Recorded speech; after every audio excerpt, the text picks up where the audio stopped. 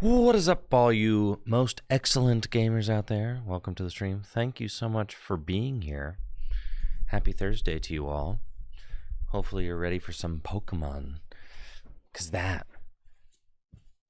is what we're doing today. Pokemon cards. It's what we do here. It's what we love to do on the channel. Welcome, welcome, welcome. We've got new cards revealed from the upcoming set Supercharged Breaker. So we've got all the new secret rares revealed, and man, we've got some pretty ones. Yes, we do. Yes, we do. Yes, we do. Finally got my set review out for the upcoming set Surging Sparks. So I'm excited about that. That is a 2-hour set review. I mean, my goodness. Does this guy know how to yap about Pokemon cards? 2 hours, man.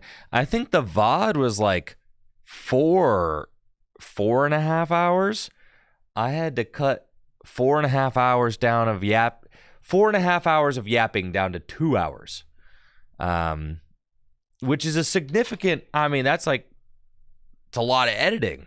So it took me a while to get all that done. But finally, that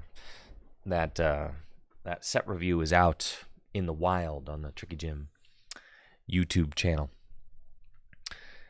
I've got 6 booster boxes that I'm going to be opening of this set, Supercharged Breaker, on maybe Monday, Tuesday, whenever they show up from Japan. The set releases like tonight, I guess, at like midnight. People are going to be opening it. I mean, Japan's time is very different than ours, so I'm pretty sure people are going to start opening like Supercharged Breaker boxes like soon. I mean, it usually happens during Thursday.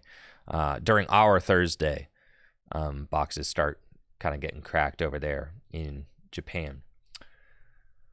Thank you so much for the subs to get the stream kicked off as well. Hunt Chops with the Prime sub in the 1 year. Let's go. And thank you, Stealth Boy, for that sub in the 45 months. What do I think is going to be the most popular Pikachu build when the card is released? That's a great question. I do think that the best Pikachu build is going to be the Blissey build. Blissey Pikachu. This is going to be the chase card of the set. 100%. This is the chase card. Crazy that Sylveon isn't getting a secret rare. Sylveon is a theme deck card in Japan. That's why it's not getting a secret rare. Sylveon EX is not even in this set. Like, Sylveon EX is going to be in our Surging Sparks set, but Sylveon EX is not in this set. This is the Japanese version. In Japan, Sylveon EX came out as a theme deck exclusive. So it's going to be packaged into our Surging Sparks, but it's not actually a main set card. That's why it doesn't have a secret rare. Also, if you're itching for some Evolution secret rares, don't you stress. We've got the new Evolution set right around the corner, the Terra Eevee set. I'm pretty sure that comes out like in December in Japan or something. So like it's going to be here soon. And you could bet that set is going to be chock full of Evolution secret rares, okay? And it's going to be... Is it going to be the most expensive set released this year? Absolutely, yes. Yes, it is. I am going to not hold back when it comes to ordering booster boxes of that set. I will rack up my PayPal credit. I will max that sucker out. I do not care. I am not missing out again, okay? I am not missing out again. So, yeah, that's coming. It's coming. But yes, this I think will be the most expensive card from Surging Sparks. The Licia will probably be up there too, because the Licia supporter is going to be in the set. But I do think that Pikachu just has more appeal than Licia, and this is a particularly nice Pikachu art. I expect this one to be quite an expensive card. Because I mean, Pikachu's like the poster Pokemon of the franchise. That card's gonna be, I think, bananas. I could see this card being hundreds of dollars for sure. Not the gold one. Everyone knows the gold cards are ugly. Okay. Sorry. They are. They're cool. They're rare. I get it. But like, am I the only, like, no, I can't be the only one who prefers the secret rares to the gold cards. I'm pretty sure, like, nobody actually prefers the gold cards, right? To the like art rares. Nobody. Now, Gold Night Stretcher, that's sick. I'm actually really stoked about Gold Night Stretcher because I have Night Stretcher in quite a few of my Gym Leader Challenge decks now, and I do bling out some of my Gym Leader Challenge decks. I'm like, I have a lot of a blinged out Lightning Gym Leader Challenge deck, and I like blinging out the trainers. I mean, the cool thing about blinging out Gym Leader Challenge decks is like when you get yourself a full art supporter for a GLC deck, like that card's never going to rotate. It's just going to be good forever. It's not something you get for standard format when you're blinging out a standard deck. You bling out your standard deck, and then in like 2 or 3 months they print a counter to it, and you're like, man. and then you got to bling out a different deck. But yeah, investing into Gym Leader Challenge bling is like always a feel good for me. So I'm stoked that Night Stretcher is going to be a thing. This, I think, is the mountain that makes EX Stage 2s have 30 less hit points. I think this is going to be a good card. It's a nice looking gold stadium as well. I do think that stadium is going to be quite good. You got the Jasmine eating the sandwich. We saw that the other day. We got Clement. This is actually a cool artwork. I don't think the supporter is very good, but I do like this. He's tinkering away at some sort of like, thing. That's kind of cool. This Hydreigon, also a great card. I mean, this is gorgeous. If I open this card, I'm going to be ecstatic. I'm a big Hydreigon fan. I mean, people might get me wrong because I don't think that the Hydreigon EX is that good of a Pokemon card. People might be misinterpreting my Hydreigon opinions. Like, no, I'm a Hydreigon truther. I think Hydreigon is like, I think Hydreigon is one of the coolest dragon Pokemon that there is.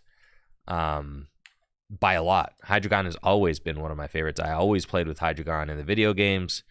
But yeah, this particular card, I don't think that particular card is it. But as a card that's going to go into my binder, if I pull it, man, that'd be hype. This thing, that's that little, is the little guy with the nose. You guys know who that is. He's like, does he evolve into Graphii? That thing, right? I could not for the life of me tell you what this dude's name is, but I'm pretty sure he's the guy who evolves into Graphii. Yeah. What's his name? Yeah, the little guy on the log there. Shroodle. That's right. That's a Shroodle, Brandon. Come on now. Keep up. That's a Shroodle. Yeah, you guys have seen the Durant artwork that goes on. The Durants go marching one by one. Hurrah, hurrah. Yes, very nice. We've got more of our full art EX cards that I really hope I don't pull. I don't want a single one of these. If one of my booster boxes has this as the secret rare of the box, I'm going to be very upset. What's the secret rare you're like, what's the worst secret rare that you could pull in a Japanese booster box is absolutely, this is up there for sure. This is down there. Yeah. That's definitely one of them. The Slacking full art? No, he's cool. He's cool. Yeah. This reminds me of like those Jason Kelsey commercials where he's like advertising the chunky Campbell soup or whatever. Yeah, that kind of reminds me of that. This is terrible. All right. Can't do it. Gazer, if I pull anything other than the major hits, I'm going to be upset. I respect that. I do. Yeah, I get it. I just want to pull the gas as well. As far as the art rares go, this Magneton is awesome. It also has a lot going on. I've been thinking about like which Magneton is going to be my favorite Magneton for my Gym Leader Challenge deck, because obviously there's a lot to think about here. Okay, you've got the regular set art, and then we're also getting this one, which is like very handsome. I know. I actually like this one is kind of calling me. But this one goes so crazy. I don't know. It's tough. This one's really cool. I mean, objectively, it's really cool. So, but this one's also like really handsome. so it's really hard to say. I don't know. Yo, what's up, Pig Chef? How we doing? Deciding which Magneton to play is going to be tough. This is very nice. He's nice. He's nice. He's nice. Promo art to go with the promo Flaffy. That's what I was thinking, because I do have the promo Flaffy in my GLC deck. Because I could play the gold Flaffy. I could play the secret rare, or like the art rare Flaffy with the Alicia on it. But actually, my favorite one of the Flaffies is just the promo. So yeah, like this artwork is my favorite of all of them, really. That's the reason I play that. Because like the gold cards, I feel like the trainers are really cool as gold cards, but I don't really love Pokemon as gold cards. Honestly, the regular set art for this Flaffy is just incredible as well.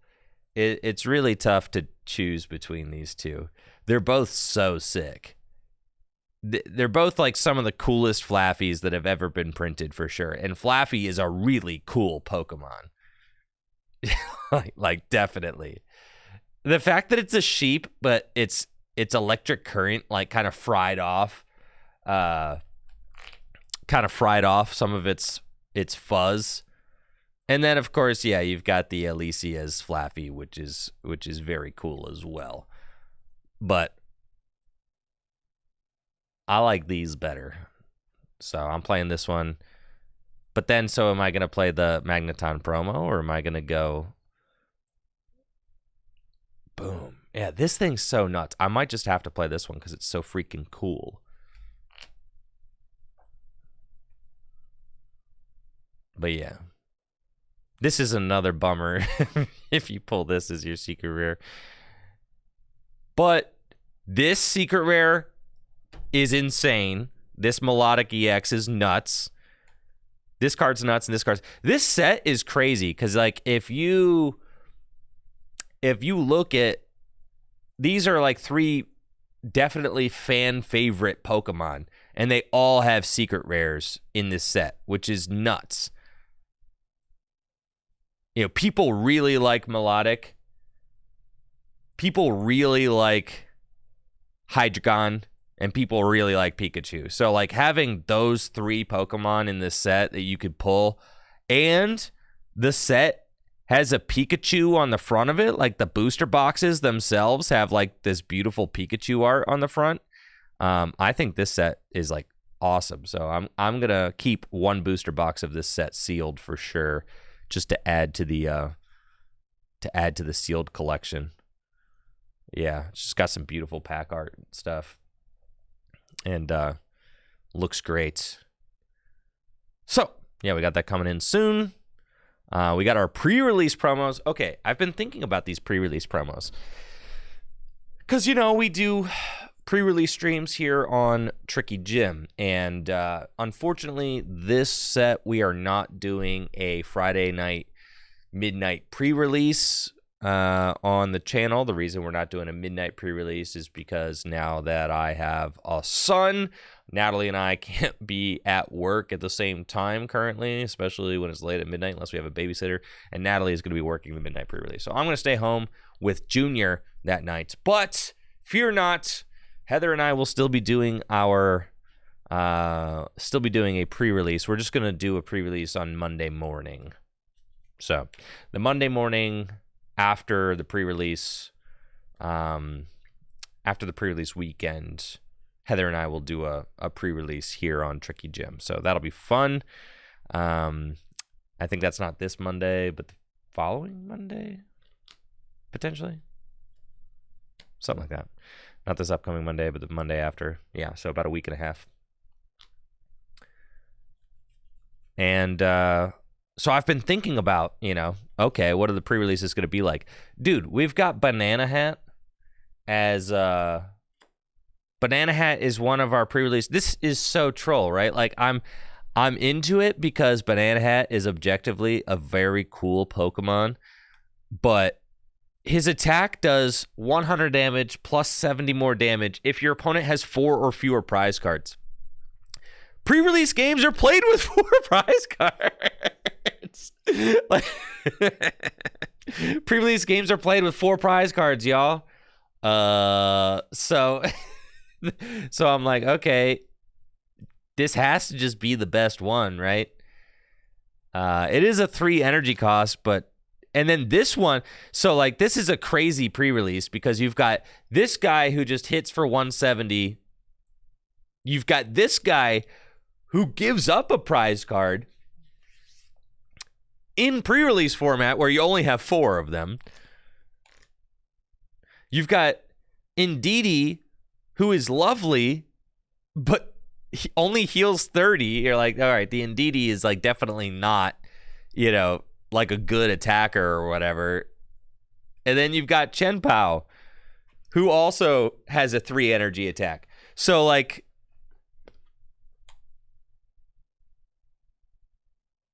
I can't wait to see how they piece all these promos together in a coherent pre-release kit, because looking at them, it's kind of like,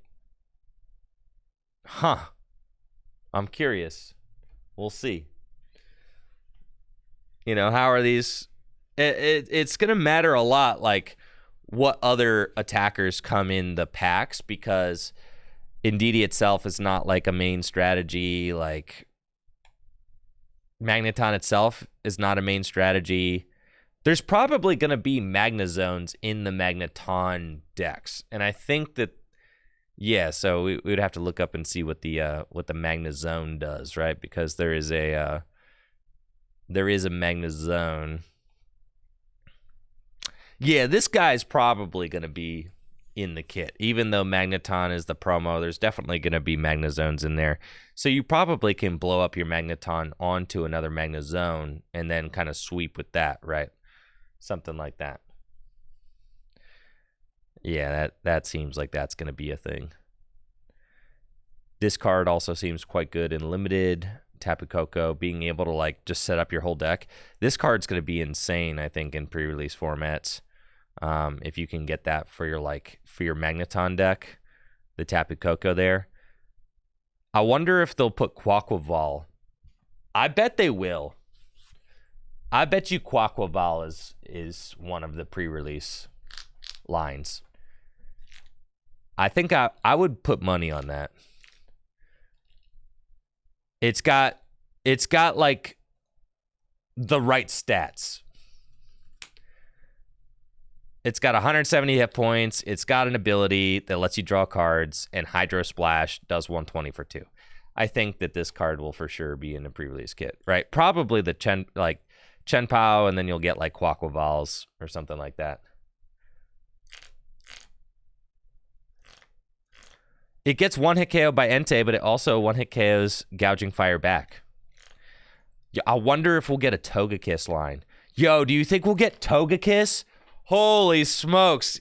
we'll probably get Togekiss in DD. Yeah. Bro, all right. These are my picks. This is what I'm saying. I think Togekiss is going to be in there, and I think Quaquaval is going to be in there too. The most recent Togekiss line was a pre-release kit. You're right. They won't double up. But like, what if they did though? What's in the fire kit? Let's see.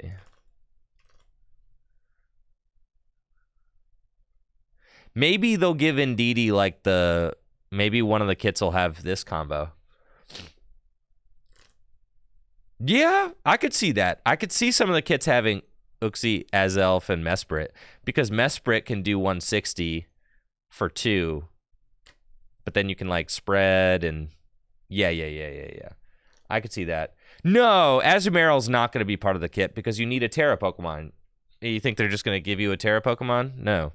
So that's not a thing. I could see them doing Uxie, Azelf, and Mesprit though. Certainly. I could see them maybe Meowstic. Nah, I don't know, not Meowstic. Maybe though. But the thing about Meowstic is like Meowstic would be interesting in pre-release, like somewhat interesting, but you still would need it. Yeah, maybe Meowstic gets tossed in there. You put like, 2 Esper, 2 Meowstic, and then like a couple of teasers. But the problem is that this is not like an attacker.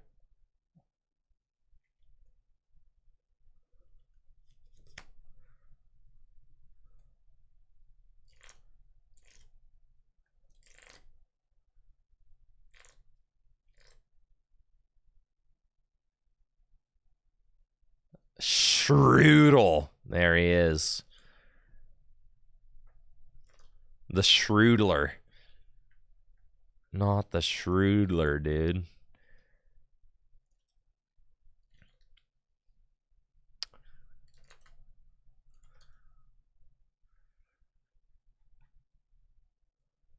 What other fire cards do we have? All right, who's going with who do you think's going to be with the Gouging Fire?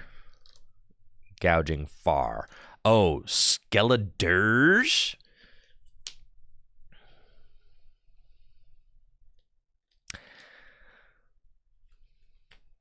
Skeledirge would be kind of sick. I'm also a 2 energy attacker, right? Big boy stage 2. Skeledirgio. I could certainly see that.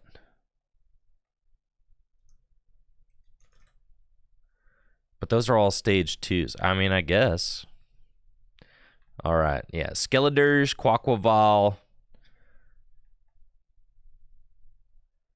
Maybe the Lake Trio. All right. Maybe they'll do Lake Trio instead of Togekiss. There you go.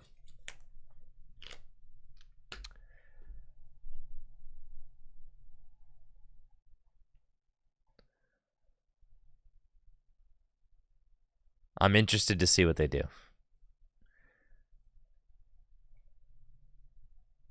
Cool.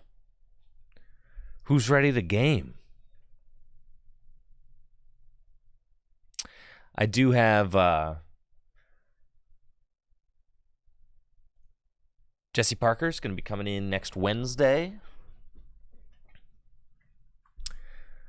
for some tabletop Surging Sparks gameplay. So that'll be fun. Been chatting about which decks we're going to play and bring and all that. And then JD is going to be in the studio next Thursday for some Gym Leader Challenge tabletop, another Conquest series. I was able to take down Ben Morse yesterday in our Conquest and redeem myself for last week's loss to Craig. Craig and I had a very close series. And thank you, Shadowfax, for that Prime sub in the 29 months. I really appreciate it. Thank you for the continued support. And thank you, King Jester, for that sub in the 32 months. Appreciate you, Jester. Thanks. JD and I have agreed on I got some comments yesterday that I should do a conquest where we play lesser played types. And I agree with you. So I reached out to JD and I was like, all right, would you like to call a psychic and a dark truce for our conquest? Which means neither of us can bring either of those new types. Either of those types to the conquest. And JD agreed to the psychic and darkness truce. So we're not going to bring either of those. And I think that's going to help us mix things up a little bit. And we'll we'll get to see some somewhat lesser play strategies. Now, one of these days I want to do call like an even wider truce. Like one of these days I'll be like, all right, let's do a conquest, but no psychic, no dark, no water, no colorless. All right.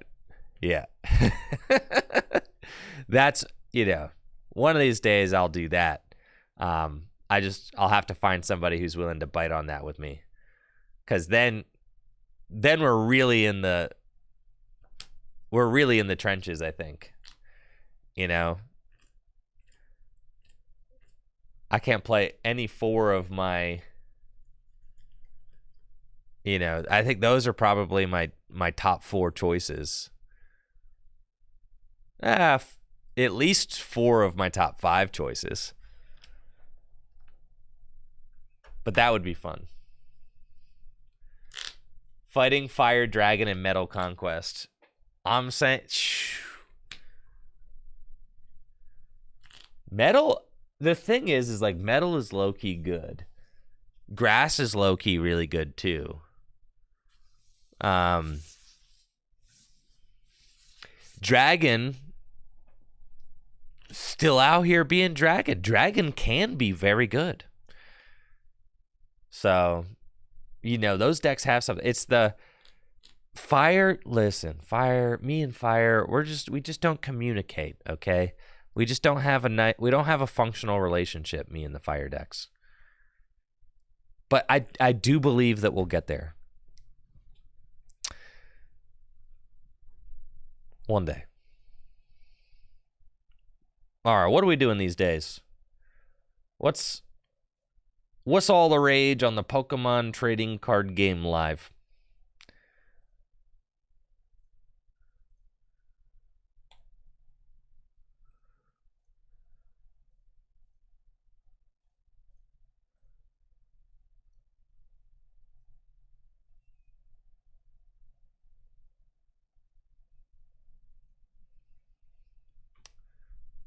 What's all the rage? How are we winning games today?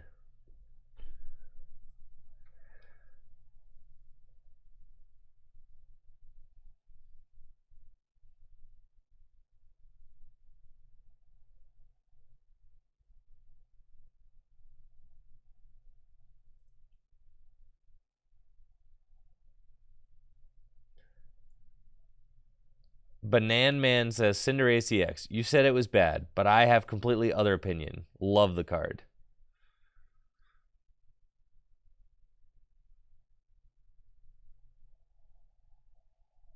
I mean, it's not my opinion that Cinderace is bad. It's a fact that Cinderace is bad. Look at the tournament results. Not a single Cinderace anywhere. It's just... if you're playing against decks that do well at tournaments, Cinderace is not going to be able to keep up.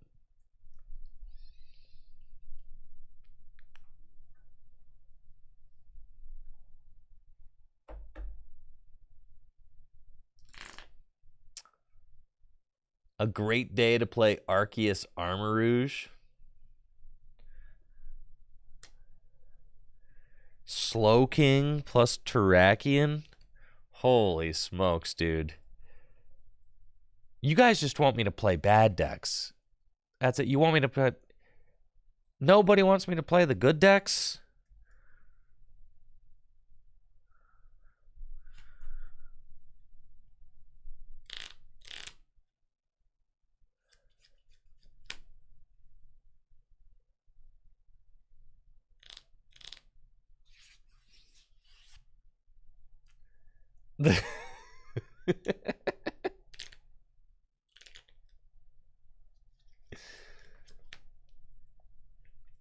Sinistra?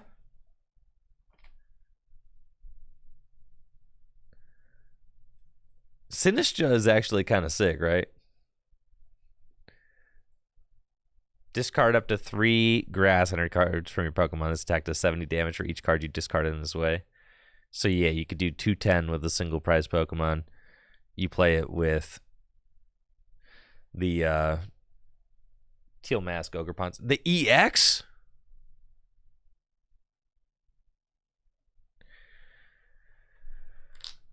I mean, you use the single prizer and then you use the EX eventually.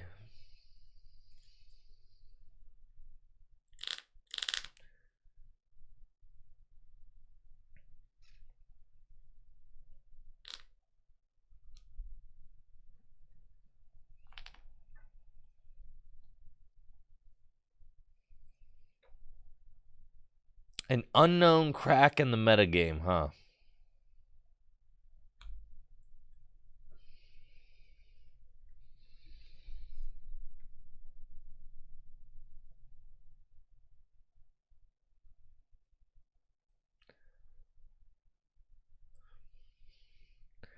We all know how powerful the meta decks are, but we're more okay. Yeah.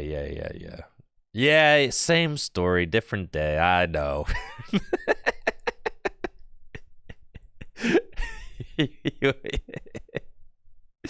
Yeah. All right. You want to see me win with something challenging. You don't want to see me win. You don't want to see me win with the good stuff. You want to see me win with something that sucks. Yeah. All right.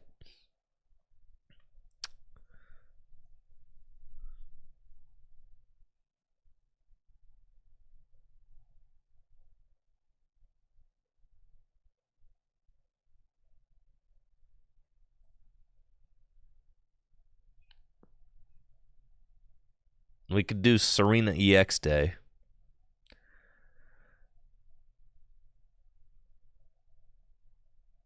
All right. So in order to win with, so you have to do, all right.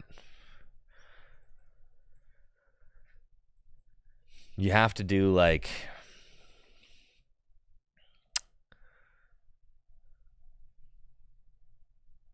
Brute Bonnet. You have to do Sneasler.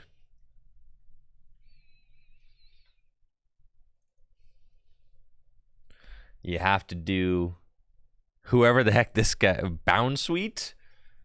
Yeah, oh yeah.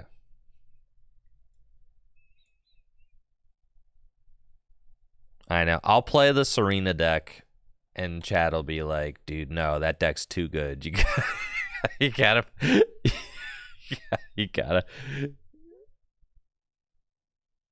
you gotta play something worse." All right, how do you spell Steenie?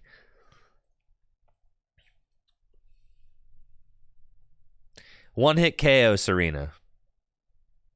Yeah, I'm going for the big KOs. This deck is super meta. You can deny Fez draw. I'm saying, gotta include Panic Mask.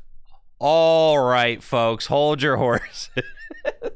hold your horses, okay? Hold your horses. We're not there yet to the Panic Mask, all right? I know, I understand, but the idea is they shouldn't need Panic Mask because we should just one-hit KO them every time. You know?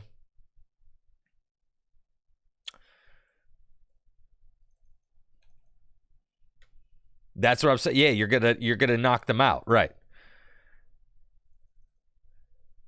And then you got to play the. This is kind of like Better Cloth when you think about it. You got to play the Pecharunt. Oh yeah, dude. This deck's gonna be nuts. Yeah, because you could get turn 1 knockouts with Petra. Oh, yeah, man. We're cracked. Okay, yeah. This is gonna be crazy.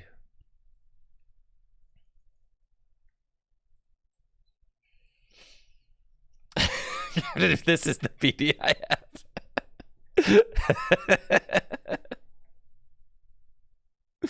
Win 3 in a row. Oh, that's a tall order.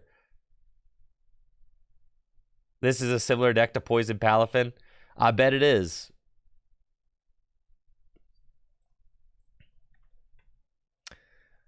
All right, we're playing Arvins for sure.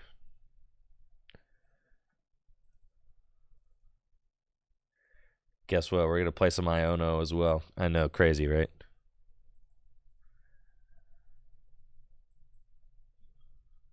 Guess what? We can't afford to not get set up on turn 1, so we're going to have to play some of those as well. Guess what? I'm also not losing the Lost Box, so I'm going to play this sucker.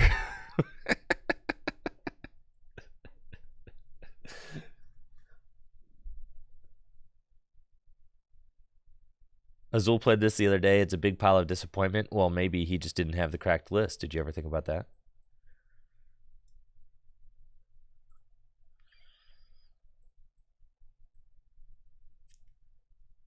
No one is playing Lost Box. Yeah, tell that to the 5 Lost Box opponents I'm about to face on the ladder today.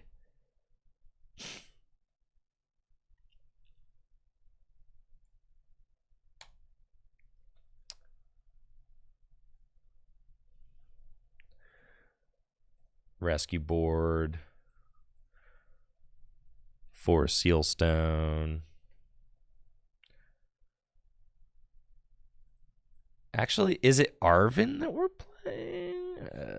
We could play like a couple Arvin, but really Irida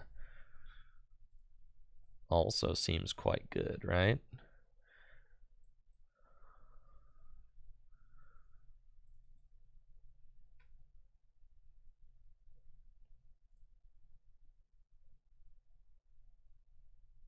Can be Bibarel or Pidgeot. Town Store does seem like our... Yeah, so we don't have to play Arvin if we just play Town Store. I kind of agree with that. Yeah.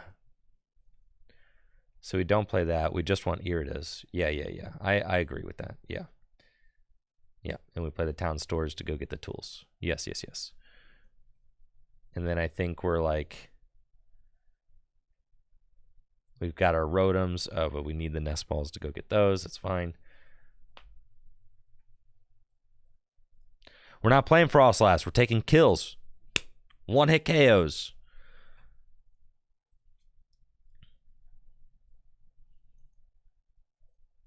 Draw support? We don't even need draw support in today's day and age.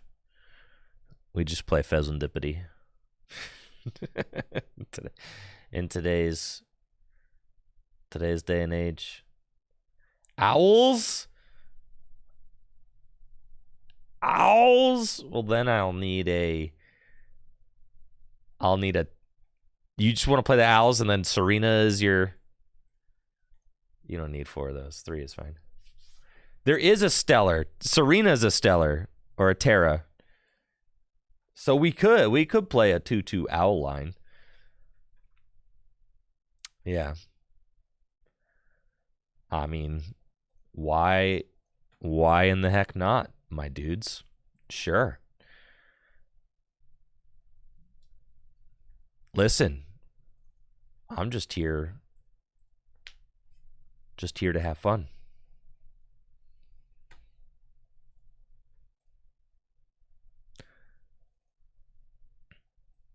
Put a couple Owlers in there, and then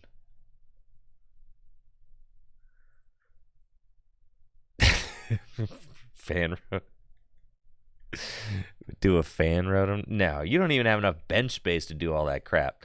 You get a fan rotom. No, we're not fan rotoming. Okay, no fan rotom. Sorry, guys.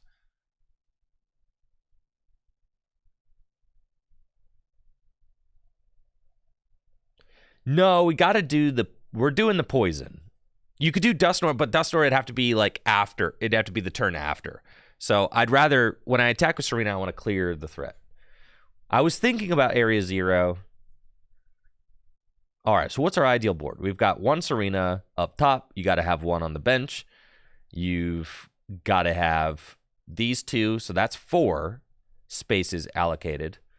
You probably want 1 more Bound Suite. That's 5, and then you probably got Rotom as 6. I'm not really seeing the bench space situation for the Noctowl, if I'm being honest. We're just gonna be goated. Oh, Ace Spec. We haven't even chosen an Ace Spec. Braviary for board wipe? Bruh.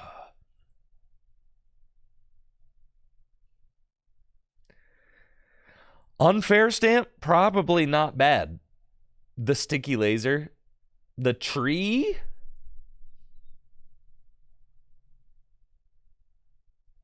This is feeling like a stamp kind of deck. Just because it can allow you to, like, draw cards. We do need some switch cards. You are very correct.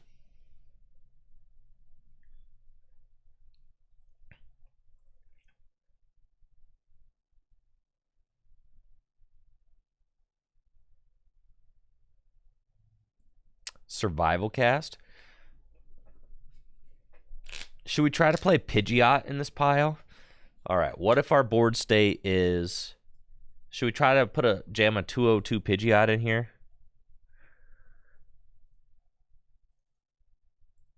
I don't hate it. That's fine.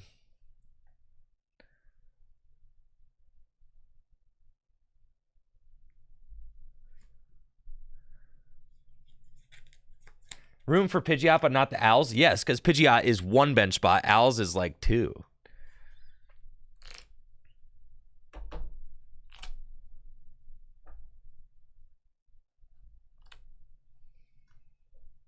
Why not a 1/1 Beaver?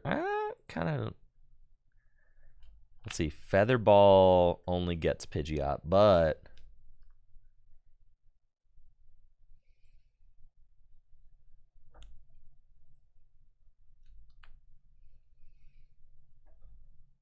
Two-town store, rescue board, couple of switch. We got to play Hisuian heavy ball. Yeah.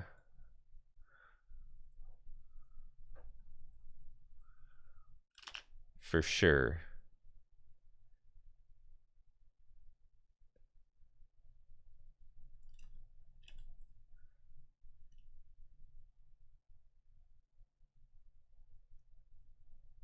We need to play...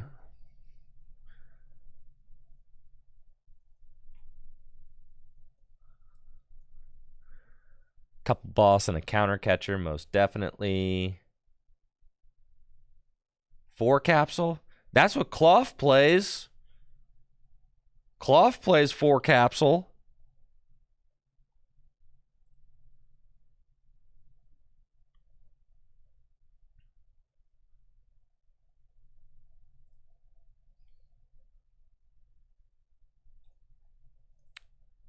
I'll settle for 3.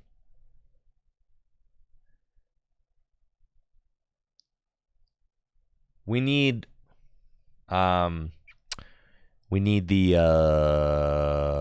vessel. Got to play one of those at least. Is this just a 2-prize Cloth? No, because Cloth cannot 1-hit KO anything. This deck can 1-hit KO anything. Anything except for a Pokemon that can't be poisoned. So we got to play a vacuum in case our opponent puts the Ancient Booster Energy Capsule on themselves, right? So I have to play a vacuum. All right, I've got 5 grass energy. Baby Elekid could be funny, but I think...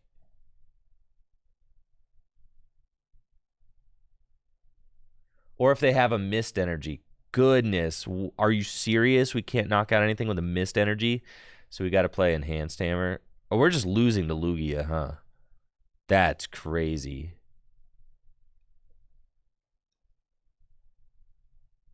I don't think that there's anything in the world that lets us beat Lugia.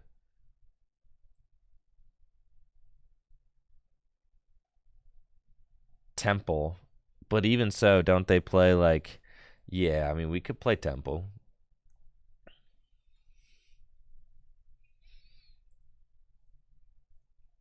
I'm going to have 90 cards in this list, guys. That's cool, though. I rock with a 90-card list, honestly. I can get it done with a I could get it done. We don't even need the vacuum for real. What's that card for?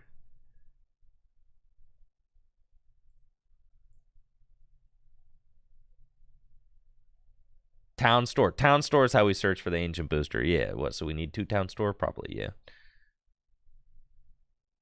Or in Pidgeot. We've got Pidgeot in here. That's how we do our searching.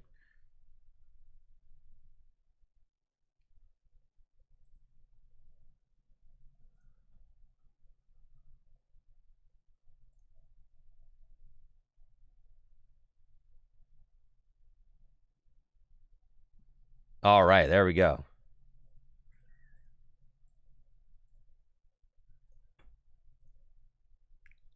What if we just took the Eldelugia, you know? We're just taking the Eldelugia, guys. That's okay. I'll play 1 temple.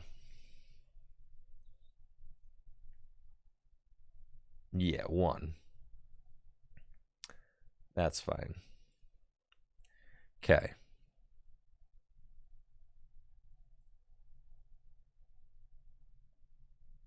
Oh yeah, this list is perfect.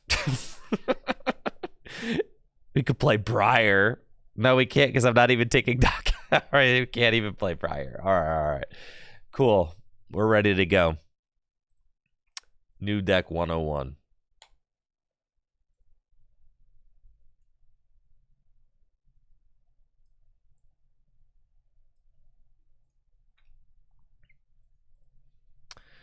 Let you guys predict on this madness.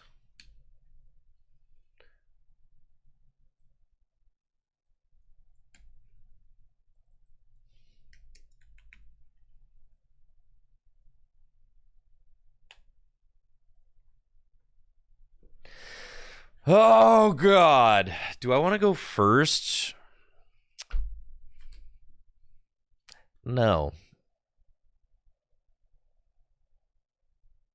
What if I'm up against like a Raging Bolt and it gets scary? I'm going to say no.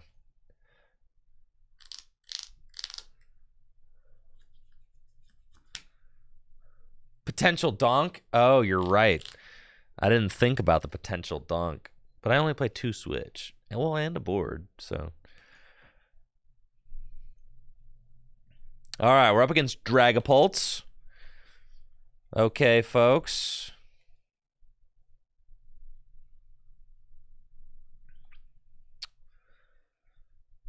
Looks like I'm playing against Dragapult EX with our wonderful Tsareena EX deck.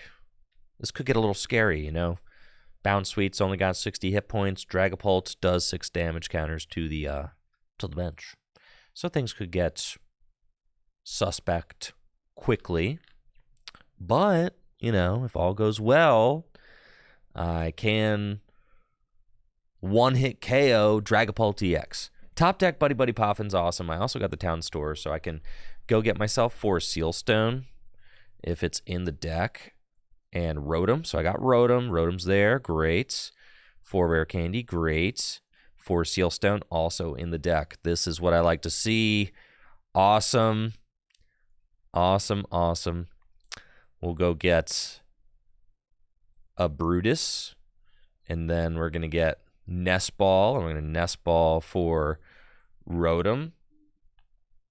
And then we're going to attach a Grass Energy and town store and use the town store to go get 4 Sealstone.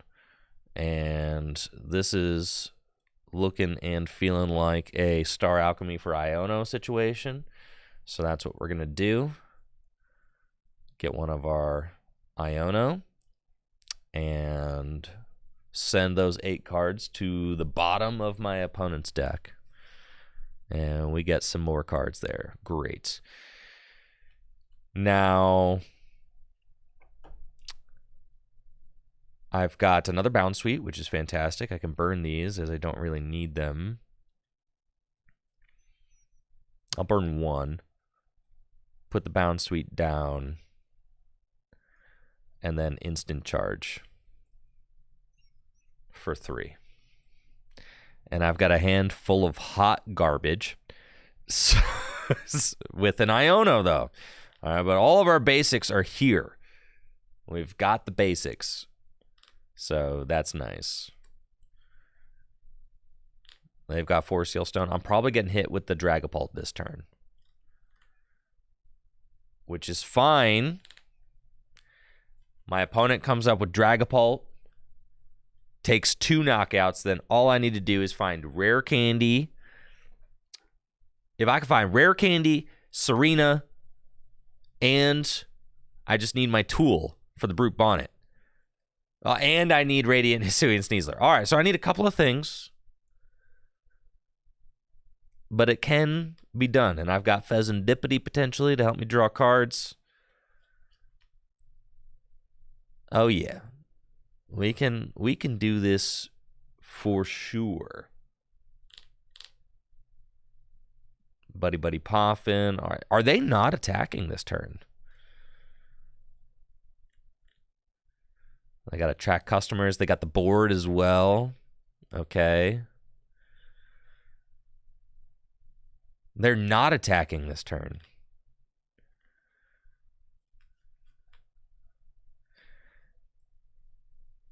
I guess if I find Rare Candy Tsareena,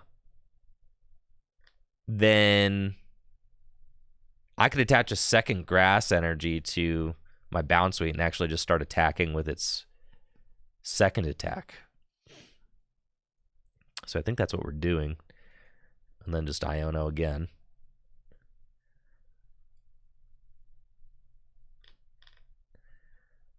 We're almost there, folks. We're almost there. So close. All right, we've got the Ancient Booster Energy Capsule.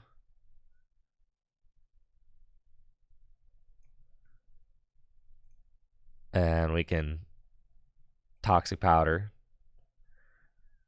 Poison them, sure. I'll retreat. And Instant Charge. Do I take deck building questions? Well, yeah, if you've got a question, feel free to shoot. I mean, you guys are hanging out here in the chat. Like, yeah. Now, if you say, hey, Tricky Jim, I need you to build me a deck for my league this weekend, you know, I might not be able to do that.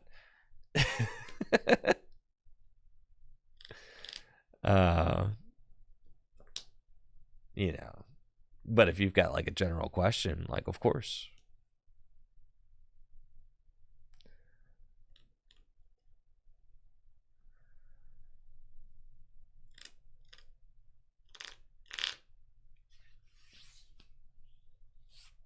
Oh, yeah, my hand is cracked. We're ready to go. I've got everything I need. Finally. Okay, I think there's a few tweaks that I can make to this formula to make it a little bit more consistent, I think. Dustnor, oh my god, are they going to knock out all 3 of my Bounce Suite? I hate this game. What's the point? What's the point of playing Standard anymore, man?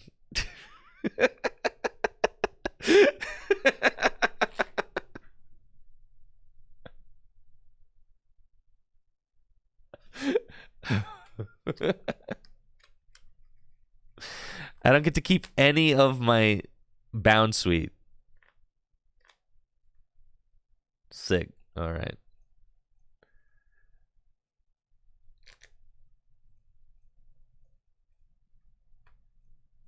Fun. All right.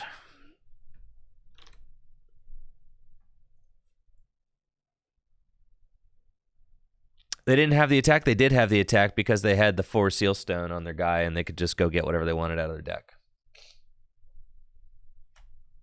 They had 4 Sealstone. They hadn't used their V-Star power yet.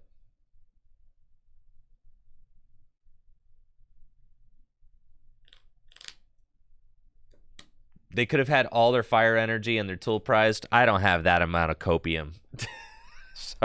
Sorry. Yeah, no, I don't think that I have that much copium.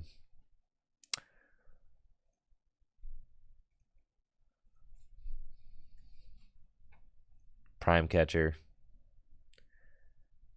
Okay, we had...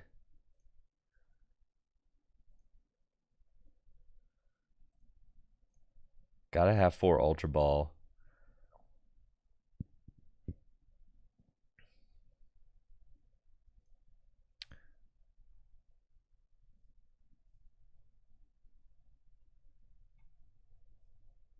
Gotta have a 4th Irida. Okay. I'm taking no L's here.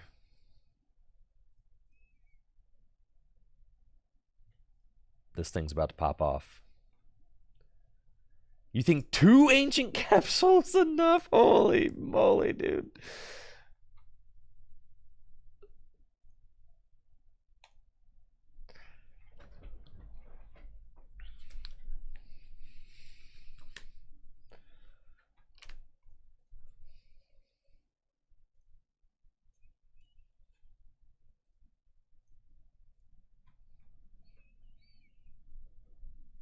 Four Irida, 1 Arven is optimal. I could see that. Why is my taskbar down there?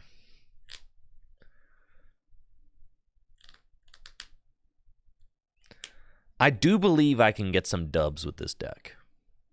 I do believe that. I'm going to need to set up faster than like turn 7 though.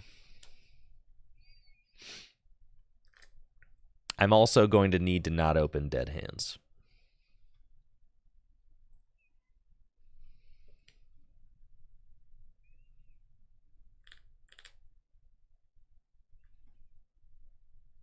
Here a nest ball would be wonderful.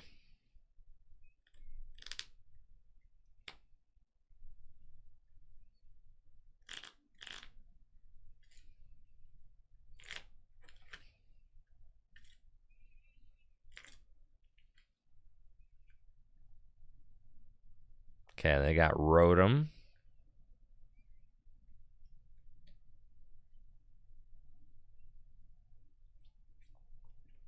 Looks like I'm playing against Dusknoir Dragapult. This is a tough matchup because a lot of my guys have 60 hit points and they can pop off and turn 2 really get things rolling. I could take a knockout turn 1. That's kind of cool. We've got Irida. Only water Pokemon in my deck is that. Let's see what else we've got going on. I've got 4 Sealstone. I think that... I mean, if they just take the turn 2 knockout on my bound suite, though, then I'm just kind of ruined. So that's like the problem with all of this. So I do think it's got to be these guys. And then I got a nest ball for Rotom. And then I got a town store for 4 Sealstone. I can't really afford to take the knockout because they could just easily get the turn 2. So I have to do this, and I have to invest into a Buddy Poffin to go get more basics down because they're going to be threatening. They could knock out 3 bound suite next turn. 3. So I got to put all those down. And then we'll put the Pidgey down. And I just hold this. Instant charge is about as good as it gets for me. And, I mean, we've got a great hand for next turn if I get to keep any of it. So we'll see if I get to keep any of this hand or any of this board. My opponent can go Arven, Rare Candy, Dragapult, Rare Candy, Dusknoir. Now, they're probably not going to knock out all 3 of my bound suite, right? Because I do have them all on the bench. So that's nice. Well, they could take a 3-price turn on turn 2, which is, that's just how it is these days. They could just take 3 prizes and do a lot of damage to my board state. But we're going to have faith. I can one-hit KO. If I just set up, if I get established, I can one-hit KO Dragapult. Easily. One hit KO Dragapult. So that is what we're banking on. Now I do need to have bench space for both my Poison Fellow, Brute Bonnet, and Radiant Hisuian Sneasler. I'm kind of anticipating my opponent taking knockouts. I mean, the thing is like I can't afford to save bench space right now because my opponent could take 3 knockouts, right? So like I have to fill my bench with, I have to put 3 Bounce Week down because, you know, it's possible that 2 of them don't live through the turn. Here's the Phantom Dive. So this is 2 prizes, turn 2. They are going to go for my Pidgey, which is a smart choice, but it's fine. This Dragapult is a goner for sure. Right? Yes! The Dragapult is dead! Rare candy into Tsareena. Town store. And we'll go get an Ancient Booster Energy Capsule. Irida. And we'll go get Nest Ball for... Oh, Radiant Hisuian Sneasler is prized. Okay. We'll get... And my Hisuian Heavy Ball is prized. You've got to be kidding me! Ah! What's the point, man? All right, it's fine. We're going to go get... Oh, it's fine. It's fine. Okay. Okay.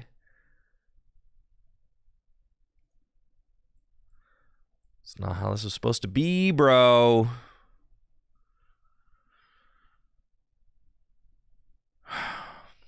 Should have gotten rare candy.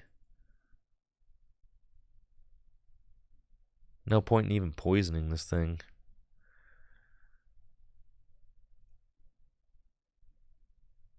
No point in anything, man. No point in playing the game.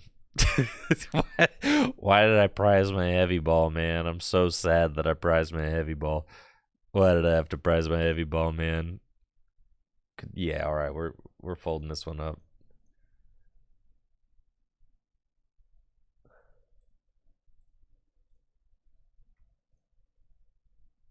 This is where the panic mask would be cool when you're losing. I need a second heavy ball, right? I'm convinced maybe I don't need Pidgeot. I don't know that we have the bench space for Pidgeot, so I think I'm cutting this thing.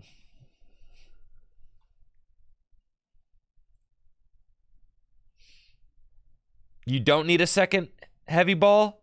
Then what was that?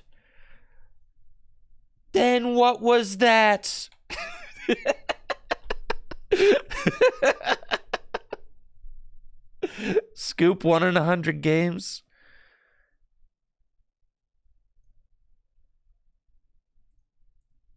Thoughts on Dialga currently? Dialga... I mean, Dialga is a sick deck. I think it struggles to keep up in the hyper aggressive format with like your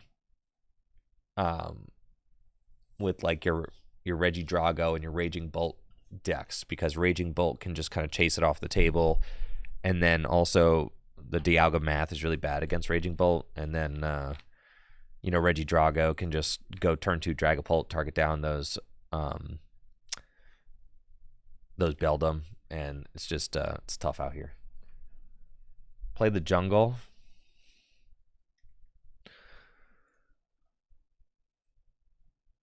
But I need the town store.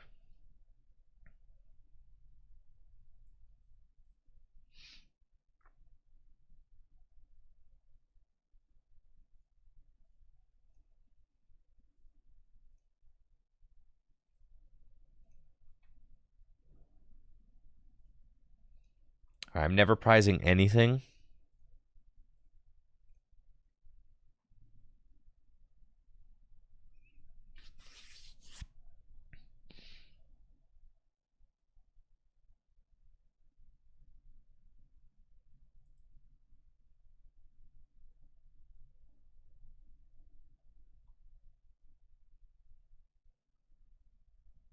What if we put Dusknoir into Dialga?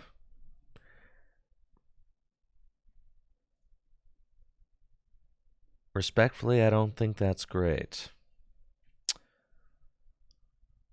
Well, you probably don't want to do all that. Okay.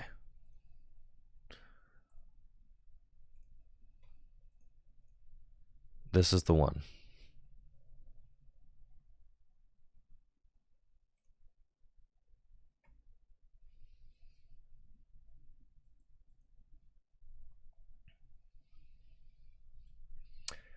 The Pecharunt, it feels like we ought to play the Pecharunt.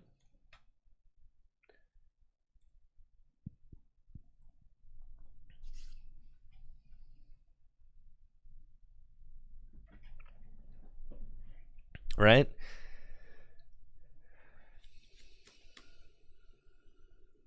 You can get some one-turn wins.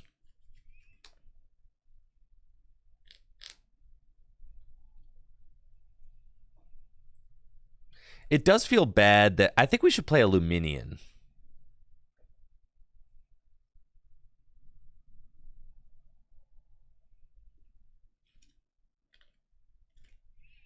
It feels bad that there's only one target for Irida.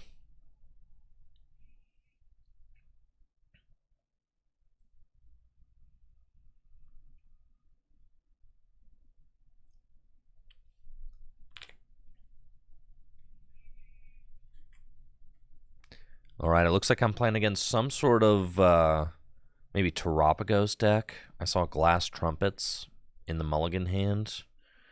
That's a lot of hoot hoot. Whoa. No way you put a fourth hooter down. No, we got a nest ball. Okay. I see. And it's Palkia. All right, so it's Palkia with Terapagos, basic energy. Very cool. Got it. I've got a really excellent opening hand. Town Store, Ancient Booster, Energy Capsule. I can actually take the turn 1 knockout on Fan Rotom if I want to. Potentially. But I think I just kind of have to set up. Let's see. Irida, we'll get this, and probably have to just go get Buddy Buddy Poffin. As boring as that is, I could do the thing where I go get Nest Ball, I go get Rotom V so that I can go get 4 Seal Stone, and then I don't hate that because it's just going to allow me to get a bigger hand than I have currently, and I don't actually have a supporter in my hand right now, so we'll do that. And then we're going to Nest Ball. We're going to Nest Ball for Rotom V. And then we're going to play Town Store and use the Town Store to go get 4 Seal Stone. And then I'm going to use the 4 Seal Stone to go get Buddy Buddy Poffin. Boom. And then the Rotom is also a plus. Buddy Buddy Poffin? How many? Wait a minute. How many Bounce Suite did I prize? I only prized 1. Okay, so I've got 1 Bounce Suite here. So then we're going to go get another Bounce Suite, though. That's fine. We'll thin a Buddy Buddy out of the deck. Do I need Bounce Suite? I could just go get Nest Ball. No, I don't want to take the knockout because I need to draw more cards. So, yeah, we're going to just get that.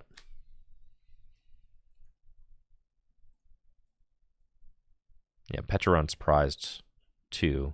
That's okay. I want to actually use Instant Charge, so we're going to do that. Put down that, put down that, put down that, put down that, put down that. Instant Charge. I guess I could have poisoned the Fan Rotom. I don't think it really matters.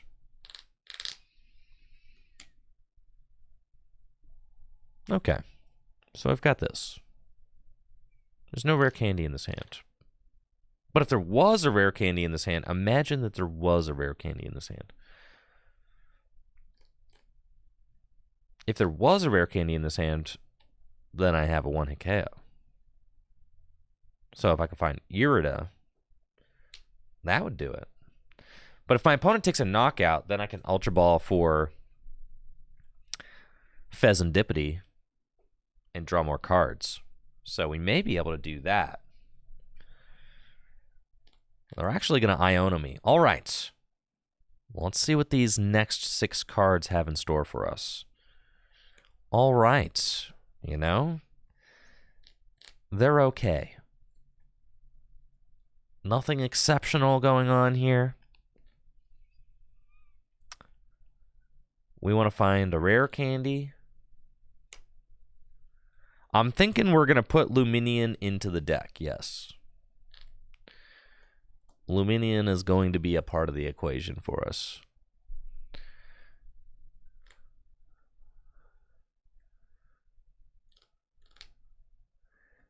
Because then we get to just go force the situation. We can go get Irida. Oh, they're going to Radiant Greninja. You see, playing fun decks is just pain. It's not fun. It's pain. It's so much pain.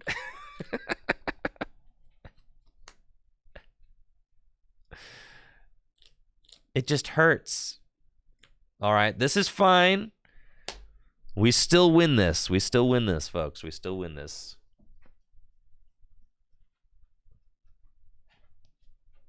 They're just playing Palkia Terapagos. Okay. This is fine. I can handle this. One of the reasons I can handle this is because I play the very broken Prime Catcher.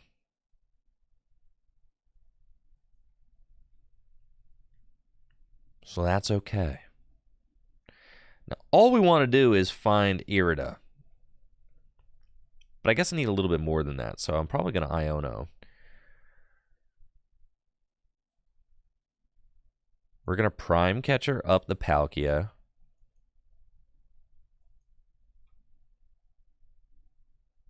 I've already got Brute Bonnet down.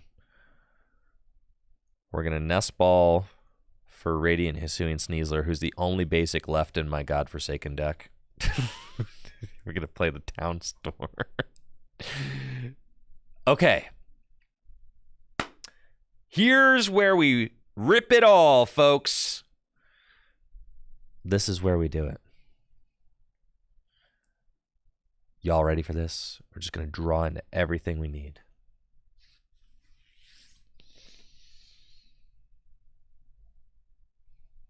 Okay. We've got Tsareena.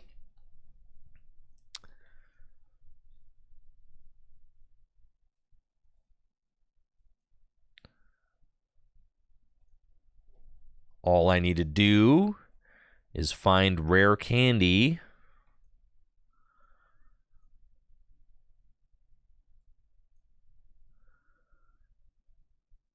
Sure. Off of this. Oh, and I need grass energy. Oh, God, I'm so bodied. Well, thank goodness. Well, guys. Oh, they're going to be sorry.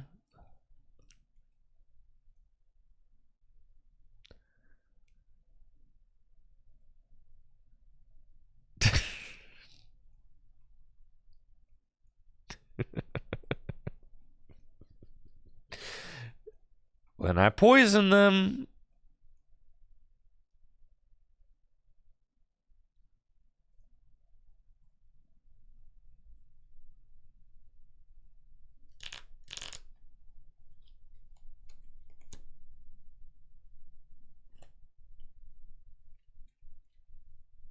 Man.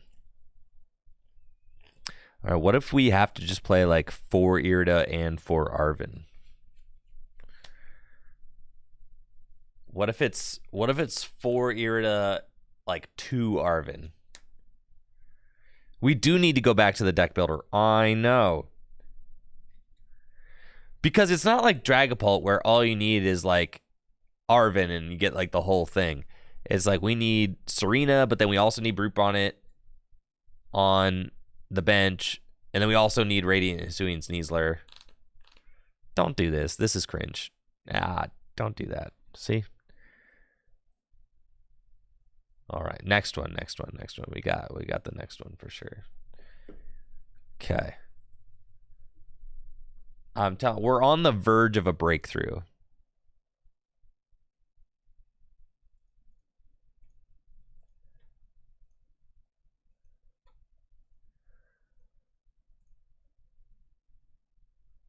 I'm on the verge of a breakthrough, guys. Yeah, it's happening. Whoa. We just don't have the perfect build yet.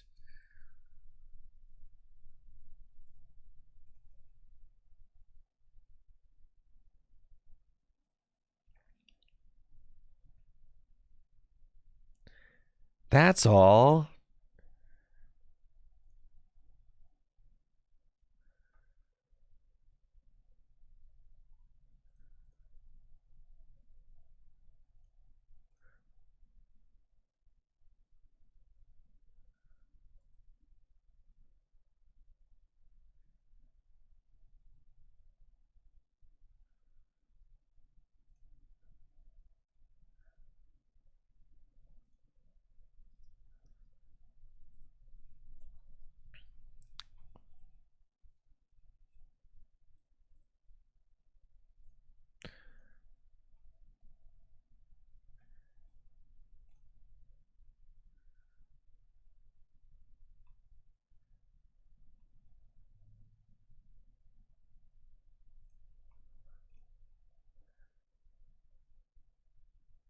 Shoo. This deck's a mess. We need the fish.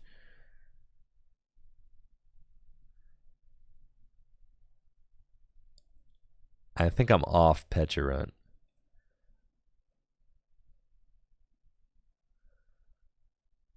Yeah, we're off Petch. Okay.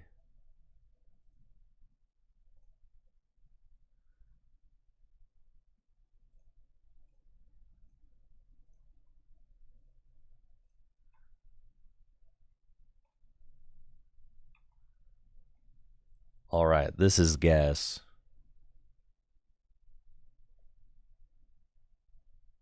I don't even think that we play Steenie. What the heck we need a Steenie for, dude? If we evolve into Steenie, we lose.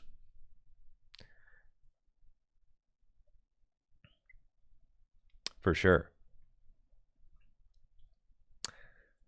Yeah, there's no room for Steenie here.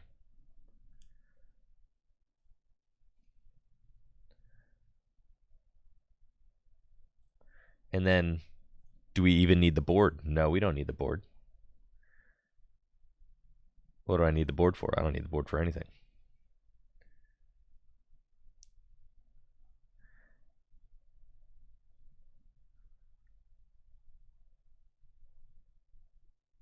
More heavy balls. So true.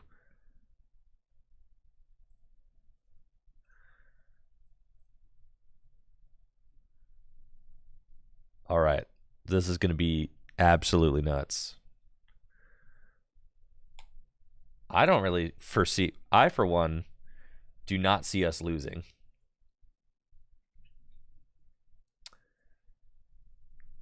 I think we've got the perfect formula now. I'm so confident I'm going to start recording for a YouTube video right now. Here we go.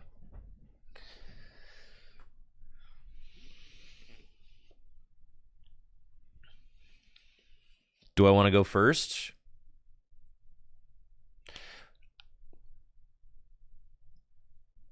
No.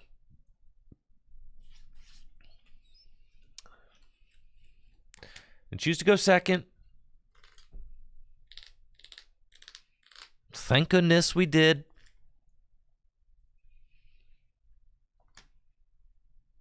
I wanted to put Luminion in here. I told you people were playing Lost Box, dude. I hate you guys. I'm just kidding. I don't hate you guys. All right, we're not playing against Lost Box, though. All right, next game. I told you we should play the Curum. I told you, dude. Told you. All right. I'm not dealing with this garbage. And then we want Luminion too.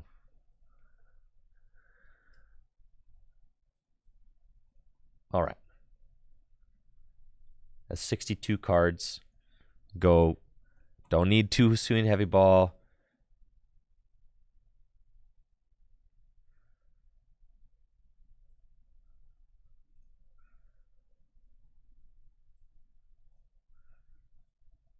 Three Buddy Buddy Poppin's fine.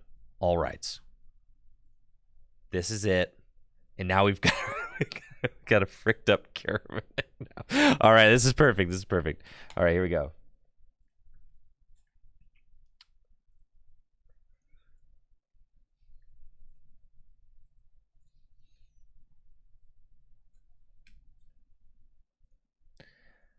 We don't need the mask because we're one-hit KOing everything.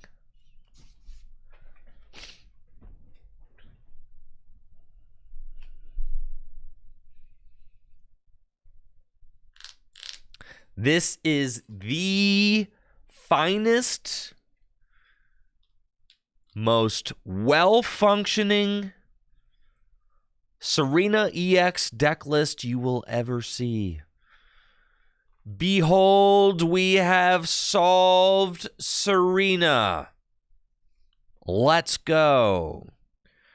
Got a pretty decent opening hand. Couple of Bound Suites. Ultra Ball, Nest Ball. This feels pretty good. It looks like I'm playing against probably Raging Bolt. And you know what? That's tough because Raging Bolt is a good deck. But we have a game plan. We can do this for sure. I just need to knock out 3 Raging Bolts. That's really it. If I can knock out 3 bolts or, a bolt or 2 and a Teal Mask Ogerpon, then we win the game. My opponent just had a terrible Pokestop. I love to see that. That's great. Now I have to ask myself, do I want to get out a Rotom V and run the risk that my opponent can knock it out? That's tough. Let's go Nest Ball.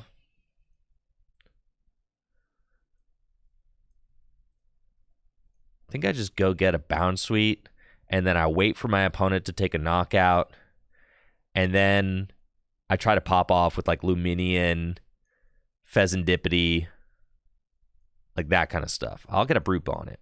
And then I'll bench my other Bound Suite and pass. And kind of just wait for them.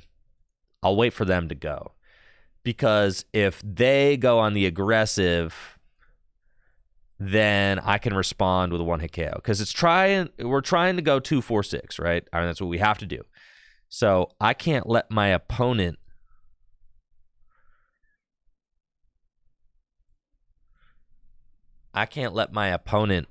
be the first one to take 2 prizes, because at best I can take 2 prizes a turn. So if my opponent starts taking 2 prizes first, then they'll win. So I have to deny them the possibility of taking 2 prizes this turn and just have to let them take a knockout. Then I've got Ultra Ball in my hand, and I can Ultra Ball for Pheasantipity, and then I've got another Ultra Ball. I can maybe Ultra Ball for Luminion, go get Irida. I've already got Tsareena in my hand, but we'll see. The Pokestop was calling me. I'm not going to lie. I was really kind of hoping that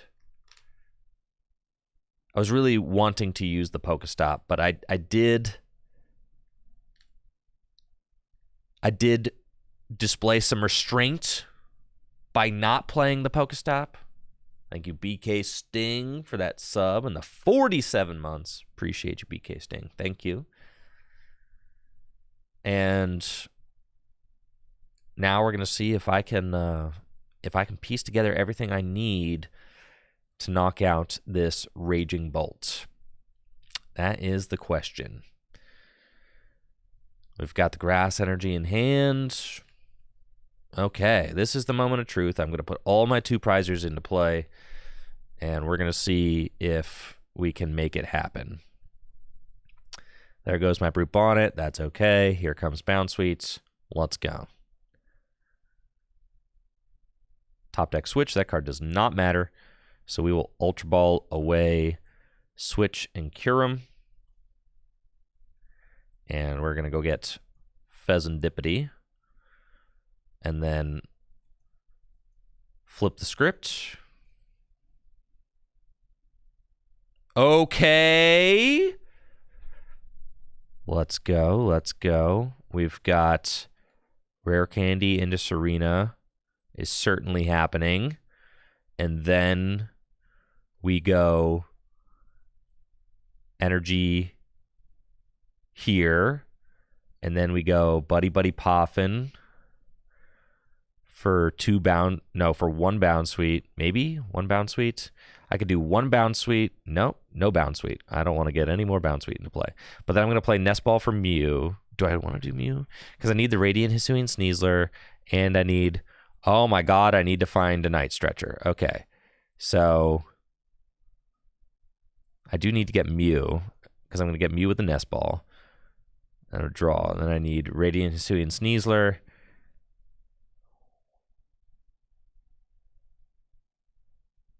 I may have overloaded my bench here. Okay. We're going to fail that. I'm going to go Nest Ball. We're going to get Mew. I need to find a Night Stretcher or a Hisuian Heavy Ball. Mew, restart. Okay, I've got the Sneasler. So I need to...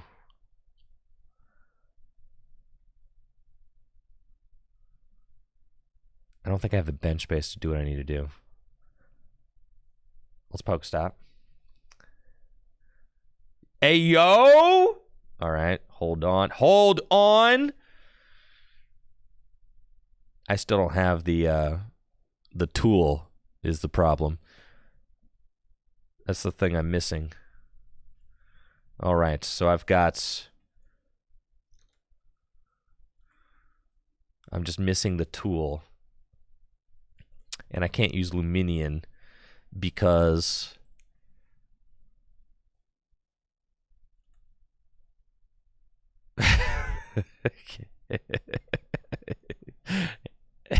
I lose again, bro. All right.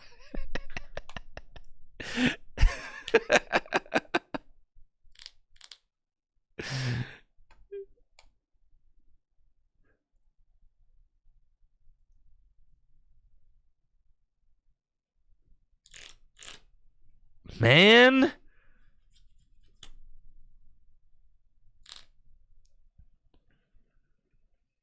We were so close, dude.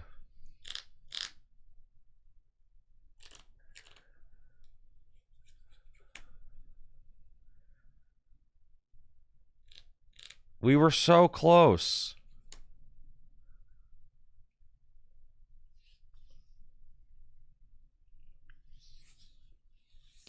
I don't play a vacuum, but that would be cool. It's true.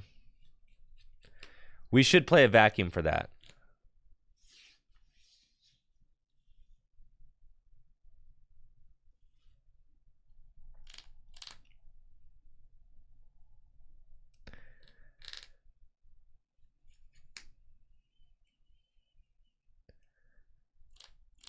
All right. This is a learning experience. I'm learning. This was the closest we've gotten.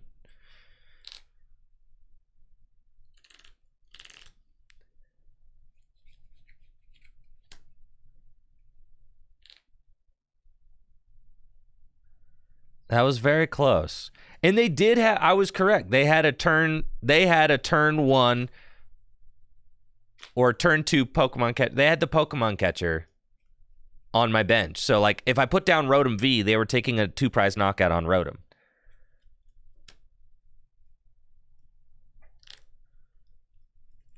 We attacked. I did attack with Tsareena. Listen, improvements are being made, folks. I mean, improvements are happening.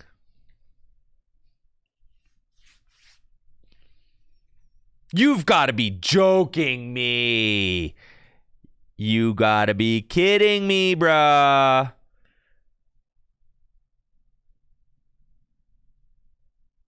You got to be kidding me. All right.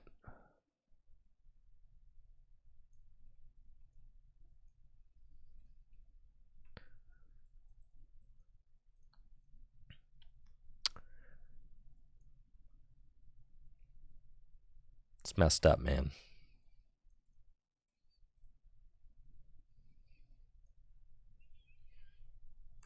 It's messed up.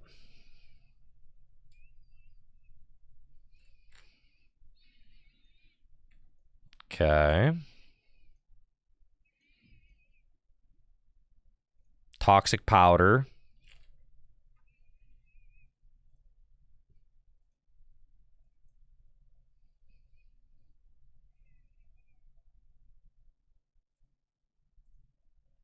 Icicle Soul. There. Sure.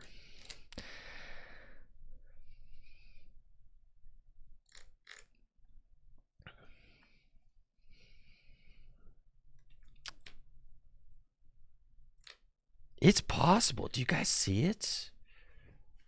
It's possible. We took a knockout. I mean... Panic mask? All right. You know, I'll put in one panic mask.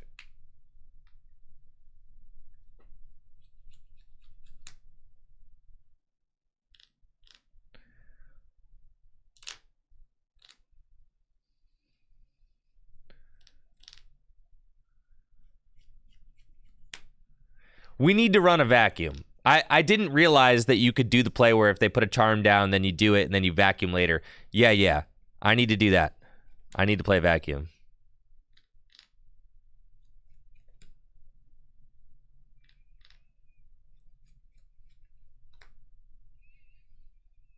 All right, funny enough, they don't actually have a...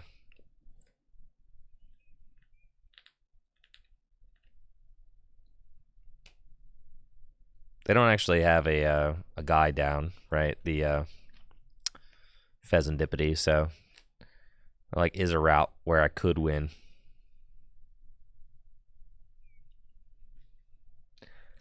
I had vacuum in my first list. I took it out, but now it's got to go back in. And I've still got my V-Star power. Whew. I really just want a rare candy. And I want to Iona them to 1.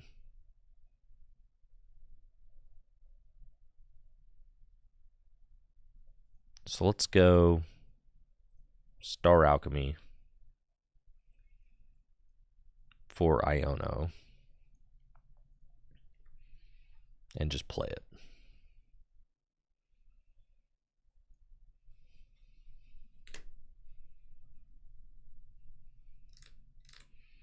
Why does the Radiant Greninja Hollow look so intense? You're asking me, bro. I don't know, man. All right. We've got the KO. Let's Pokestop first, see if we hit. I didn't hit anything. That's okay. All right, so we just have to do this. Burn that.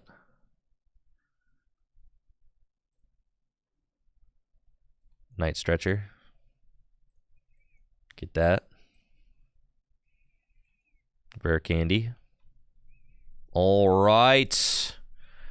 We're doing it, y'all. We're kind of cooking. I don't really need a second bounce suite. Like, that actually would be a liability, I guess. Restart for 2. Oh, yeah, dude. I think you're bodied, my guy. Oh, I should have... it doesn't matter. Whatever. Obviously, you poison before you retreat. Okay, that was my bad. It's all good.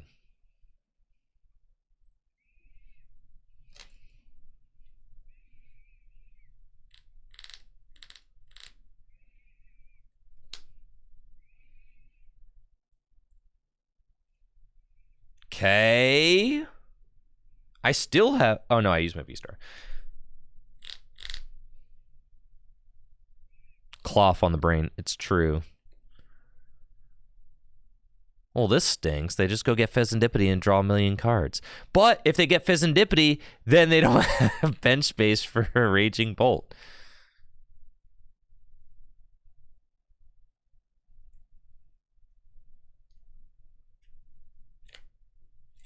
Oh, they can't use Fez because they died to poison. Oh, yeah. This deck is perfect, guys. All right, we're going to keep working on this. This is the perfect deck. This is it. Tsareena is it. This is it. We're going to solve it.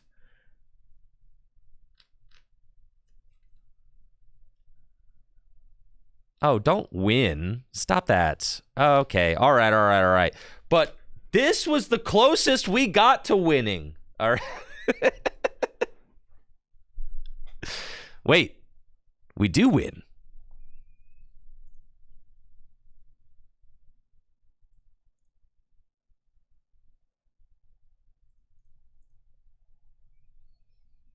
Is it affected by weakness?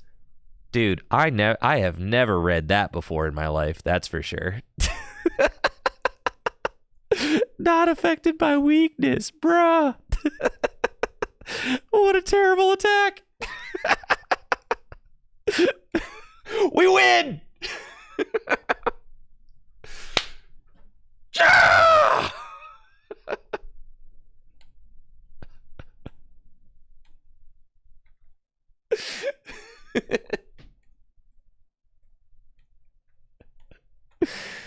Oh, yes, chat. Sweet, sweet victory. Yes. Oh, yeah. We have figured it out. It's the perfect formula, man. We could go 1-4 Sealstone. Just say don't prize it, and then we'll play the mask. A panic mask? Oh, yeah, man.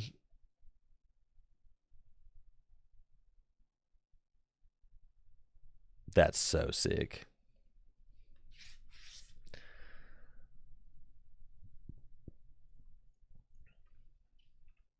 Okay. Oh, vacuum. It's got to be the vacuum, not the mask. Sorry, guys. I lied to you. The vacuum is like way better than that mask.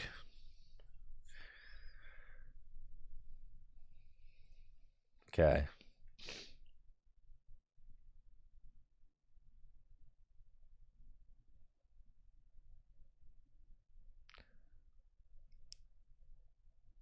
I don't think that there's a reasonable cut for the mask.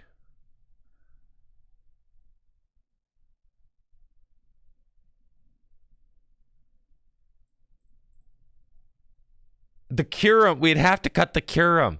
Listen, do you just want to fold all those Lost Box people out there? I'm already on 3 Poffin.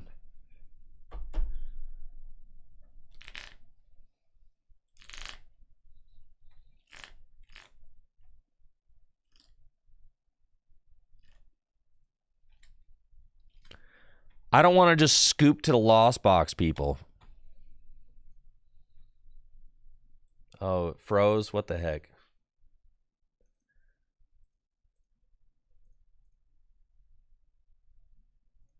I'm already on 3 Poffin. I'm telling you, beating the one Lost Box player we play against is going to be so worth it. It is. Like, getting the Curum out and then just, like, conceding is going to be... It's going to be worth, guys. I do think that Mew EX with Pheasantipity is kind of its own draw engine, so that's why I don't think that we need any other draw engine. I think Mew and Fez is fine. With like Rotom too, yeah, we got a mage, you know. Who's going first? Does it say? They're going second. Bruh.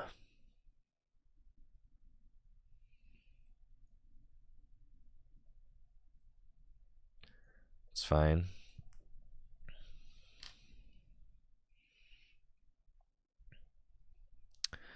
Looks like I'm playing against Raging Bolt. They chose to go second, and I've got a solid opening hand, especially with that Buddy Buddy Poffin top deck. So we can bench Bound Sweet, Brute Bonnet, and then Buddy Buddy to go get another Bound Sweet. And as much as I would like to Rotom, you know what? I'm feeling myself. We're going to do it. I'll Rotom. My hand is not good. So we need something. Okay, there we go. Great. Let's see what my opponent does on their first turn. They start with Sandy Shocks, so they might not even be able to get Sandy Shocks out of the active spot. I'm thankful that I opened Radiant Hisuian Sneasler because Sandy Shocks does not hit for weakness. So Sneasler can actually soak a hit from that Sandy Shocks if things go according to plan. And they've got a Solder for 1 onto the Sandy Shocks, and it's a lightning energy. That is what we like to see. Wonderful. And then I've got Iono in hand, which is cool because this hand is not doing a lot for me right now. They could go Pokemon Catcher my Bound Sweet with the energy, which would be annoying. But they fail it. And they're going to have to Magnetic Burst for 90.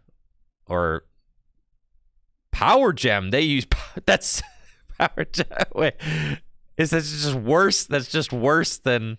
Oh, no, because it hits for weakness. Okay. Got it. All right. So 120 damage. Still 10 shy. That's good. We've got Brutus. We've got Radiant Hisuian Sneasler. This is all great. We got all the folks that we need. I'm going to fail that. I'm just going to put this Mew down and then Iono. Let's see what we can get into off of this Iono. And the answer is I can get into nothing. Let's go. That's what I'm talking about. Love this for us. This is great. So, fine. We'll attach that there. And yeah, it's I could knock myself out. I'm not going to do that. All right, here we go. We've got what we need now off of that instant charge. My hand is kind of juiced at the moment. They've got Raging Bolts and another Raging Bolts. Pokestop. Okay. Here's the Radiant Greninja. I've got Counter Catcher, Rare Candy Arven in my hand. So things are looking real nice for me. If they take a knockout, I've got Night Stretcher as well. So I can bring back Radiant Hisuian Sneasler. If they just knock out the Sneasler, then I'm still in a great spot. If they have Prime Catcher on my Rotom, that's going to make me quite sad. But we're just kind of hoping that they don't have that. I did already fail one Pokemon Catcher. They've got the Sada. Not guaranteed to have the Lightning Energy. Here's Pokemon Catcher. And they do hit it. That is quite sad. But they're only bringing up a Bound Sweet. They didn't actually have what they needed. This is perfect for me. This is exactly what we wanted. Lovely. Their Raging Bolt is a goner, dude. Let's go. And we got the Vac. Love that. Okay. We are going to, first of all, use Arven. And then with Arven, we want to get Forest Seal Stone, which can go get me the Tsareena. And then with the item. I've already got Counter Catcher. We're doing that. I've already got Night Stretcher. We can go get a guy. I mean, what more do I even want? Like an Ultra Ball is cool. Doesn't hurt. I've kind of got everything else. So, yeah, that's neat. And then I could honestly just Ultra Ball for the Tsareena and then save my 4 Seal Stone for another play. So I think we'll do that. Yeah. We'll get rid of those. Seems good. And we're going to go get the Tsareena. And then Rare Candy into Tsareena. Let's go. Counter Catcher. Bring up your Raging Bolts. Night Stretcher. Get my little guy back. That's right. 4 Seal Stone to the Rotom. Restart for 1. Check this out. Correct sequencing. Toxic Powder with the Mew in the active. And then I retreat into Tsareena. Bada boom, bada bing. Icicle Soul. Place damage counters on your active. Let's go! Insane. And you don't even get to Pheasantipity EX because I technically knocked you out with poison and not from damage from an attack. And now we are rolling, folks. We are rolling. That's right. Let's go. My opponent's got another Bolt. They need to get a Soda. They've got 2 Soda in the discard pile. There's an Energy Retrieval, so they can conceal cards. They've got Soda in hand. Cool. There they go. There's the Energy Retrieval. Will get them the guaranteed knockout with Bellowing Thunder. That feels good. They're serving me up a 2-prize Pokemon. So that's nice. I don't have to play boss's orders or anything like that. All I have to do is get Rare Candy Tsareena again. I've got Arven. Arven can get me a piece. I've got my 4 Seal Stone. That can get me a piece. We're in a very good spot right now. Still got Prime Catcher in my deck too, so I don't even need this boss's orders, as Prime Catcher can be the game-winning gust if I need to do that. Cool, here we go. Mew. And let's knock out this Bolt, shall we? There's Irida. Goodness gracious. It's just exactly what we needed. That's just exactly what we needed. Let's go. So, we'll Irida. And we'll get the Tsareena and the Rare Candy. Rare Candy there. Ultra Ball. We'll discard boss's orders and Arven. It's fine. Go get another one of these. Do that. Check the deck. Okay. I do have to maybe save my Night Stretcher for 1 more Tsareena if I don't pull a Tsareena off my prizes. So we'll do that. And retreats. No! Dang it! I missequenced it! Ah! Ah! That's fine. Okay. Sorry, Tsareena. You're poisoned. Ah! It's okay. She'll live. She'll live. She'll live. She'll live. She's fine, guys. She's fine. She's just a little poisoned. All right. Here we go. Icicle Soul, the active. I know. We were so close to doing it right the whole game, but we messed it up. All right. That's fine. It's fine. Shake it off, Tsareena. You're going to be okay. You're going to tough this one out. Poison damage. I know. The poison should have been on the Mew. There we go. Tsareena is so back.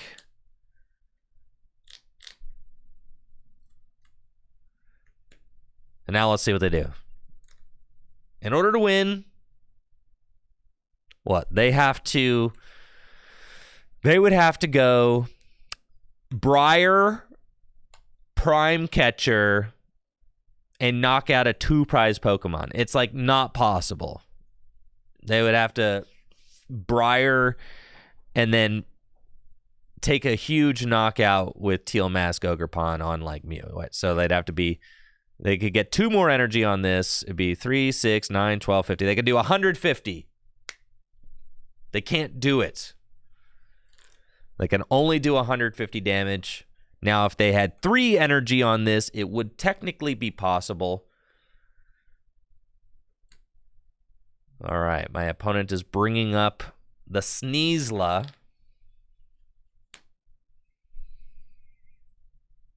And they're going to take a knockout with Senor Shocks. Good thing I saved that Night Stretcher. Got this as an option. I've got the 4 Seal Stone. All I need to do is go get the game-winning Prime Catcher, and this game is over. Oh, yeah, they benched Pheasantipity. They can't use it. They benched it, but I'm not taking knockouts with damage from attacks. No, I'm not. And this game is over. Star Alchemy. Go get the game-winning Prime Catcher. Let's go. Prime Catcher up your Pheasantipity. And guess what? I'm missequencing this again, and I don't care. I don't care who sees it. I'm sorry, Tsareena. I'm sorry. Wait. No.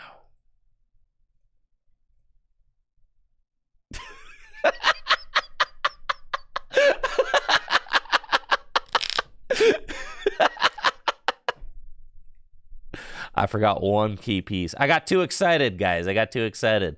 All right, the deck is working, though. All right, it's working. It's working. It's working. All right, I got to bring the Sneasler back from the discard pile with the Night Stretcher.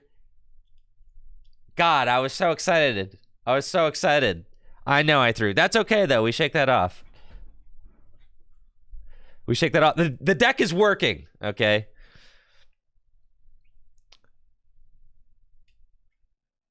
I know, I had the stretcher. I just forgot. I forgot.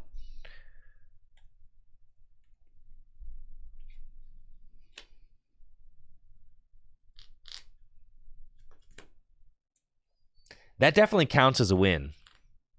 Just saying.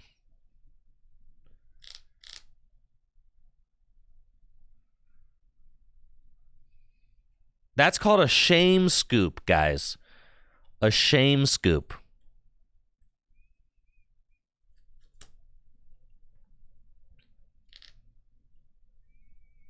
Here we go. But that basically counts as a win when you think about it. And you have to admit, even the haters have to admit that the Tsareena deck is popping off right now.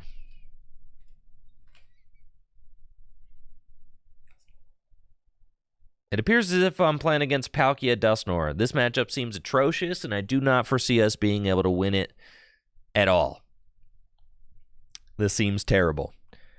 My opponent can blow up all of my little bound suites on like the second turn of the game. It's just going to be miserable. I could lose 3 bound suite on turn 2. Easily. So, it's going to be a tough one. But if I can make it through and get 1 bound suite evolved up, that's pretty good for us. So maybe we'll get a little lucky. Make it happen. I've got Arven in hand. I can go get a Buddy Buddy Poffin. And I can get 4 bound suites into play. That's basically what I have to do to try and weather this onslaughts from the opponent.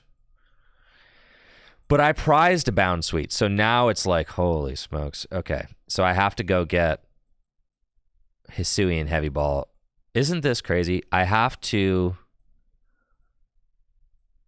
get out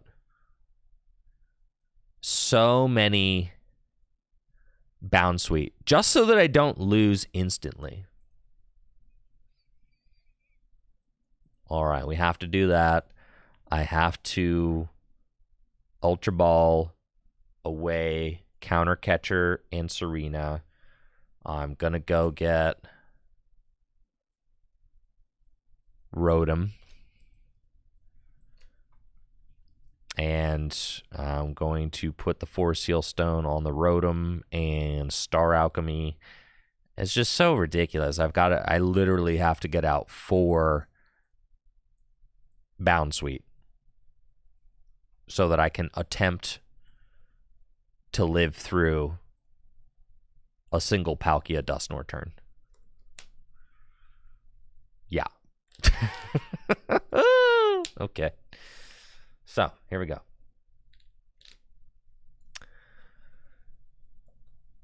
Well, let's see what my opponent's got. Probably going to go get Radiant Greninja. And there it is. They've got Radiant Greninja. And what they're going to do is they're going to evolve into Palkia V-Star. Palkia V-Star is going to put energy onto the Radiant Greninja. And then they are going to Moonlight Shuriken 2 of my Bound Suites, and then if they can find Rare Candy Dusknoir, then they're going to blow up another Bound Suites, and that is 3 prizes on the second turn of the game, which is really tough to like deal with. Now I could play Manaphy in this deck, but the problem with Manaphy is that it doesn't matter, because your opponent can just blow up the Manaphy with Curse Blast. So say one of these Bound Suite was a Manaphy, it's the same difference. You know, Dusknoir just blows up the Manaphy, and then they Moonlight Shuriken the other 2 Bound Suites. So that's why nobody's playing Manaphy anymore, because it doesn't really matter.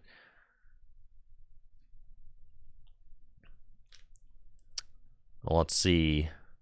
My opponent's got the Palkia. They can Star Portal to the Radiant Greninja.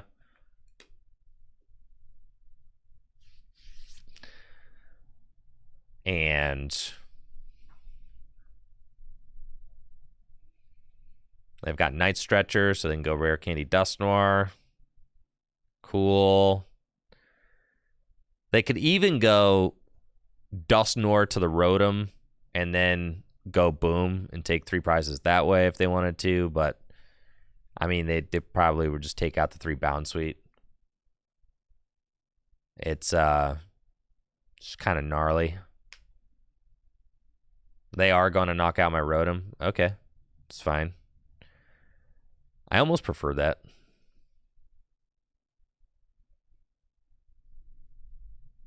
And then here's Radiant Greninja.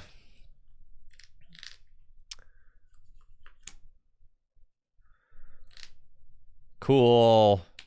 They're probably going to get another Duskull out. No? All right. It's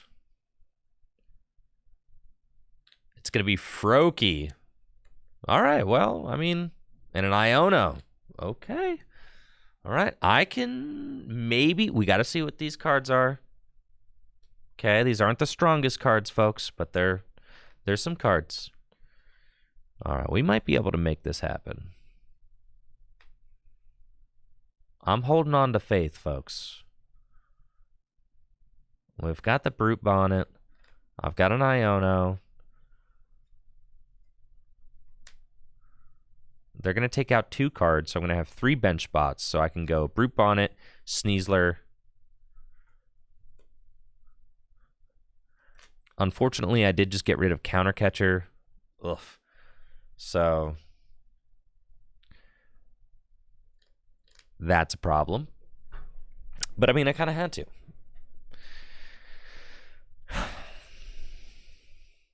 All right, so they take 3 prizes on the second turn of the game. Fine. That's cool. Very nice.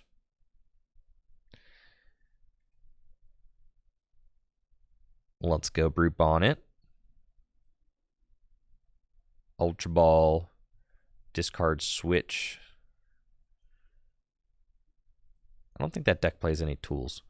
We'll discard that, and we'll discard Switch. Sure. And I'm going to get Pheasantipity, because I think Pheasantipity is going to be my draw card of choice. So we're going to get that. And then we're going to Iono them. And we are going to hope for the best. Yeehaw! Okay, we've got absolutely nothing, folks. Absolutely not squat. Okay. We'll do that. Flip the script. Okay. Now I just need to find rare candy. All right. And I can take a knockout at least, right? So that's not bad. Let's go Nest Ball for the Sneasler. Let's go Ultra Ball for discard Town Store and Grass. And we get the Tsareena. Alrighty. Who's feeling lucky? Sheesh. Alright, that's cool. I'll take it. Listen. I missequenced it again. My God. I could have poisoned. Alright, you poison before evolving. Don't be bad. Alright.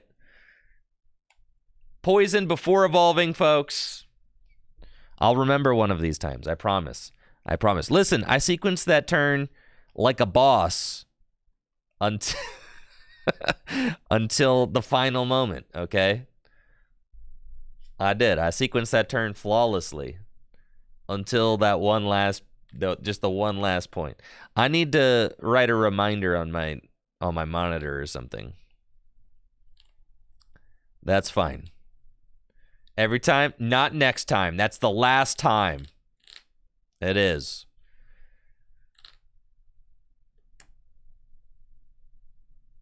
I need a sticky note on my forehead. I know, right?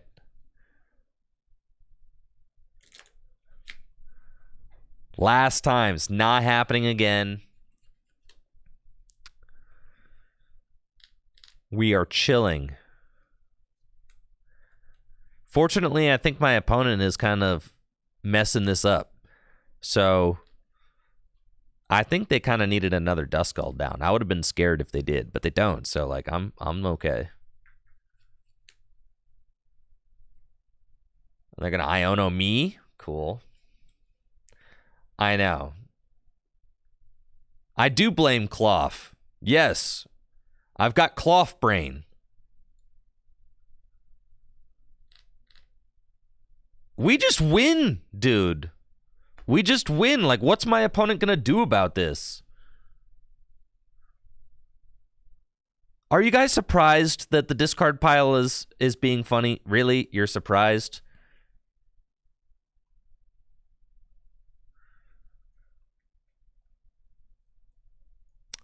Oh, yeah.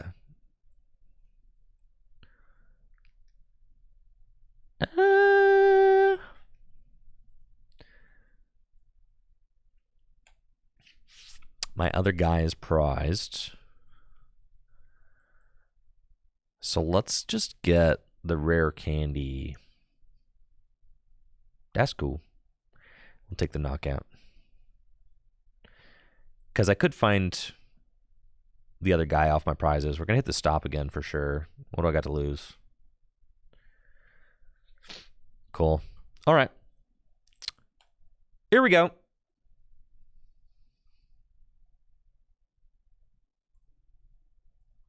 Blammo. You're dead.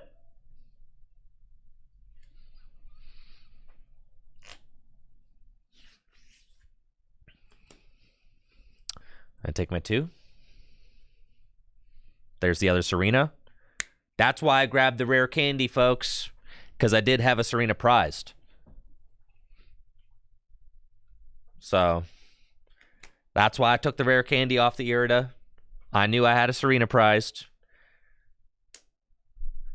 The crazy thing is that I'm taking knockouts with poison, so they can't even use Pheasantipity either. Pheasantipity is pointless. If my opponent uses Try Bouncing on Froakie, that's fine. I do not care.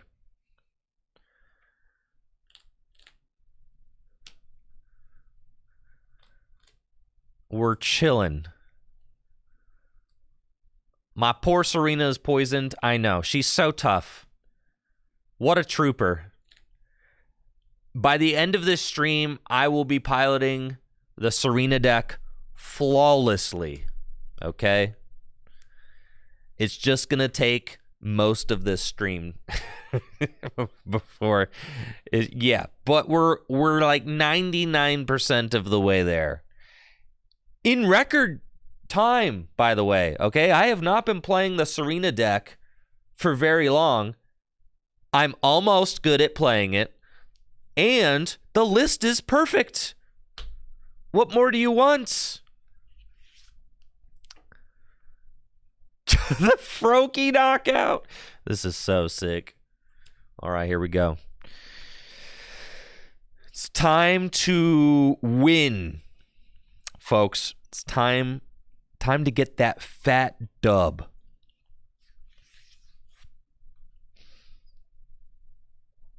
Let's go. First of all, let me see what I have pressed. The boss is prized. Doesn't matter. We've got the Prime Catcher in the deck, right? Haven't used that yet. Righto. Okay. So we've got the rare candy Tsareena. That's the first part. We're going to do that. And then we want to Prime Catcher. That's fine. We're going to Prime Catcher. And the Prime Catcher I can find with the Arven. But we need to find another piece. And the other piece is the Grass Energy. So we have to find the Grass Energy. So let's see what we have got in the deck. There's a Mew in the deck that's very good. The Mew could help us to dig and find the pieces that we want. So Mew is definitely going to go into play. I've got 2 Grass Energy in the deck, and I've got a Night Stretcher in the deck that can help me find the Grass Energy. Okay, so Mew is definitely coming down, but I'm not going to get the Mew yet because I'm going to sequence this correctly and not like a baddie, and I'm going to thin the Buddy Buddy Poffin out. And then we are going to Ultra Ball. Poison now. No, I'm not going to poison now. I need to poison the Pokemon I'm knocking out. Bad. All right. Ultra Ball. And then we're going to go get the Mew. And then we're going to Mew. And then we're going to restart for 2. And then Pheasantipity.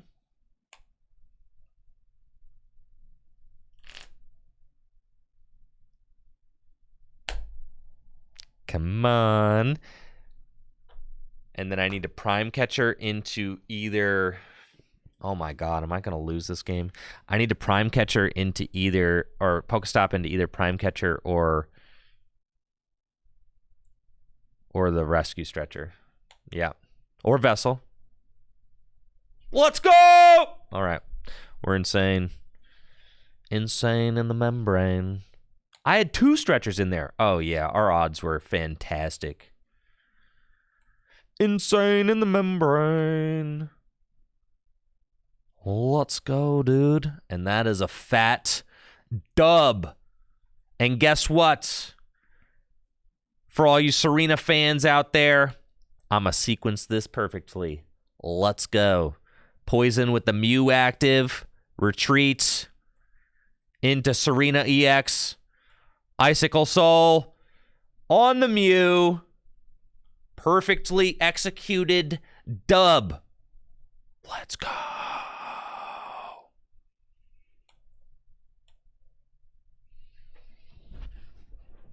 Yes, sir.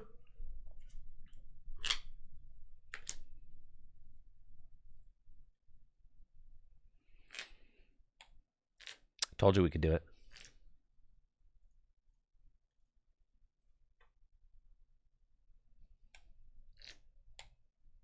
Joe, what's up, Jacob? Welcome.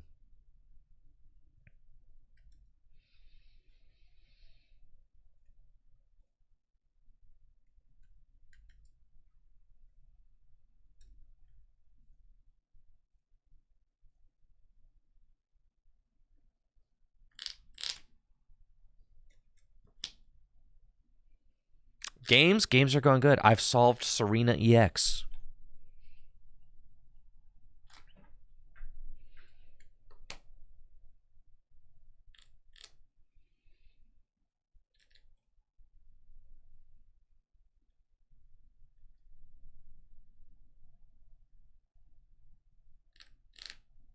Let's go. That's a pretty good opening hand. About as good as it gets.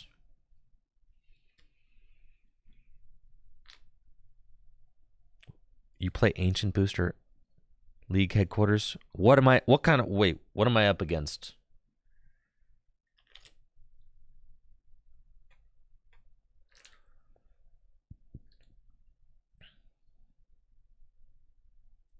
Bro. All right, all these jokesters out here. You want to play the Tsareena mirror? Really? Really? This is what we're doing? I'm playing the Tsareena deck so that I can be the one playing the silly poison deck. And now you challenge me to see who is the king of the silly poison deck? This is what we're doing? All right. Fine. I accept your challenge. And we'll see who is the master of Tsareena EX. Let's go.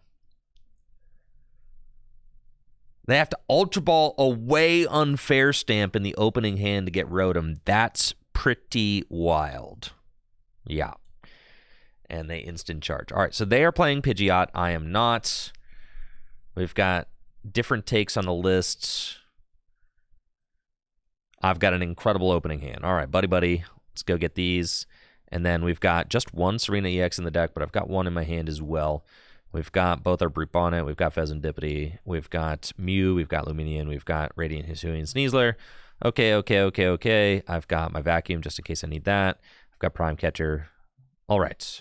Let's go. We got those fellas. We got a Nest Ball, and I can go get Brutus. That's fine.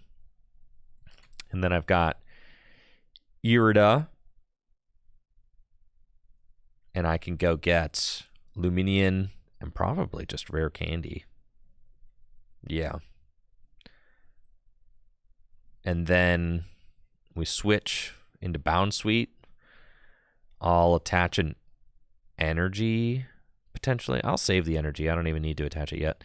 And then just instant charge. Okay, we'll do that. Feels good. See what my opponent does. Now, what's funny about this match is that neither of us will be using Pheasantipity EX because we're probably taking knockouts with Poison. Yeah, both of us are playing the Brute Bonnet. Both of us are playing one-hit KO. One-hit KO decks. That's just what we're doing. They're going to Iona me. This is sad. I had a beautiful hand. Absolutely flawless. This hand is ugly. I mean, this is not a pretty hand. But that's okay. They also bricked off the Iona. We're going to top deck Irida right here. Nope, it's Buddy popping. Okay, it's fine. We do have Mew, so there is a chance. But how many cards am I drawing off the Mew? I have to bench this, and I have to bench this. That's 2 cards. So really, I could draw 1 card off the Mew. It's not really happening, is it? I mean, you never say never. All right, I don't actually have to put the Sneasler down yet, but I do want to put the Sneasler down. We're going to put the Sneasler down, and we're going to attach our Grass Energy. We're going to put the Ancient Booster Energy Capsule down, and we will Mew for 1. All right, fine. Irida. Instant charge. Okay, fine. Fine.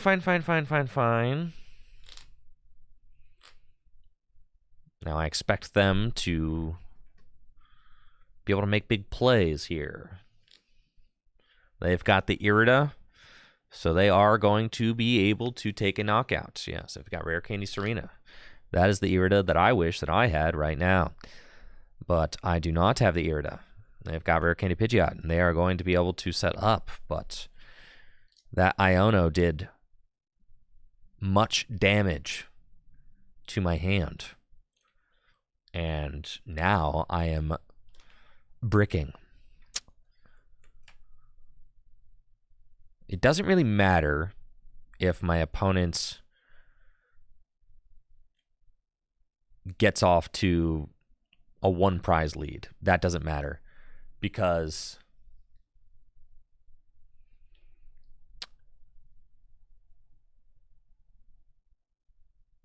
the 1 prize lead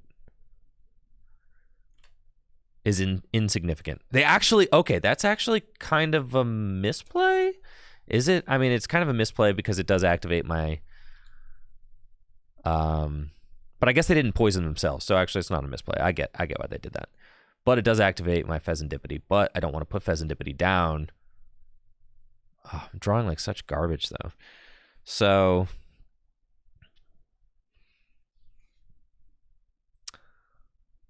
the problem is, though, it's just so easy for them. Yeah, I think I'm just dead drawing and they're not, and that's just the way it is, unfortunately. Like, what, I go get Fez, but like it's just too little too late. I can't go get Fez because then I'm bench locked out of my attackers. And I could draw 1 card off of Mew. I mean, I guess. So we have to just hope that the 1 card... No, I can't even draw 1 card off Mew. Yeah, no, we're stuck. All right.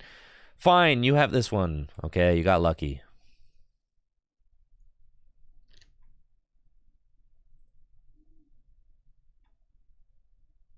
No, we can't, because they just have Pidgeot out. So they just go... And they have their... They had Pidgeot and they had an unused V-Star power over there. So, there's no chance. Yeah, there's no chance. They had the bird up.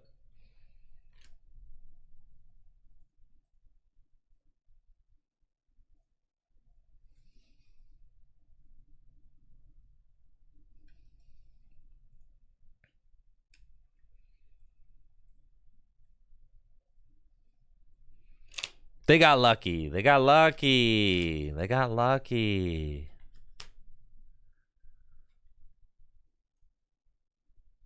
We got Iono de crap. What are we supposed to do about that?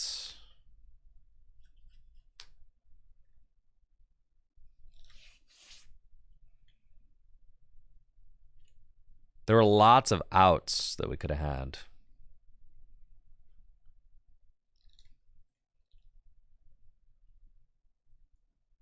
All right, this is looking nice.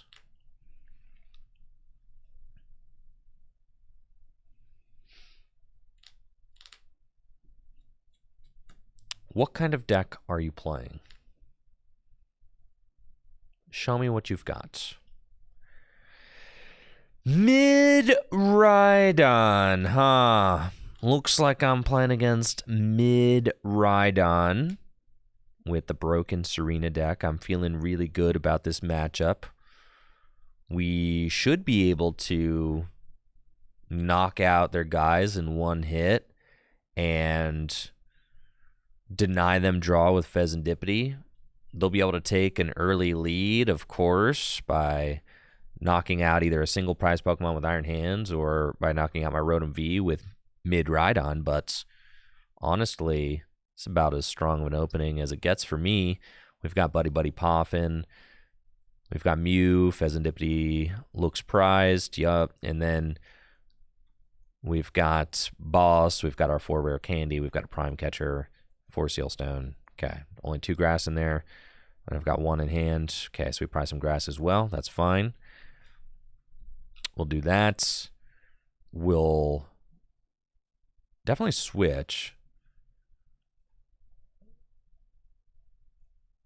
I kind of want to attach a grass and then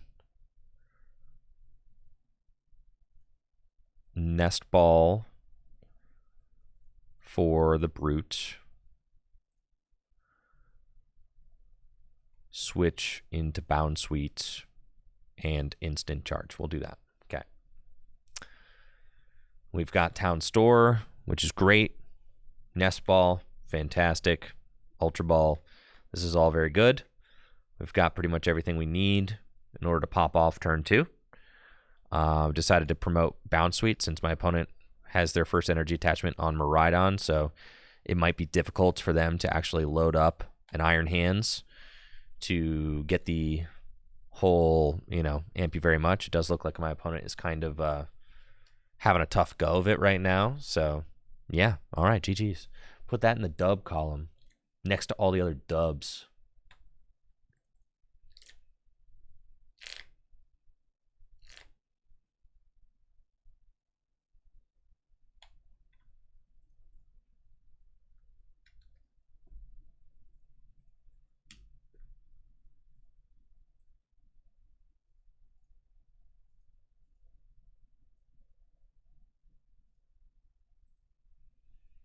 Deck's kind of fun. Do I have a Palafin deck list? I haven't built a Palafin deck in a while, but if you guys want to see Palafin, I mean, I could play Palafin tomorrow.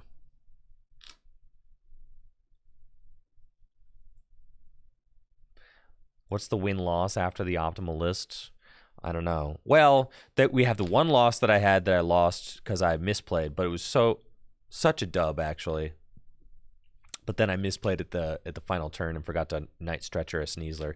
So that one, we put that one in the dub column because I was going for the game-winning play, and I would have had it had I not been a doofus. And then I had a game where I won against Palkia Dusknoir, and then I had that game where I won against Miraidon. I had a game where I lost the Tsareena Mirror. That doesn't even count. Okay, it's Tsareena Mirror. Like, unlucky.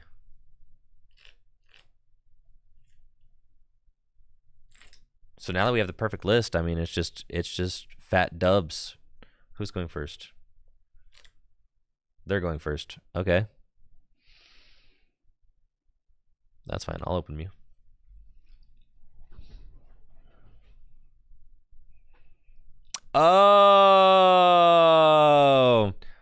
Oh, control with mist energy. Oh,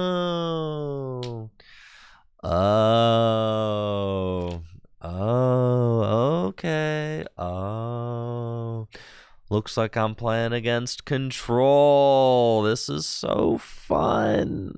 I'm so excited. I can't wait to see how the control matchup goes. Whoopee. And they've got Fang Snipe. How cool of you. You get to discard a trainer from my hand? What the heck? How incredibly cool is that, guys? That is sweet. Okay. So, let's see what we can do. First of all, check these real quick. 2 rare candy. Whatever. Fine. Play this. Get that. And then I've got 2 switch and a prime catcher. Those are my switch outs. Okay. Great. We also need to make sure that, I mean, do we kind of have to put the Brute Bonnet down? I feel like in a way I almost have to put the Brute Bonnet down, but I guess I don't have to put the Brute Bonnet down. It's probably better to not put the Brute Bonnet down, because then, but I guess I could just poison. Yeah. Okay, so we're going to Arven, and I'm going to Arven for Ultra Ball. Just Ultra Ball. And I'm going to Ultra Ball away these 2. Okay. And then I'm going to go get Tsareena. Okay. And then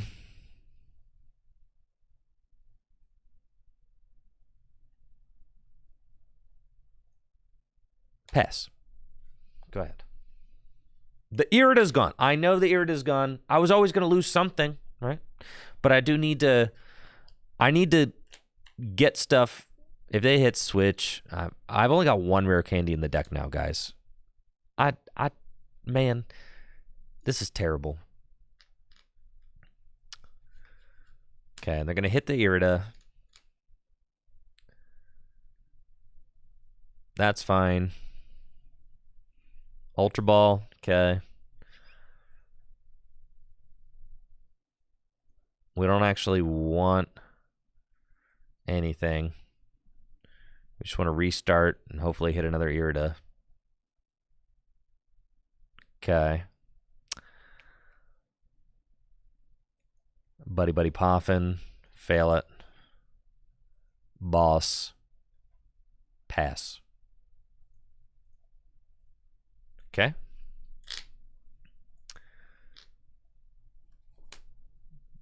We just have to kind of do this. And then, how do I win? I guess I can Trop Kick. I could get all of my energy onto Mew. I think there's 5 energy in the deck. Why no Rotom? Because the Rotom can't attack. They would trap it. Yeah. All right. The Hero's Cape is sick. The Hero's Cape actually allows me to take a knockout with Tsareena. Eventually. All right. Town Store. Do I want to give them that? Not really. But I have to. All right. Here we go. Restarts. Sick. And I have to pass. I have to put that down. I have to pass. Okay? And then Brute Bonnet. I think that they can... Eventually, I may put Brute Bonnet and Sneasler into play because it's 3 damage. But they could just... I think they could just remove all of my tools, potentially. I'm also down almost all my tools now. I have 2, I have 3. All right, so I have 1 Ancient Booster Energy capsule left. I think that the poison damage is not enough because they will just penny loop, right? Pretty sure. So that's a pain. All right, they're gonna vacuum. That's okay.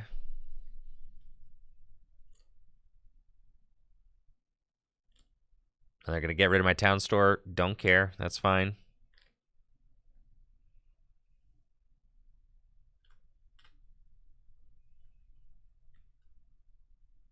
Mist energy. Yeah, that's not great for us. The mist energy is a problem.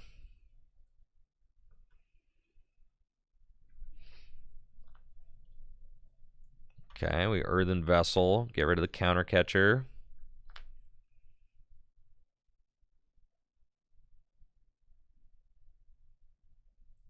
Get 2 grass. I'll get 1 grass. There's still a chance that I draw into a rare candy or an Irida. Oh, man. I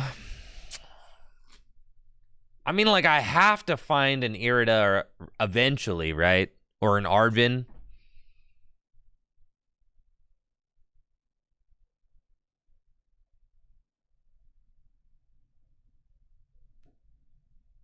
Pass. All right.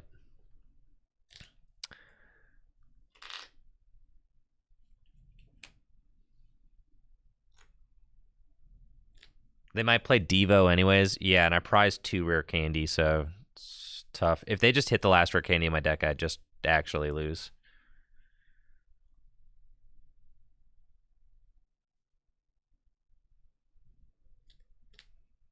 But if I take like any prizes,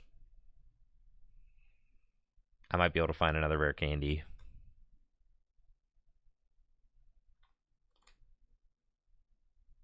This does not feel great.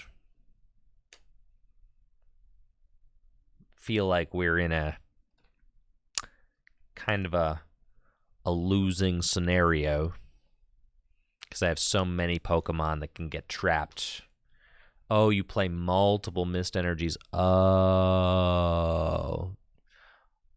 So I can't, Mew cannot even damage this. So we just scoop up our cards now. But I could poison them eventually. Like, I mean, I guess, right? So.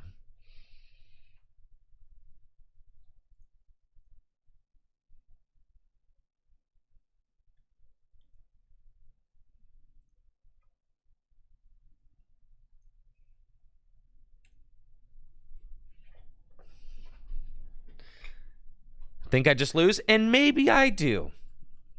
All right. Maybe I do just lose.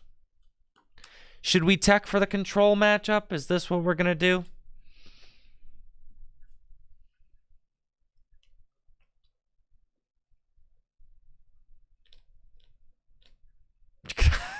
You're going to Iono me too so that you can Fang Snipe my only rare candy.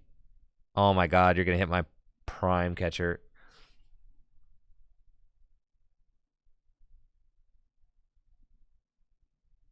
It's so over.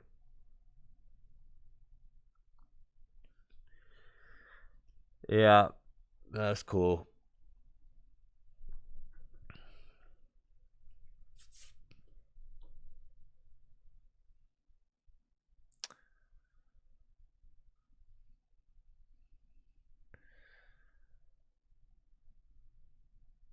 Yeah, I've had my fun. All right.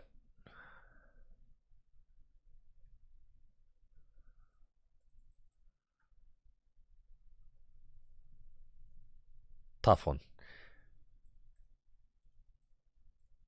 That's okay. We go next.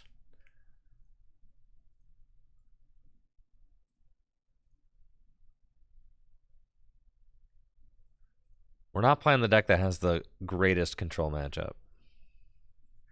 I think the decks that play Brute Bonnet, they're just not beating control, really.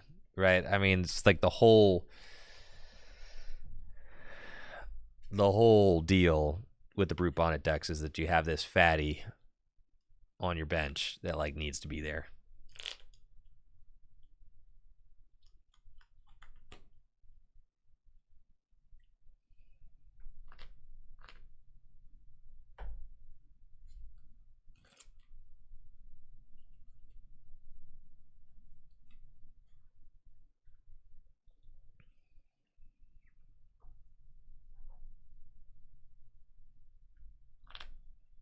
Okay, we're going to choose to go second.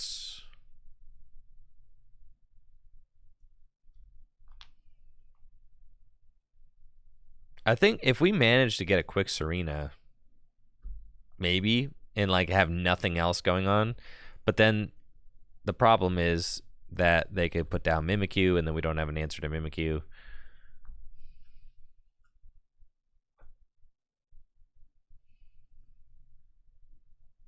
Oh yeah, this deck is broken. Let's go. Broken deck. That's a Flutter Mane. Okay. Looks like I'm playing against Gouging Fire. Okay, this is an interesting matchup. Should be a good one, though. They can do 260 damage with that Blaze Blitz attack. They can move damage counters off of their damaged Pokemon with Monkey Dory. They've got Flutter Mane in the active spots, but that's fine. Doesn't matter for now. And we've got lots of search cards in our opening hand, so this is great. We've got Rotom, Hisuian Sneasler. We've got 2 Brute Bonnets. We've got 2 Tsareena. Okay, it's going to be a turn 1 Iono situation. And it's the only Iono in my deck, but that's okay. 4 Seal Stones in there. All right. If I put down the 2 Bound Suites, yeah, that's cool. And then we'll go Heavy Ball. Yeah, we got a Rare Candy. Nest Ball. We can put down a Rotom, I think. to have like a big draw, and then I can put down the other 2 guys that I need, so that's fine. We'll do that. If they play Ancient Booster Energy Capsule, which they might, I do have ways to win. I play a Vacuum, so I can get rid of that. So that's a thing. And we'll just instant charge. I play a Vacuum, so I can vacuum away their Ancient Booster Energy Capsule and take a knockout that way. They've also got Squawk in play, and surely they'll have like, gouging, fire down. Oh, I hit for weakness. Holy smokes, that's right. It's hard for me to conceptualize that like Tsareena's a water Pokemon, but I guess so. Oh, man. What the heck, dude? Destroyer of fun. No fun zone, apparently. What the heck? Me with a 10-card hand. You mean I can't keep this? What gives, bruh? All right.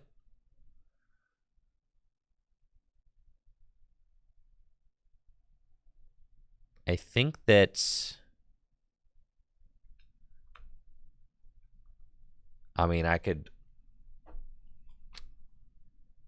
Forest Seal Stone. I don't want to Iono them. They've judged themselves to an itty-bitty hand, and I want them to suffer for that. I think I'm just going to go get Irida, and then I'm going to instant charge.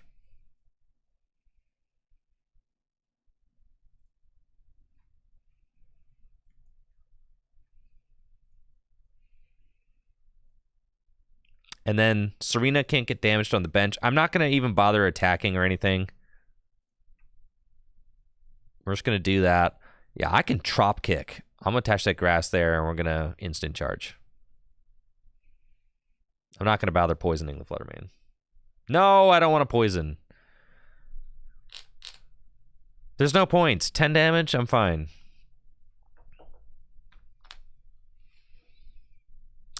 See, that's the intimidation factor right there. You see that?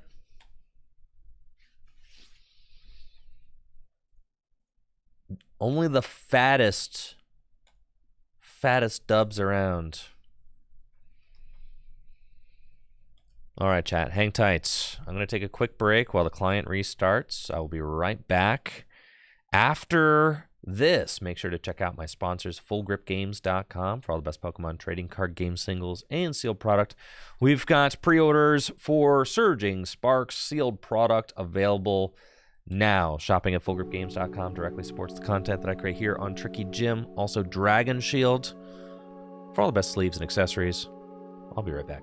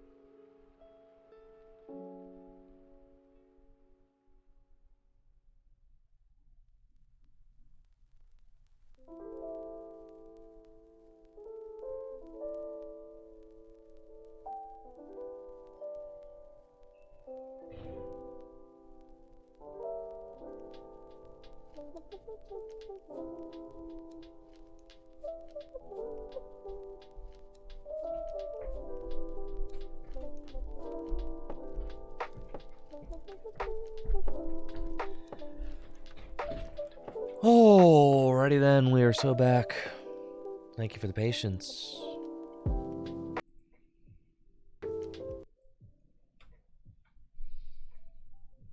Let's go.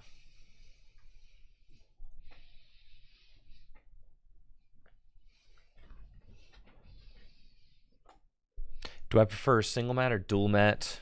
The Dragon Shield sleeves. My favorite Dragon Shields are the non-glare mats. Those are my favorites. But I also like... Oh, be right back and go. Yeah, the non-glare mats are my favorite. They're amazing. Thank you, Colares, for that Prime sub in the 6 months. But I also really like the other regular matte sleeves, like the blood red, the black, pink diamond. Those are the ones that I play in like day in and day out. Non-glare mats, or like the blood reds, the black mats, the pink diamond mats. Those are my favorites. Yeah, I'll have the deck list in the Tricky Gym Discord. That's where I post all my deck lists. So if you haven't already, definitely make sure to join the Tricky Gym Discord. We are 17,000 members strong and still growing. So make sure to join what is one of the largest competitive Pokemon TCG Discords on the internet. Discord.gg/TrickyGym. Thank you, Walter TCG, for the 17 months, 18 months. Appreciate you. Thank you so much for the continued support. And huge thank you to everybody who chooses to support the channel. Makes a huge difference with me being able to continue creating content for you all. So thank you so much for being a part of the channel. Looks like I'm up against a Raging Bolt deck, and I'm going second. Got a little bit of a suspect opening with Pheasantipity out here. But I do have Irida. I chose to go second as well, and the reason that I choose to go second is because Raging Bolt is out there. And Raging Bolt is scary and can just run you off the table real fast. And I don't want that to be a thing that happens to me, so I am tempted, because if we hit a Nest Ball or a Buddy Buddy Poffin, this hand gets like infinitely better. So I'm going. Yeah, there's also that. Yeah, that's a thing that could happen, I guess. Okay. You miss all the shots you don't take, folks. You do. So we'll go Irida for these. And then we got a Buddy Buddy Poffin. I really would like to... I guess I can Ultra Ball. Yeah. We're going to Ultra Ball. We're going to do the Ultra Ball for... I guess I could just retreat and say, go ahead. Thank you, Gadget Badger, for that sub in the 46 months. Appreciate the continued support. We could go Town Store. I could get my 4 Seal Stone. We could just throw it and just use it.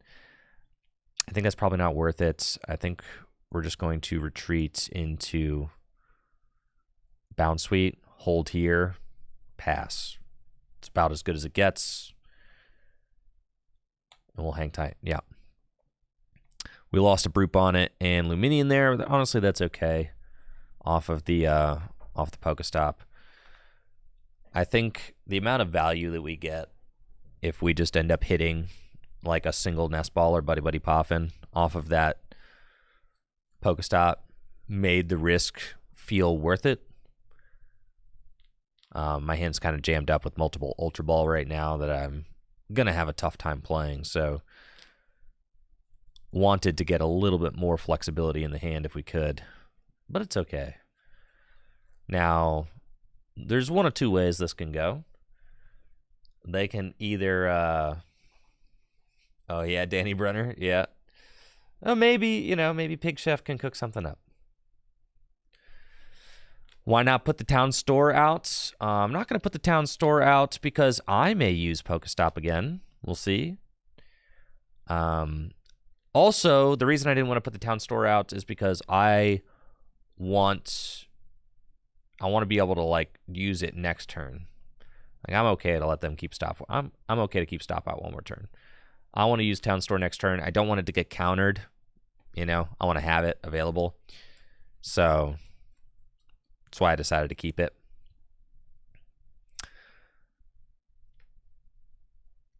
Because like next turn, got to ask ourselves, like, what's the turn looking like? What are we doing? Oh, baby. No way. You have nothing? How do you have nothing? All right.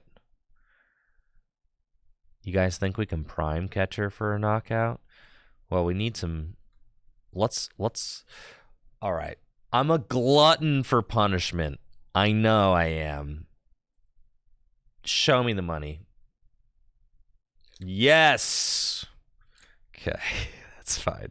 What do we got off heavy ball? Mew? All right, cool. We've got rare candy here. We've got the town store. I can Irida for prime catcher. I need Brute Bonnet, and I need... Okay, so we can Ultra Ball away these two. I need Brute Bonnet, and I need Sneasler. There's Brute Bonnet. Sneasler's also in deck. Okay. I can go get... So go get him. I can go get the tool. So then I Irida, I have it. Yeah. Because we can go get the tool here. I can Irida. We go get this, and we go get Prime Catcher. Okay. And then we go...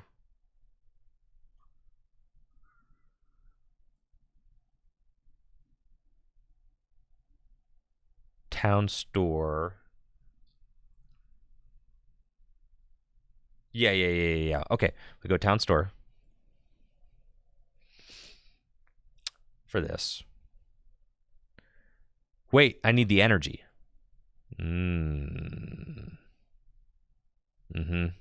Ah, things are getting dubious here. Okay. That's fine. So now I can't get it. That's fine, whatever. All right, we out here.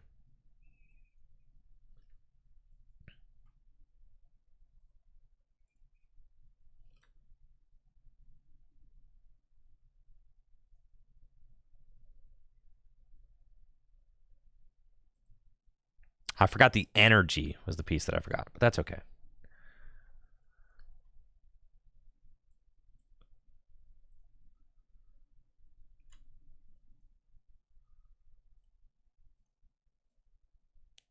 Whatever, go ahead. Fine.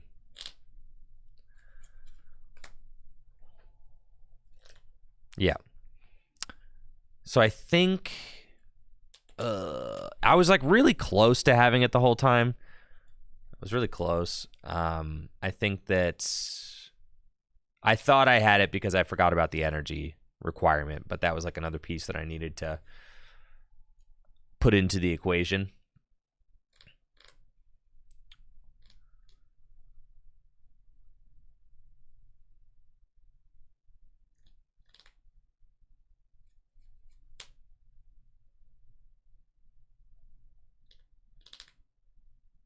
Got Pokemon catcher, okay.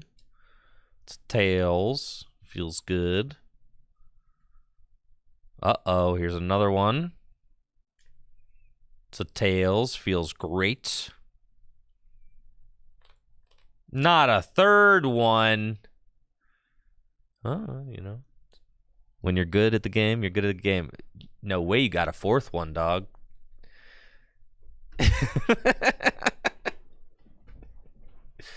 Ain't no shot. Yeah. No way, Josue.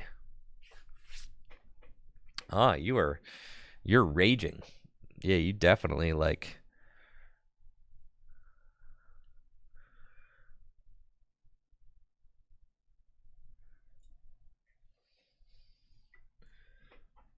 Yeah, to knock out my bound suite. Oh yeah, you're not happy about that for sure. Okay, here we go. Mew EX. Yeah, you're roasted.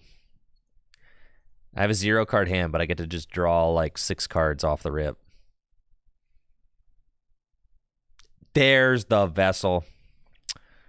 Okay, restart for 2. Pheasantipity.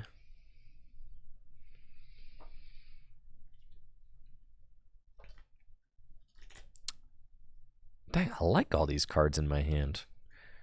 Town Store.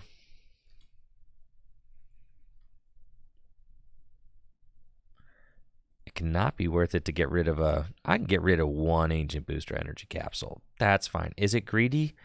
A little bit.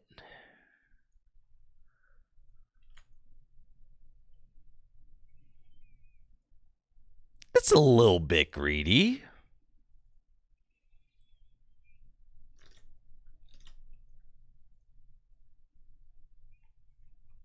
Here we go.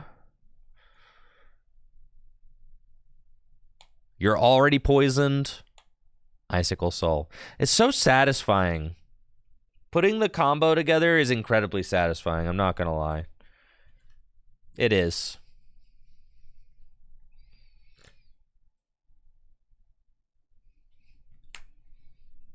Feels good.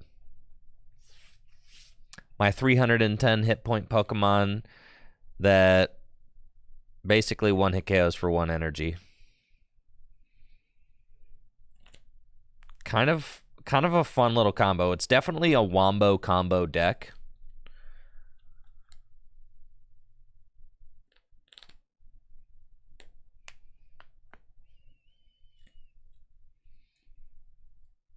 Not sure if you've missed a previous discussion, but why does the Fez feel so different than Oricorio GX did? It's the power level of the cards. It's because of like what you can do. It's because of the power level of the cards. The power level of the cards makes it feel different, I guess. Oricorio GX did exist during like the VMAX era. I mean, I remember using Oricorio GX in my Blacephalon deck to try and like come back after my opponent would limit my hand size. But also during that time there was like no N, so it was just Marnie, right? They were like, they could like use Marnie to like limit your hand, but there really was no. I feel like the format in which Oricorio GX existed had like a whole bunch of other problems too.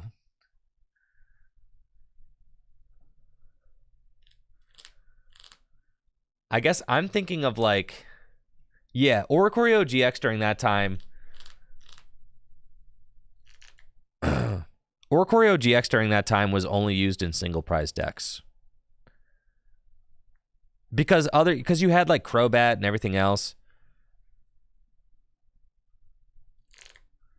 But also with like A-Specs, your power level with A-Specs and like and everything that you can do with the extra cards given to you by Oricorio, I feel like, or by Pheasantipity, I feel like there's more you can do with that. Like all you need to do is like your deck only needs to give you an inch and you can take a mile. I feel like that's kind of what the deal with the game is right now. Like all you need is an inch.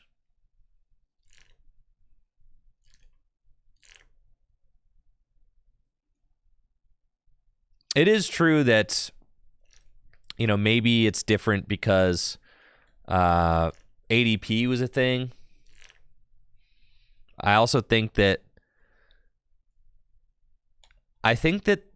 standard format was under much less of a microscope during that time as well, because a lot of that time was during the pandemic, right? So like gameplay wasn't really... Wait, do I just lose? I have too many Tsareena in my discard pile. I do just lose. Dang it.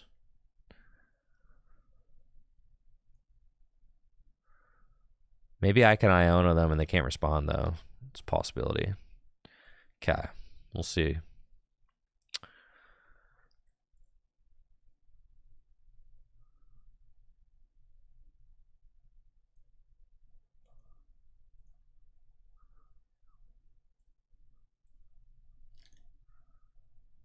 I'm not hiding the Pikachu list from the public. I got Pikachu. Pikachu coming right up.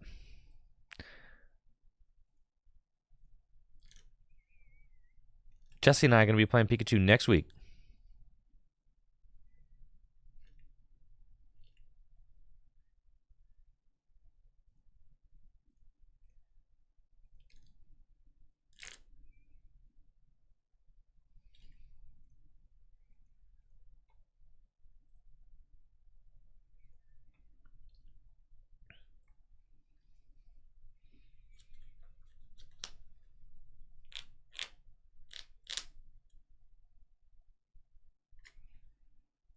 Yeah, unfortunately,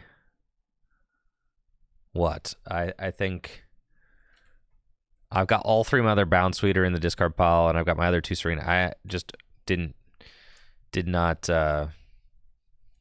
manage my Pokemon in the discard pile well enough this game. I gotta really be careful. I'm only playing 2 Night Stretcher, so I think I just have to be a little bit more careful. The stops did hurt. Yeah, it's true. Their 16 card hand could be problematic. No. No way. They've only got 3 cards left in deck. How could they have anything?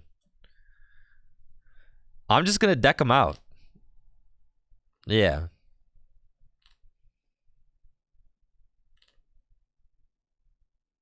You think they play Super Rod? No shot.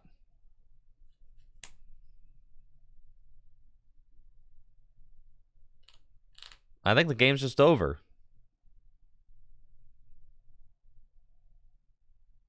Right? They play Palpad?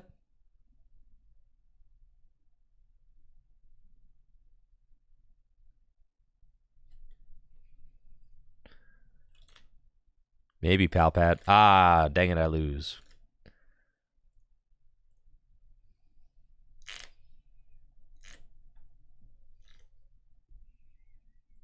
All right. I needed to have another recovery card. Maybe it should be a Night Stretcher and a Rod. Yeah, I think that's... We'll do one of each. We'll do 1 Night Stretcher, 1 Rod. How about that? I think that's fine. Okay. That way we have like a little bit more. New content is available. Restart now. What if we play the bear? We could play the bear. God, the bear is just so broken, right? Like, we certainly could just play the bear as well. Yeah.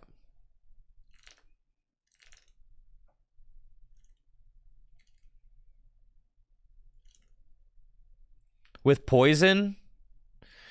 Yeah, bear can do a lot of damage with poison.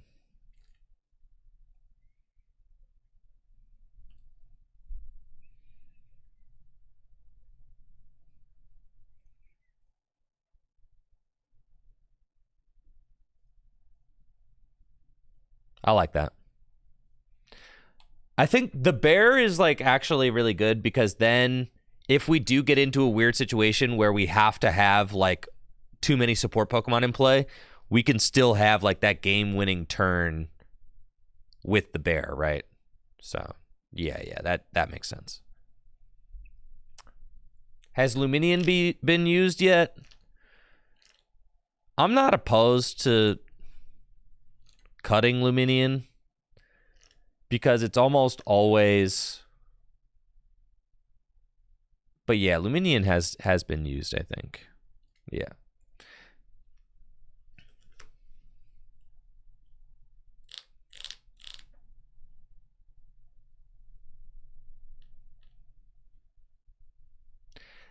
The thing is that Lost Box just got second place at a regional championships. The reason it got second place at a regional championship is because nobody respected the deck anymore. We just have to say that we are going to respect it, and we are going to give up our one deck spot to account for it. Otherwise,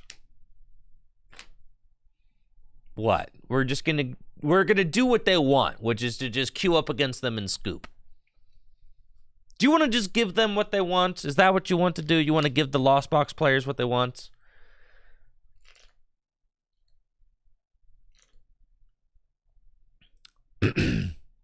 Does this deck lose to Lost Box? Of course it does. We're not even playing Manaphy.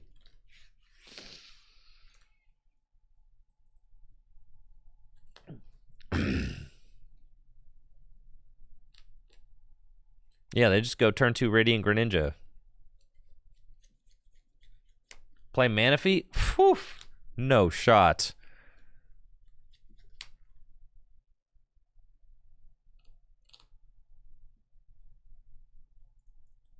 I hate this matchup.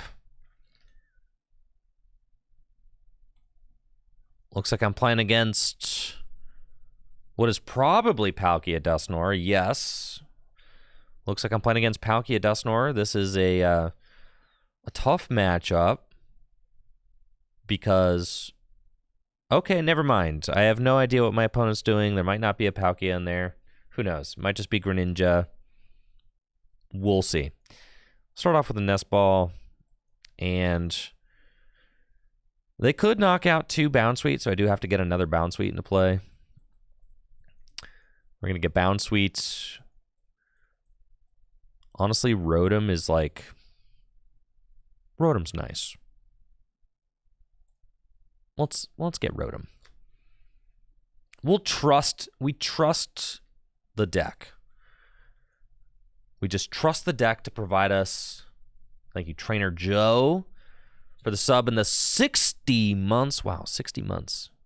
Thank you so much for your continued support, Trainer Joe. Did this deck... What won Full Grip Standard last night? I don't know. I was not there.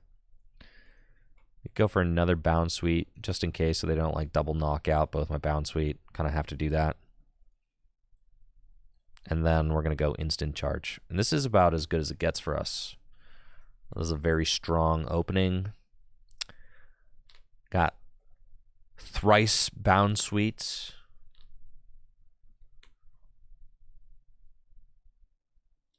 We've got Arven in hand. This is looking like it is just a Greninja Dusknoir deck for surely.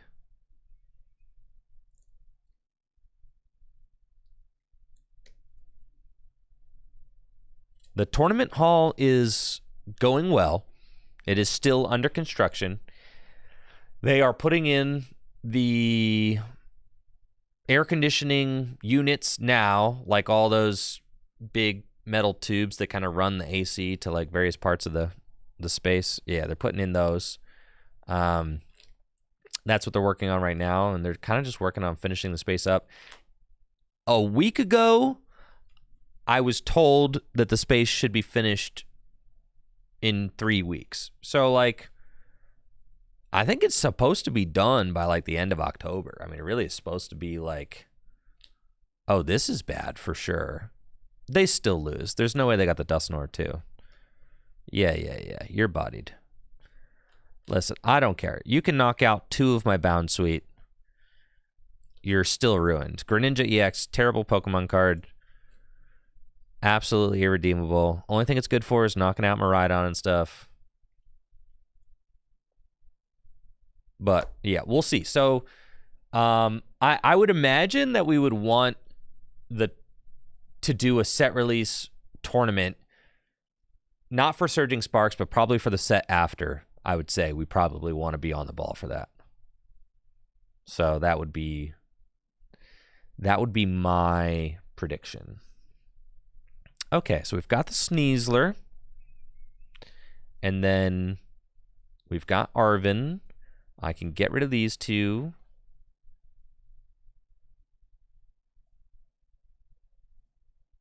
Let's play Arven. Got Arven for rare candy and 4 Sealstone. We can go get Tsareena. I've got the grass in hand. I have to also get a bonnet. Yeah, we have to get a bonnet for sure. So let's go Ultra Ball away these two. I could get Pheasantipity. All right, so if I put down Pheasantipity and I put down Bonnet, and then I could put down one more Bound Suite, and that's like, that's good. Okay, so we'll do that. And then we'll do this, and we'll flip the script. And we've got the Ancient Booster Energy Capsule that we need now, so that's fantastic. So I don't have a backup Bound Suite, but who cares? Who cares? We don't even need it, dude. Ultra Ball, discard Irida and the grass. Get Tsareena.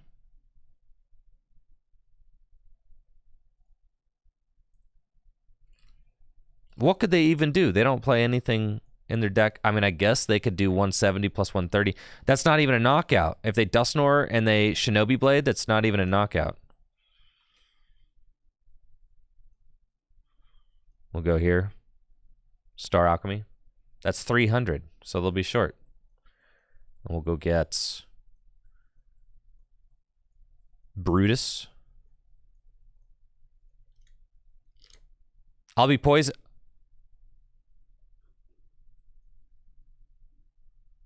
Freaking A, dude. I said I would never do this again.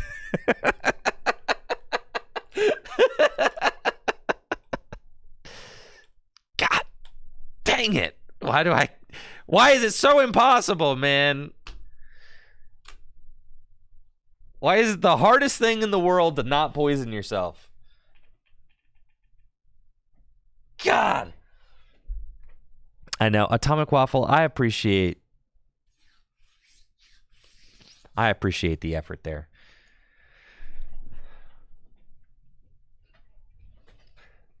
I'll trop kick the Rotom and everything will be like it never happened. So true.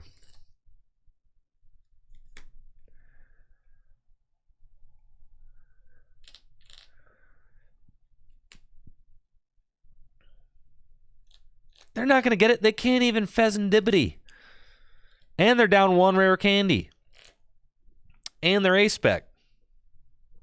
No. All right, well, that's, that helps them a little bit. That's what I'm saying. They're going to instant charge for sure. There's no way. They need Rare Candy Greninja, Rare Candy Dusknoir, and a Water Energy. That is not happening.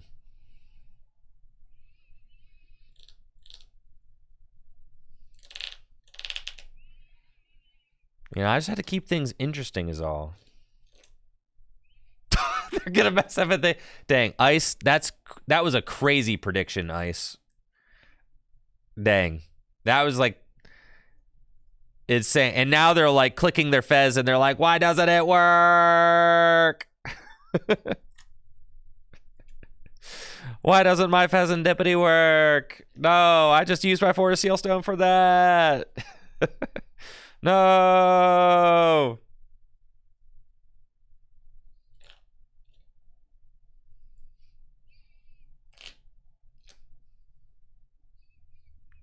Let's go, dude.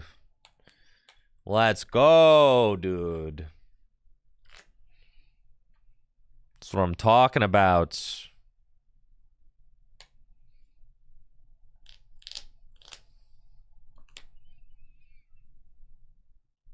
Honestly, the Tsareena deck has been winning definitely more than it ought to be.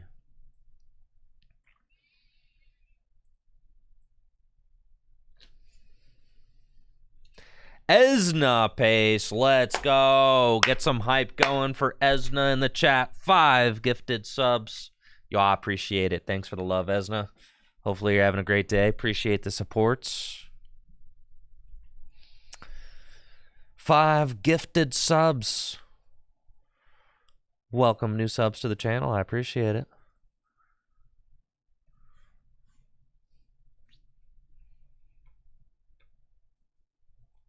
And thank you, Esna, for the support. Makes a huge difference with me being able to create the content. Mimikyu, what kind of wizardry you got going on here? Oh, God.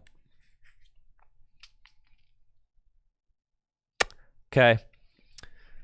Looks like I'm up against some sort of heinous Mimikyu Flittle deck. This is certainly making me nervous, but that's okay. We will persevere. We will make it work. Okay, we've got Buddy Buddy Poffin. Get these guys. They don't even want to get hit with the quick blow. No shot. Could that at any point be worth it? to go. I mean, if I hit 3 damage counters, that could make a difference. Even if the 10 damage actually does make a difference as well, so I am going to go for it. The reason it makes a difference is because if I poison them, right?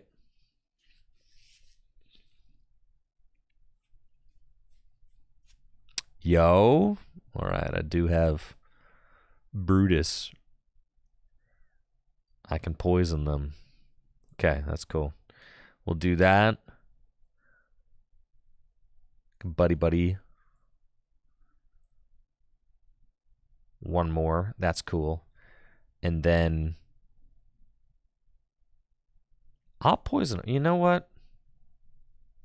I'll poison them. Let's do it. Ancient Booster Energy Capsule. Toxic Powder. That's right. Instant Charge. Oh, yeah. Take that, Mimikyu.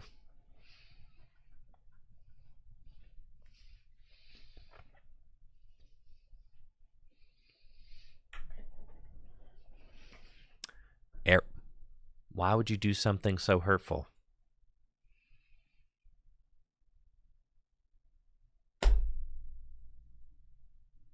I thought we were playing a gentleman's game, okay? Where we were both playing our silly decks and we were going to have fun. That's what I thought we were going to do. And now you said, no, we're not going to have fun. I'm going to play my deck. I'm going to play my meanie deck with all the Mimikyu and the Flittles in it. Oh, okay.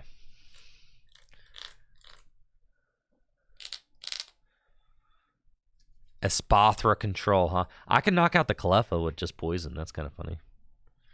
Hi, top deck the Irida. You're mad. You are mad that I am so talented at the Pokemon trading card game. Okay. So here's what we're going to do. Toxic Powder. We poison first. There we go. And then I will Irida. And we're going to get this, and we're going to get that. And then I am going to heal myself. Yes, very nice. And then I'm going to do this. And then I'm going to do this.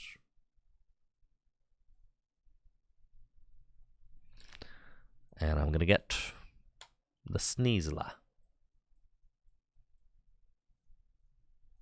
I can thin a nest ball, actually.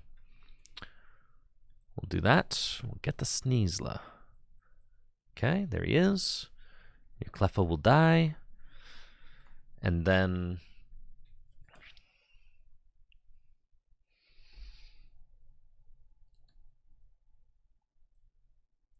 I'm going to get another energy on here.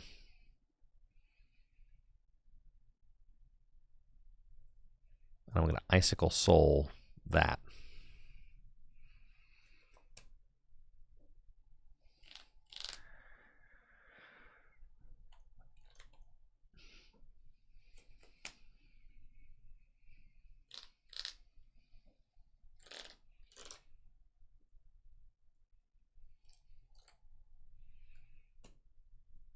I don't know. Getting the damage on the Mimikyu feels good. I don't really know what's in their deck. I don't really know what they're doing. I don't really trust it. Like I don't trust it. I don't trust what they got going on. They seem like they're up to some really suspicious activity.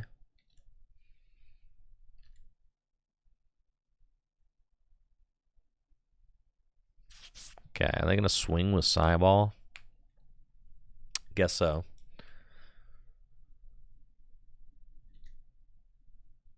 We don't have too much going on in this hand. That's okay. Anti-bolt deck? That's probably what it is.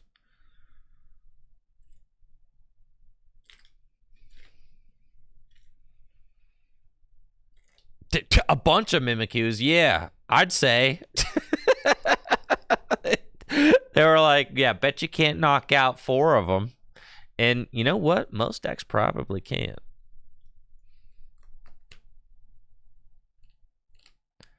Oh, shnikes. You think they're going to Devo me? They are going to Devo me. You're going to be so disappointed when this plan that you have does not work out. Yeah, sorry, Buster. I got more where that came from. Why did I... Stupid.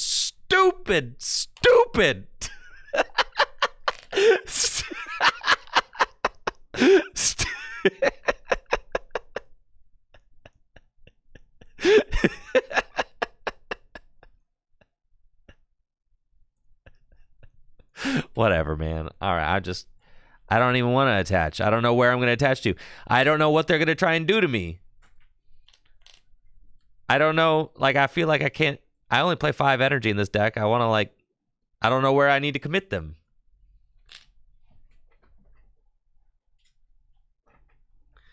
It's cool, guys. I'm going to chop kick next turn.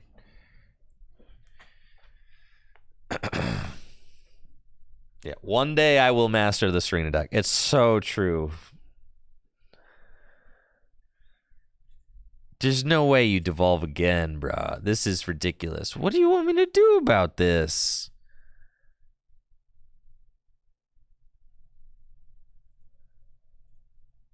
All right, I only got 1 rare candy left. Like,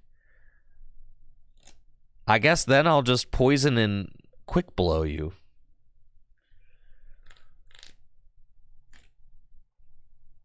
All right, here is the deal. Espathra. Check this out. First of all, Toxic Powder. Are you happy? Then, Irida. Rare Candy. Luminion. Rare Candy into Bound Suite. Boom. Heal Poison. Yes, sir. Then Icicle Soul. Blammo. We've done it. Now, there's no way that I get poisoned. No way I get devolved again, right? No shot. They would never have a third one.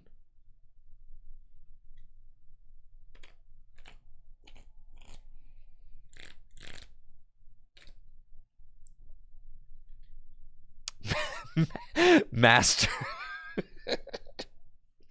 Master of sequencing. They do need Devo. I mean, I don't have, like, what I need to, like, gust up this Mimikyu and hit it or something.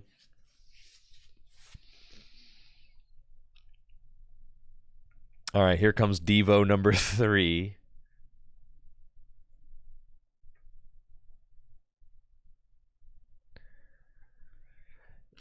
Yeah. All right. Okay. Do you like listen, Jolius, you're not even trying to win the game. Okay? You haven't taken a single prize yet. How do you plan to win? Eventually, you're going to have to stop just messing around. Not the crushing hammer. No.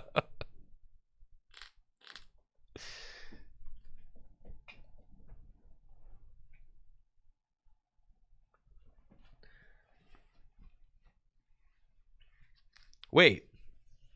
Why didn't you Devo?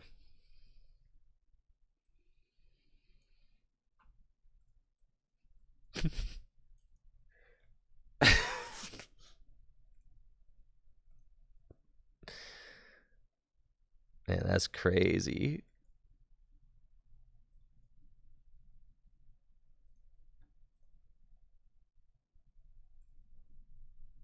GG's.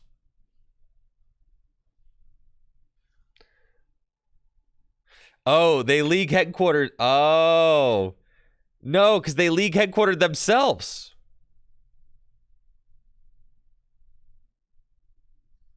Yeah.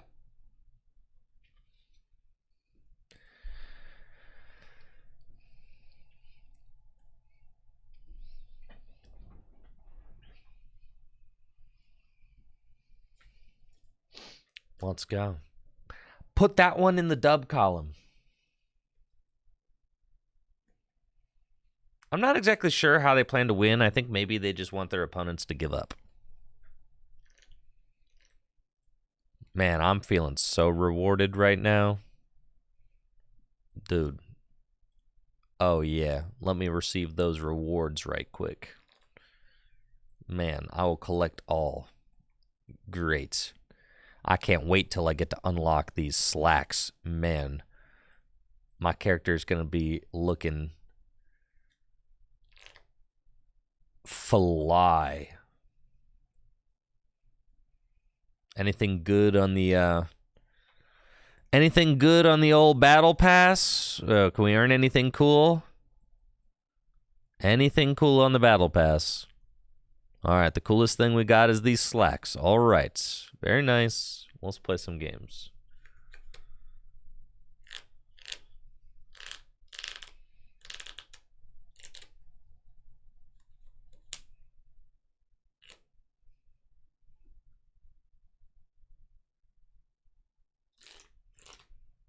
Let's go.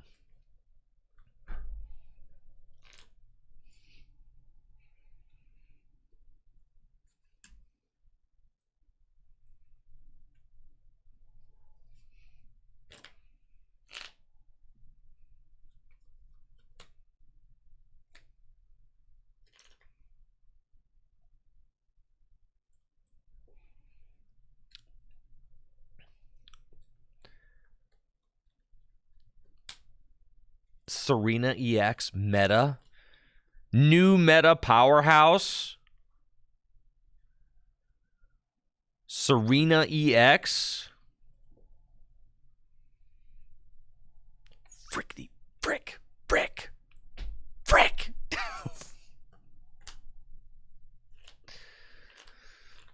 Okay.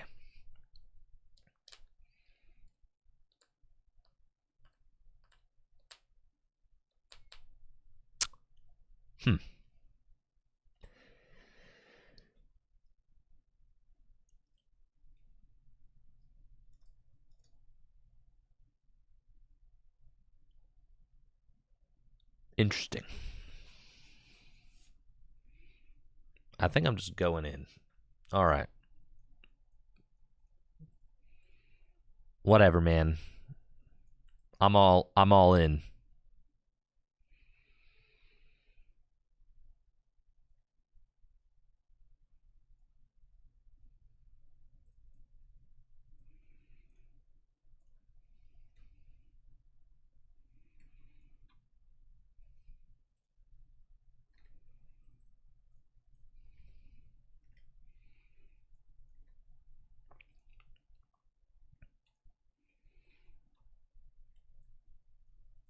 I've got the whole gang here.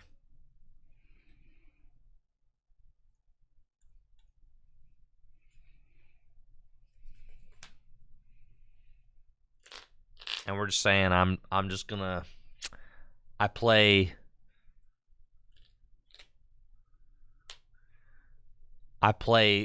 three switch cards, and we're saying that's going to be enough.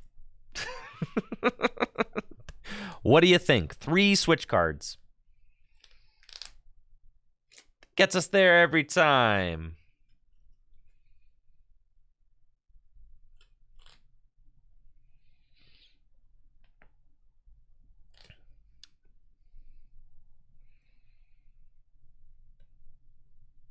There's Prime Catcher down. I mean, sure.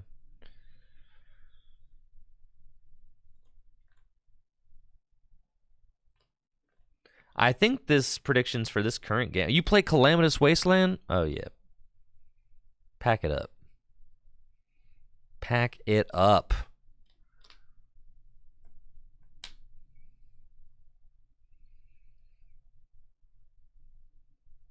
Okay. Don't need that. Or that. Or that.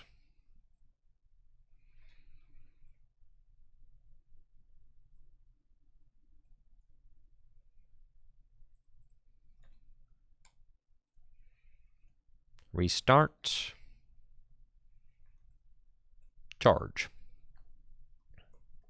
Very nice. We've got Irida. I could go Rare Candy. Tsareena.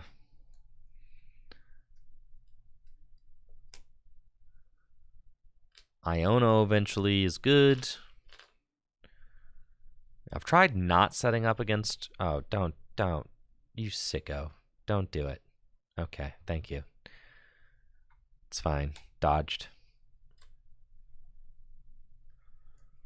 I should start attaching to Mew. Yes, it's true. Okay, let's go.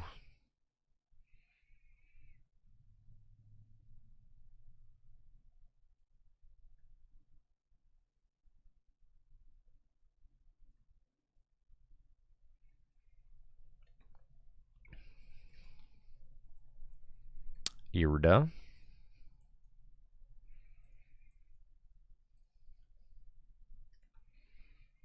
I do play Arven in here.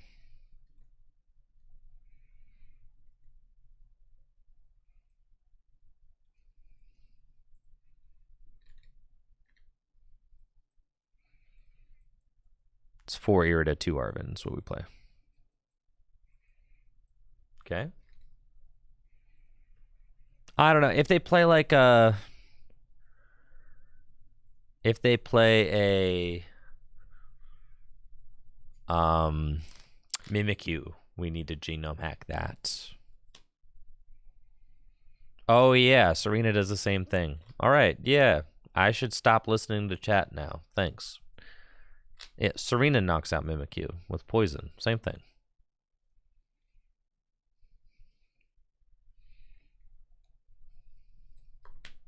Right. But if they have the mist energy, we lose regardless. Yes, yes.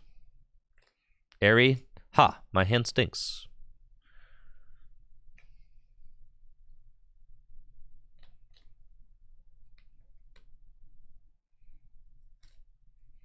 All right, my opponent's got 5 prizes on board. They've used Prime Catcher. Okay. 4 Seal Stone.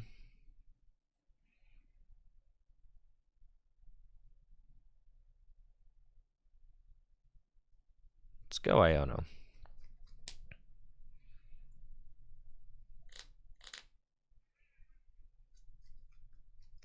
Okay.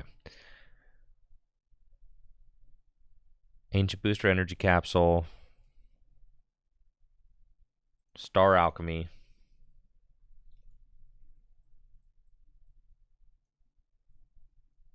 Prime Catcher.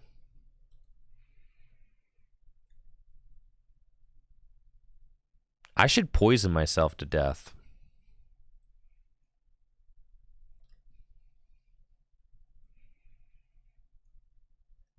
Kind of an OP strat. Toxic Powder.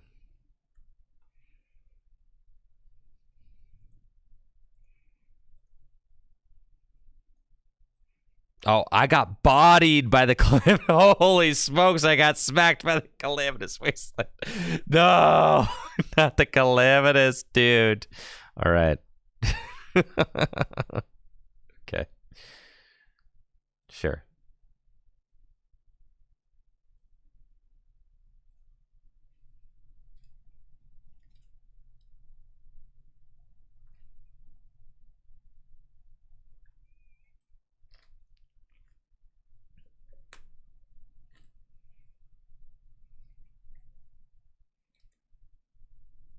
All right. I limited your hand. Kind of just hoping you don't have counter catcher every single turn. Oh, the luxurious cape. That does not matter to me. Yells cheer. Okay, I actually play vacuum. It's interesting. I've got 2 switch in the deck. All right. So we go Arvin for switch. And I play the switch. But first, Toxic Powder. And switch. Man, the game is barely working. And then we go Icicle Soul. Boom. The game is barely hanging on for dear life. There's no way they get 2 prizes for that, right? No. Yeah, sad. Dang. Well, OBS looks good on my side. It's just TCG Live is looking like it's like barely working. But like the bit rate all looks good. It does say that I have some drop frame. Does it say I have drop frames? I don't know what's going on. It says 0% drop frames. Okay. So yeah, I think it's just TCG Live is having a hard day. There are new Radiant Hollow patterns, right? That's definitely not what it used to look like.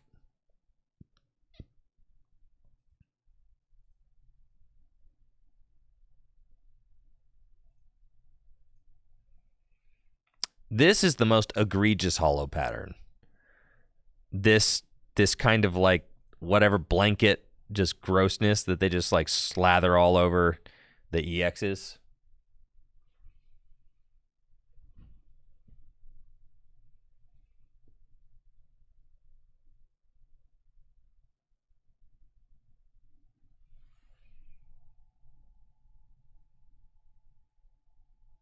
The Sneasler looks nice. Particularly, like this hollow pattern isn't defensive. The gold does look really bad, yeah.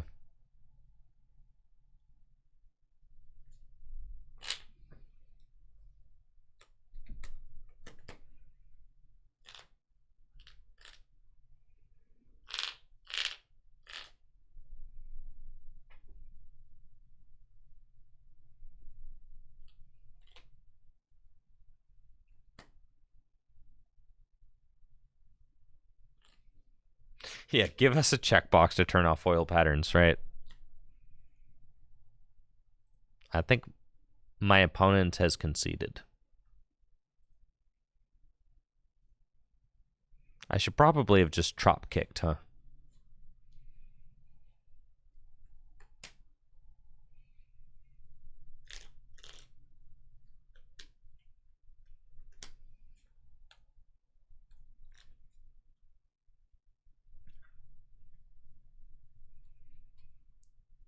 No, I don't love the Scarlet and Violet era like glittery kind of texture pattern that they've been doing on all their secret rares. Like I'm not really into that at all.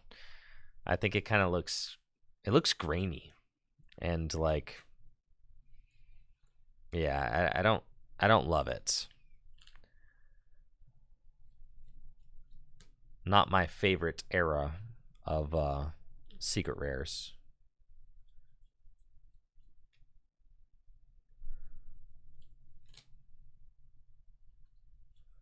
The old gold cards now, though, yes, for sure. The old black and white era gold cards, like the gold switch, the gold enhanced hammer, the gold energy retrieval. Now the gold verse seeker, I guess that's XY, right? Yeah.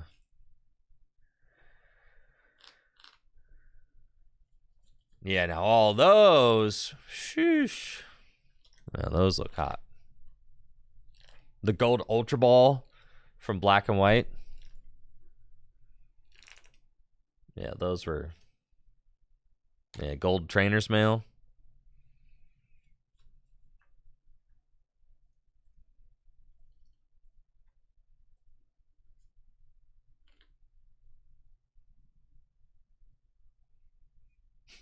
JP watches things. Did you get that? Was it subtle?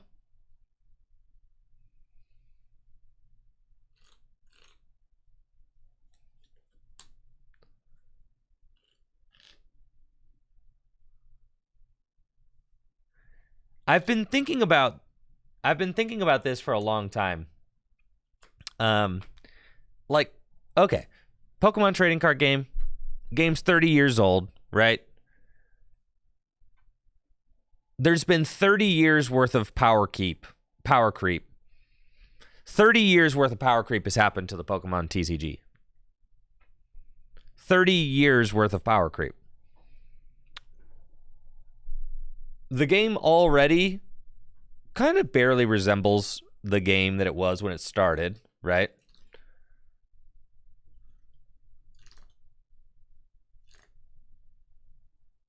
The game already barely resembles people who are like, well, Tricky Jim, I love current standard format. Okay, well, in 10 years, it won't look like this either, right? So, like, what happens to the game when the game has evolved too far? It's like no longer the same game you started out playing, right? So what we have right now is what happens when you introduce 30 years of power creep to a trading card game. And what happens when you introduce 30 more years of power creep to the same trading card game, right? What happens? So my theory is that the game needs to do a hard reset. The game needs to do a hard reset. You need to rotate everything, and you need to come out with a set. Call it like Pokemon Genesis Awakens. Boom. There's your set name. It's a 500 card set. You hard reset everything out of standard, and you start with Genesis Awakens or whatever. And then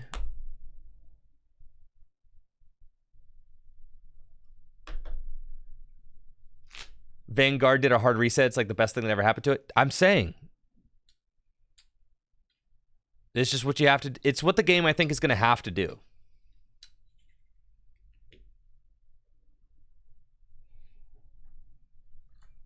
I think it's actually like inevitable. I don't think that they can just keep going, right?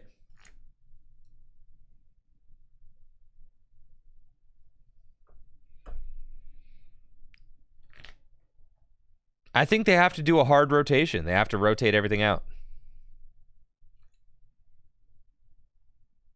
But Pokemon has a cheat code when it comes to this stuff, though.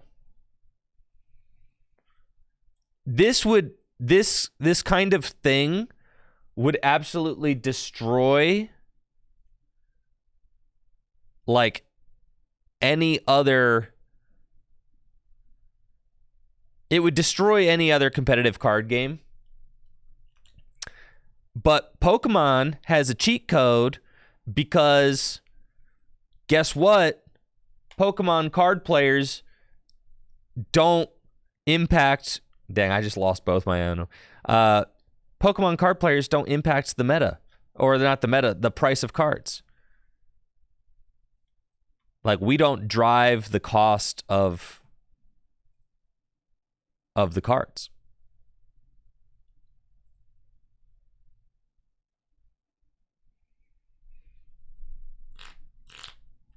What drives the cost of the cards is collectors, and collectors don't care. No, we don't. We don't. No, it's kids and collectors. The competitive players don't. I'm telling you, you're tripping if you think we do. We don't. We do have an impact, but we're not the driving force of card sales. Competitive players are not the driving force of card sales. We are not.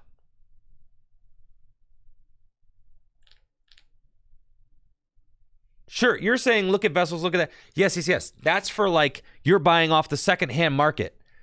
What I'm talking about is how much sealed product gets opened. How much? Yeah, the Pokemon Company International does not make money off of singles sales, guys.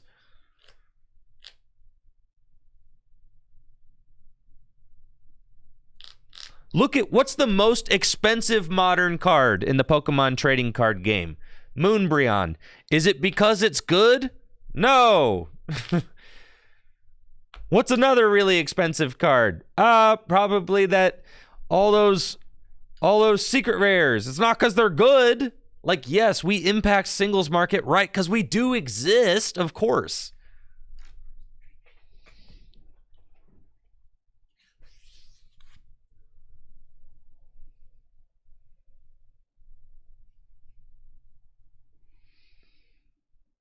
Dang, why haven't you put down a why are you being cringe and not putting down you're supposed to put down your 2 prizers so that I can win. I don't want to play this anymore. I'm just going to lose.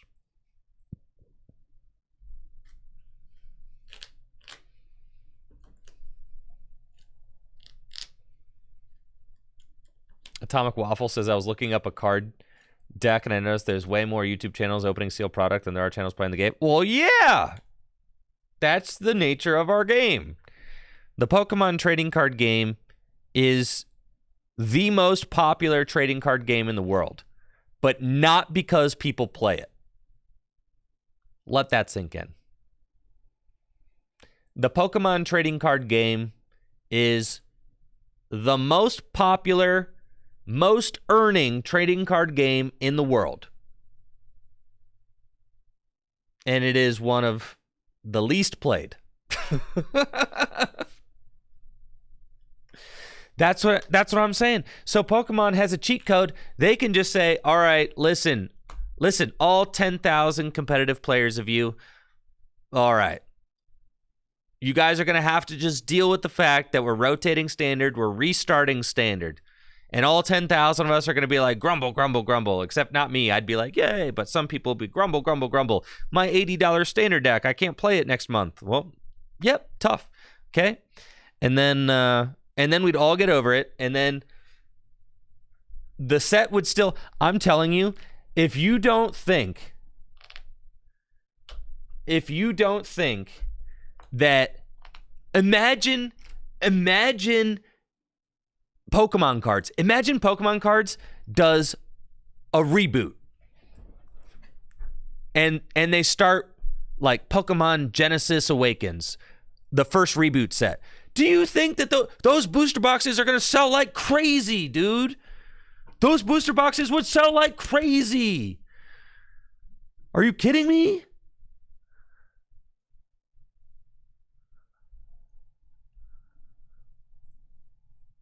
It would have like all the starters in it and all that stuff. Like, dude.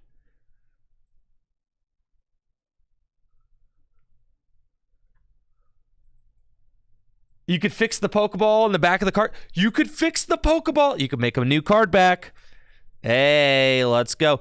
They could make a new card back and finally make Japanese and English card backs the same. Hey, oh, all right. You feeling it now? Are you feeling it now? You kind of understand what I'm getting at now, folks?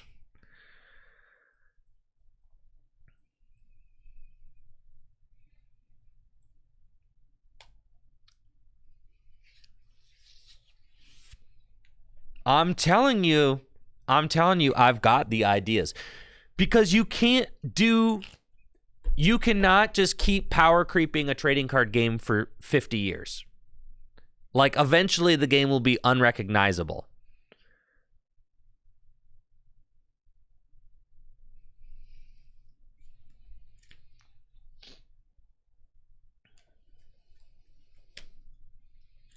It doesn't even have to be Gen 1 cards. They could do, like, if you do a reboot, you could reboot from any gen. It doesn't matter. It doesn't have to just be Gen 1.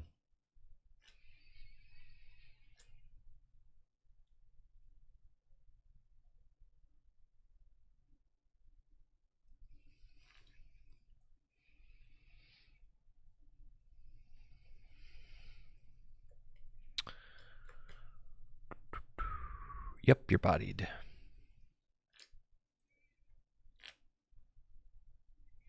Want to watch this guy get absolutely smoked? God! Dang it! Oh, there's the energy situation, huh? Dang it. All right. I got too excited. All right.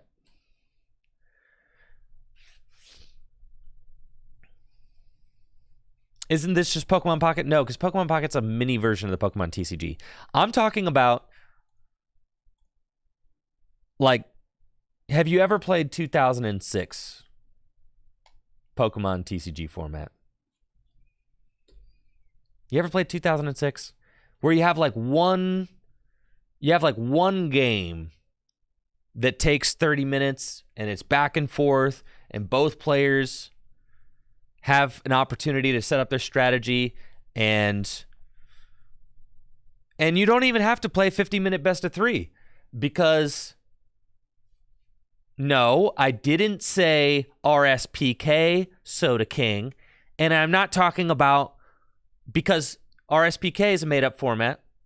I'm talking about 2006 Worlds format. Thank you. Also,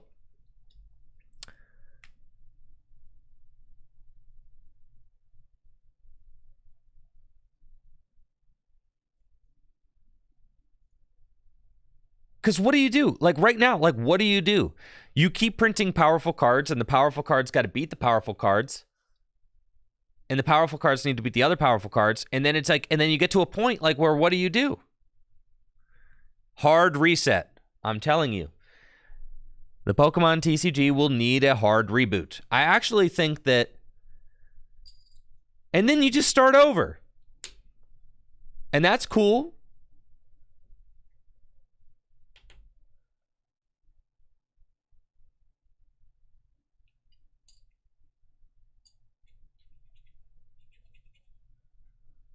You power creep down?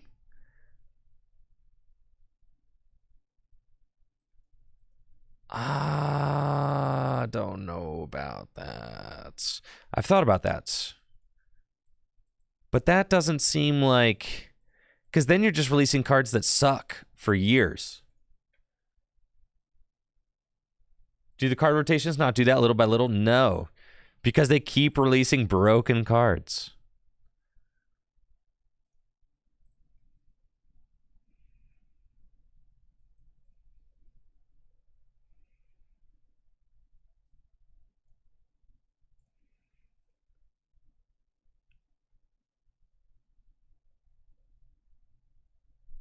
Yeah, no one will touch the new cards if you power creep them down. Right.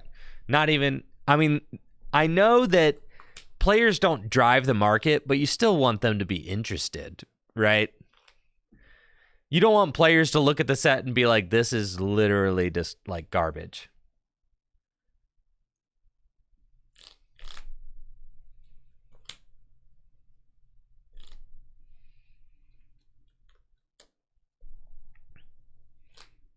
I'm telling you, all trading card games, of all the trading card games, Pokemon has the highest chance of being able to do a hard reboot and have it work.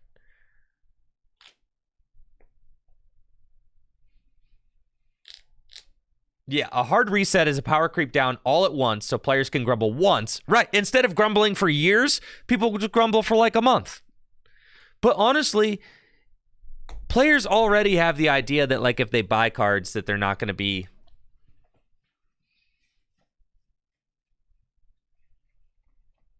The weird thing is that you get into a situation where you're printing cards in a set, and then you say, like, you're printing cards in a set, and then you're saying you won't be able to play those cards in tournaments in, like, 6 months or whatever, because we're going to do a hard rotation where we just rotate everything. So, like, that, you know, some people are going to feel bad about that.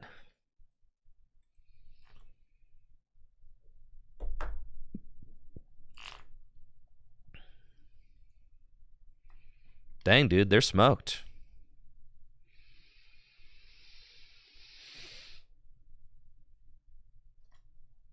I do have to find my tool. So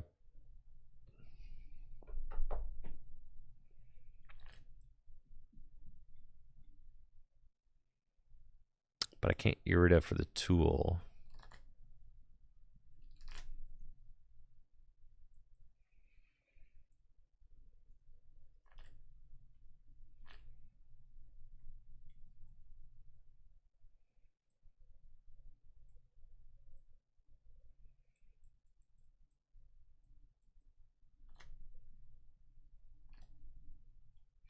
Reboot a new expanded alongside it? Well, the thing is that if you reboot the Pokemon TCG, then expanded wouldn't be a thing.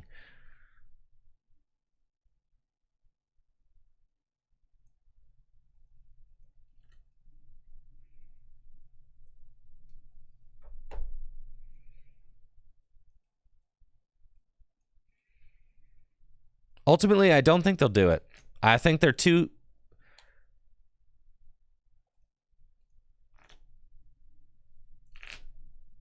Dang it. They're too cowardly.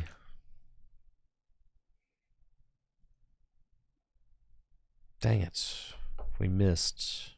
I think I just lose now.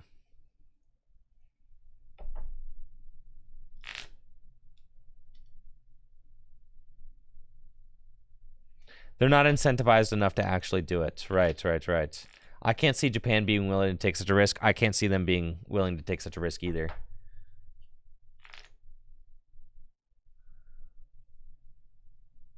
I don't think that Pokemon has the guts to do it, but I do think that it's what needs to be done. I agree. I think a huge reboot set would be like, I think the thing would fly off the shelves.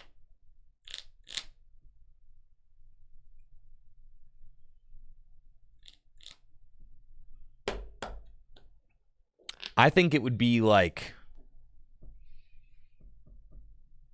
absolutely insane.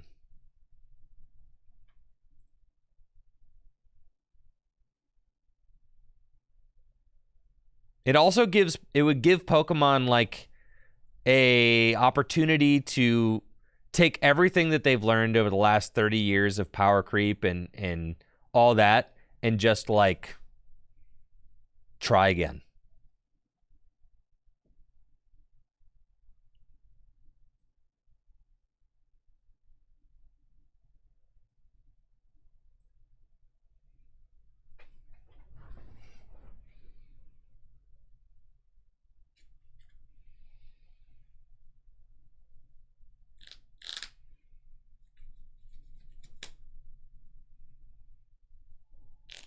And the thing is that, I don't know, you know, the game designers in Japan might like the long combo-driven turns, you know, in the short games. You know, maybe they like that. It's unfortunate. It's not, you know, it's not what I consider to be peak Pokemon, but maybe in Japan that's just what they like. Thank you, a lot of raccoons. for the Prime sub and the 12 months.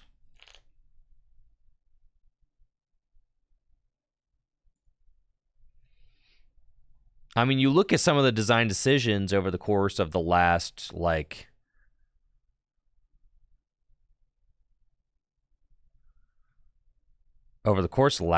handful of years, and you're like, they must love this. Like, they must, right? Like, they must just love. Oh my gosh, I have no other tools in the deck. I was about to Ultra Ball away this Ancient Booster Energy Capsule. Guess we're not doing that. Okay.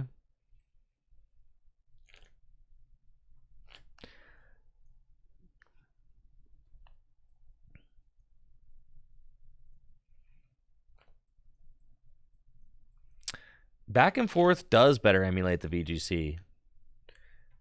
Which is confusing. Why are they pushing? They're like making it feel like Yu-Gi-Oh, right? I don't know.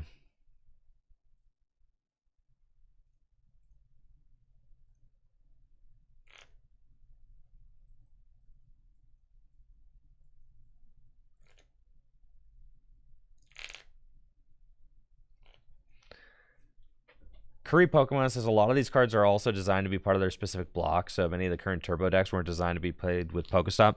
Right, but like that almost doesn't kind of work as an excuse because like but you know but you kind of like you know that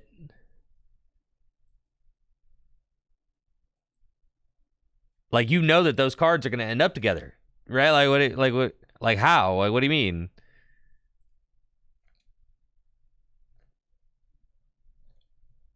The Pokemon TCG is in no way like Yu-Gi-Oh. I guess I have no other point of comparison for when I'm trying to say like a Yu-Gi-Oh like game. I have never played Yu-Gi-Oh, but from what I have heard, turns are incredibly combo heavy and long, and you have a lot of one-turn kills and a lot of like very fast combo degeneracy going on. So like when I compare it to Yu-Gi-Oh, I'm only really talking about that. Thank you, D-Sun Mac, for the sub and the 10 months. I appreciate it.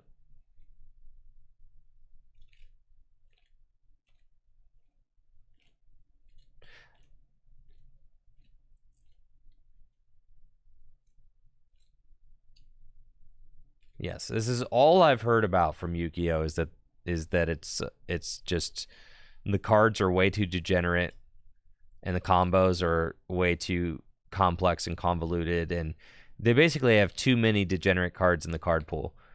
But do you kind of see like the issues that the issue with like Magic and Yu-Gi-Oh is that the players are invested into decks that are like $500 to $1,000. So that's a problem.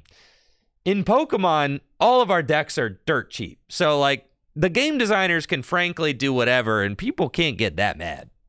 The decks are cheap. It's like your deck costs as much as like a nice date out. You know, you go to the movies, you know, get some popcorn and a soda, and that's how much your Pokemon deck costs.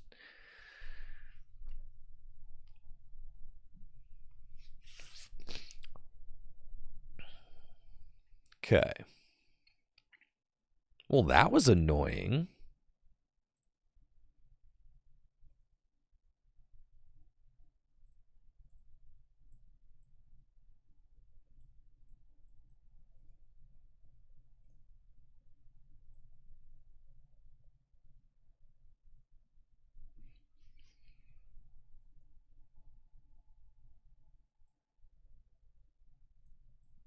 Need you down. It needs to be Arvin. I can get rare candy, but I can't get the night stretcher I need.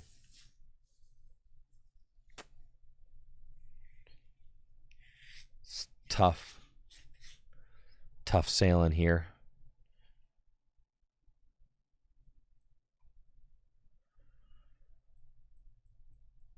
It's fine. I have to get the rod. I gotta just rod back in.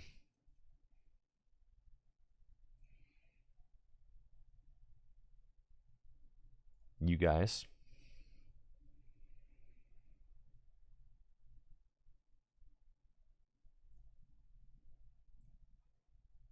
I think I'm just gonna instant charge. That's fine.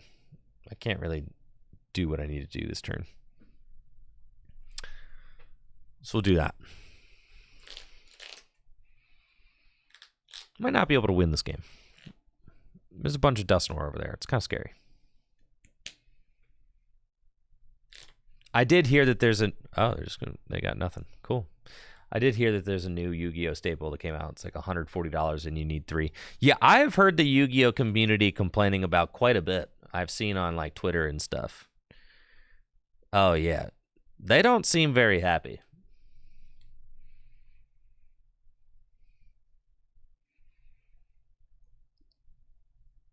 They seem kind of mad.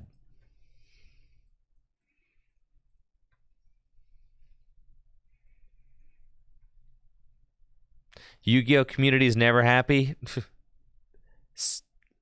So real for that.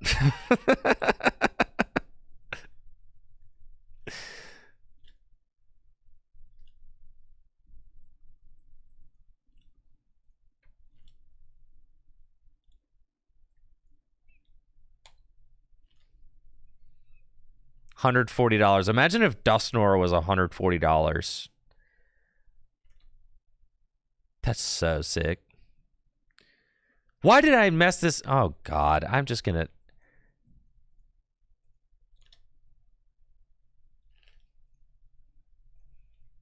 I messed up my sequencing again, guys. I know at this point you're not surprised. I know you're not. But I'm surprised. I am genuinely shocked at how people watching on the VOD channel are going to be like, this guy's an idiot. But then again, if you've watched me before, you already know that. So that's okay. We'll get through this together. I do think that I've created the best Tsareena deck that can possibly be constructed, though. This thing's insane.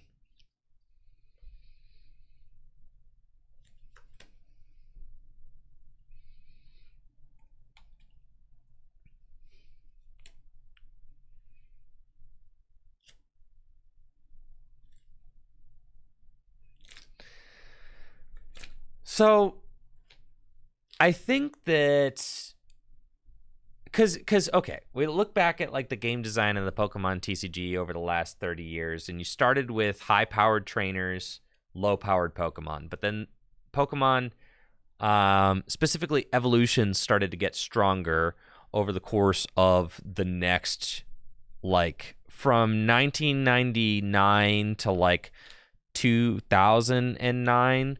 I'd say that basics got weaker while evolutions got stronger and the trainers got weaker as well. So that was like the main driving force of the game, is that you kind of had these new powerful evolution cards and Neato.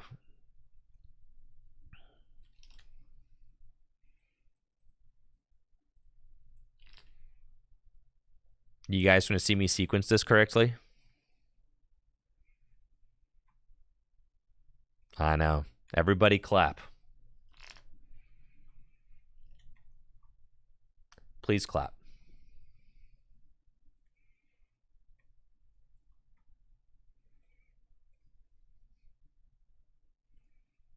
Thank you.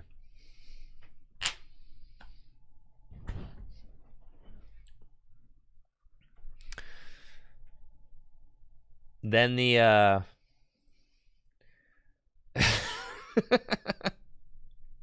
then things got, they invested into evolutions and they made evolutions more powerful, because that was like a major flaw with the very beginning of the game, is that basics were too strong, evolutions were not playable, trainers were too strong. So they fixed it. They made evolutions more powerful, they made basics weaker, and they made trainers weaker as well, and they introduced supporters. So you can no longer just play as many trainers as you wanted.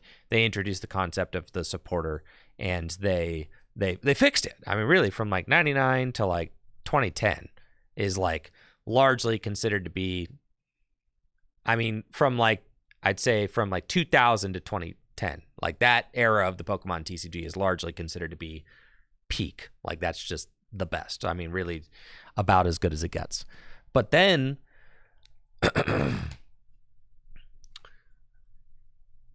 then in 2012 they came out with Big Basic EXs again, Mewtwo EX, Darkrai EX, and evolutions just completely disappeared from the Pokemon TCG. Thank you, Focus Fox, for that Prime sub in the 54 months. The speed of games sped up. Games were much more swingy. They're much less methodical, much more combo driven about just like get your Big Basic rolling and slam your opponent. So that started in 2012, and things were pretty rough there in 2012. If you look at the 2012 World Championship results, it's almost entirely Darkrai Mewtwo. Like almost everybody in the top 32 of Worlds was playing the same exact deck, and it was just Darkrai and Mewtwo together. This is so sick. I'm so stoked. I'm playing against another control deck. Yeah. So like basically all that like tempo and all those evolutions that they had kind of like spent time making good, they kind of like threw a wrench in that and just made it a Big Basic format.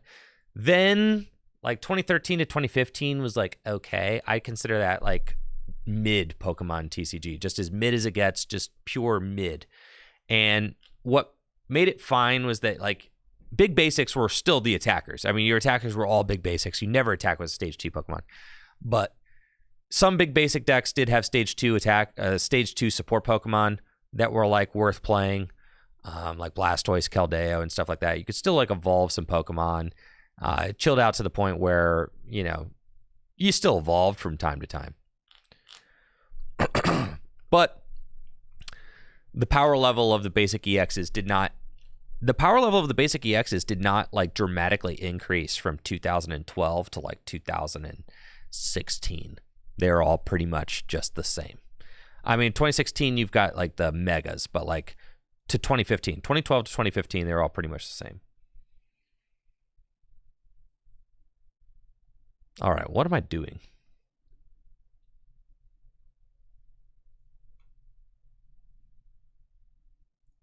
Okay. Beautiful.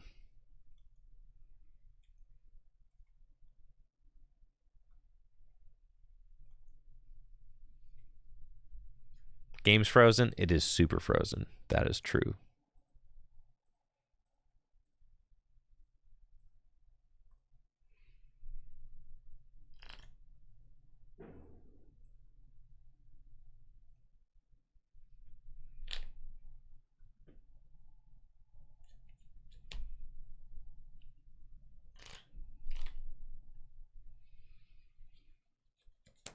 Whatever's causing that got to go. I don't know what it is, but I should look into it. Yes.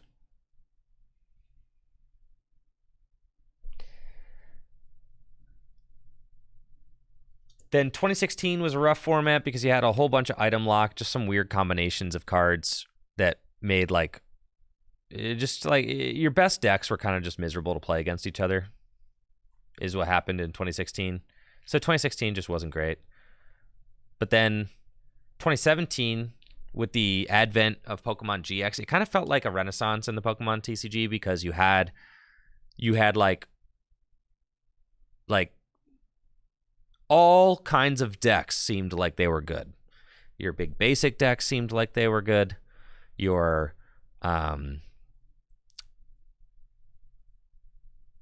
Big Basic deck seems like, oh man, I already had Rare Candy in my hand. I'm a doofus for sure. I'm barely thinking right now, but that's okay.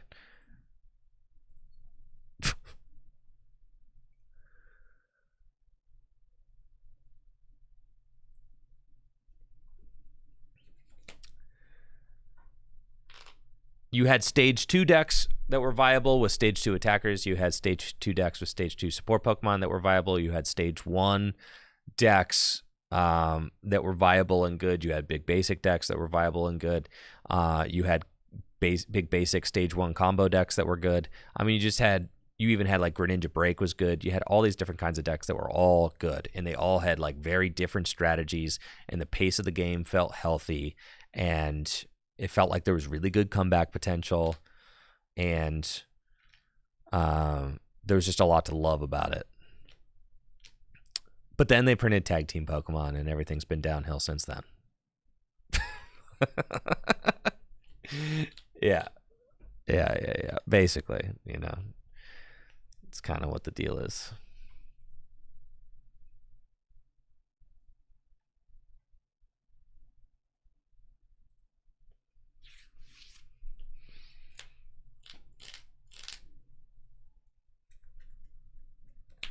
EXs are a lot better than VMAXs. If you look at my chart that I posted a chart describing. I posted an objective chart describing the game design in the Pokemon TCG on Twitter.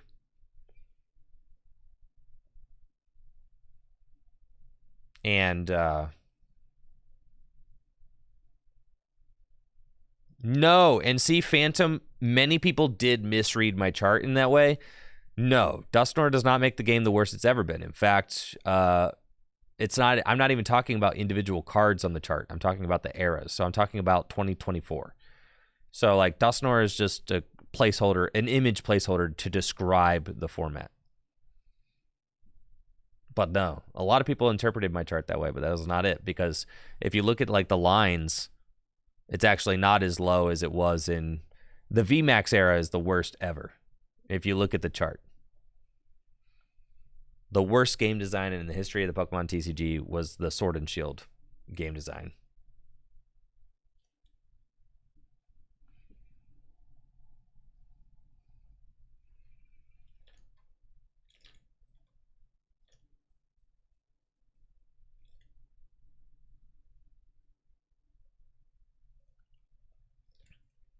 I mean, we got a fatty out now, so we might as well just get whoever out.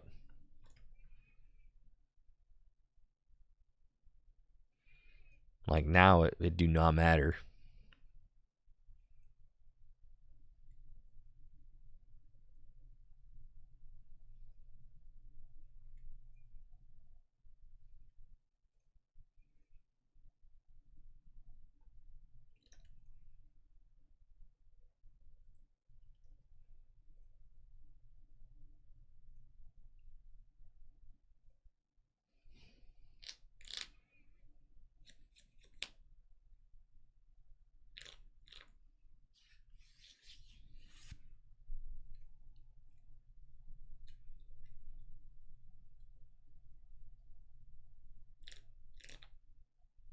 Tag teams were very popular with collectors. Of course, they're cool. I mean, the cards look great.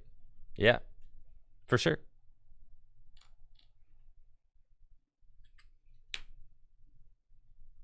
Is 2024 that much worse than 2023? Absolutely.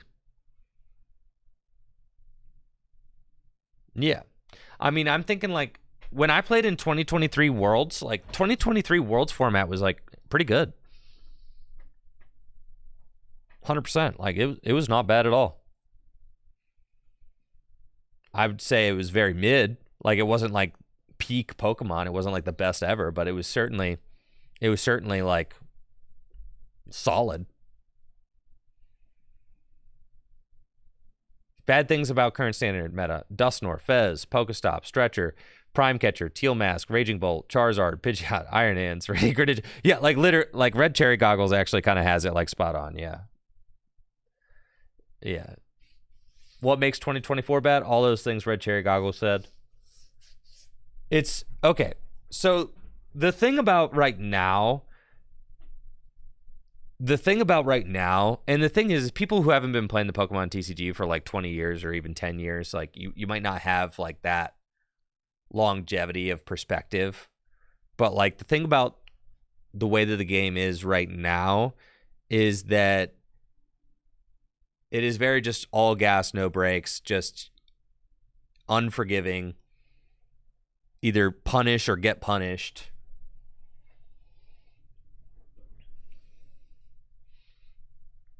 And the power level of the cards is so freakishly high that honestly, Standard kind of feels like what Expanded used to feel like. In a way, it feels like every single turn you should be able to do everything you want.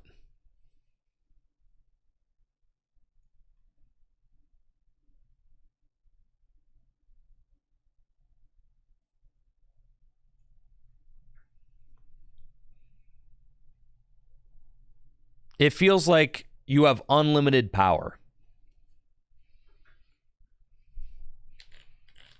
in your turns in the Pokemon TCG.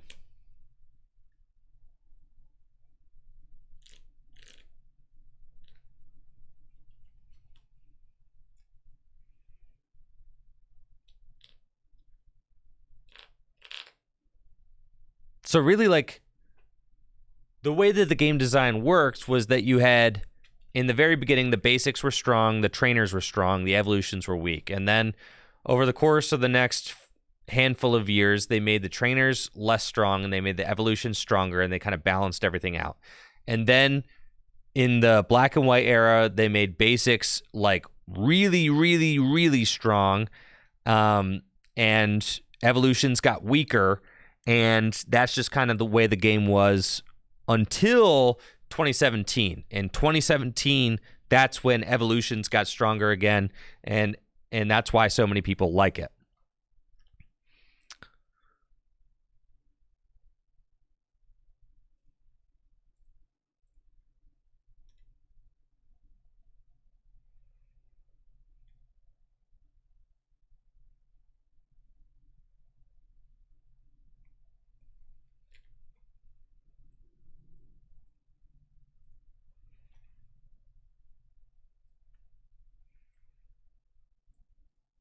I do not want to play against this deck.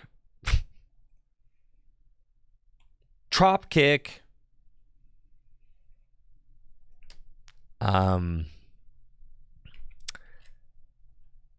then with the start of, so the Sun and Moon era was, the very beginning of the Sun and Moon era was kind of defined by making evolution cards that felt like it was like a healthy investment into evolutions and basics and stage ones, right? Like the GX mechanic was just one of the strongest mechanics they've made in a long time. And you had this like powerful ability that could like, or attack that could like alter the pace of the game. But it did feel like there was a healthy balance between the basics, the stage ones, and the stage twos.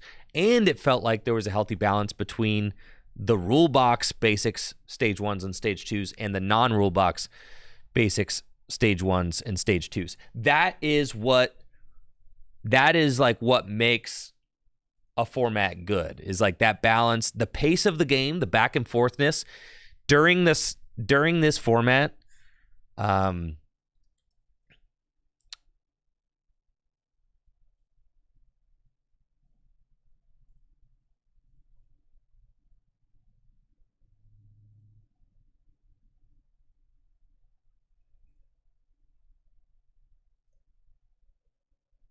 Ah, man. All right, this is the only way I know how to look this tournament up. Just look myself up. Anyways.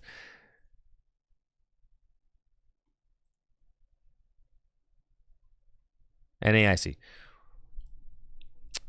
There's a lot of Garbodor, obviously, but the format was great.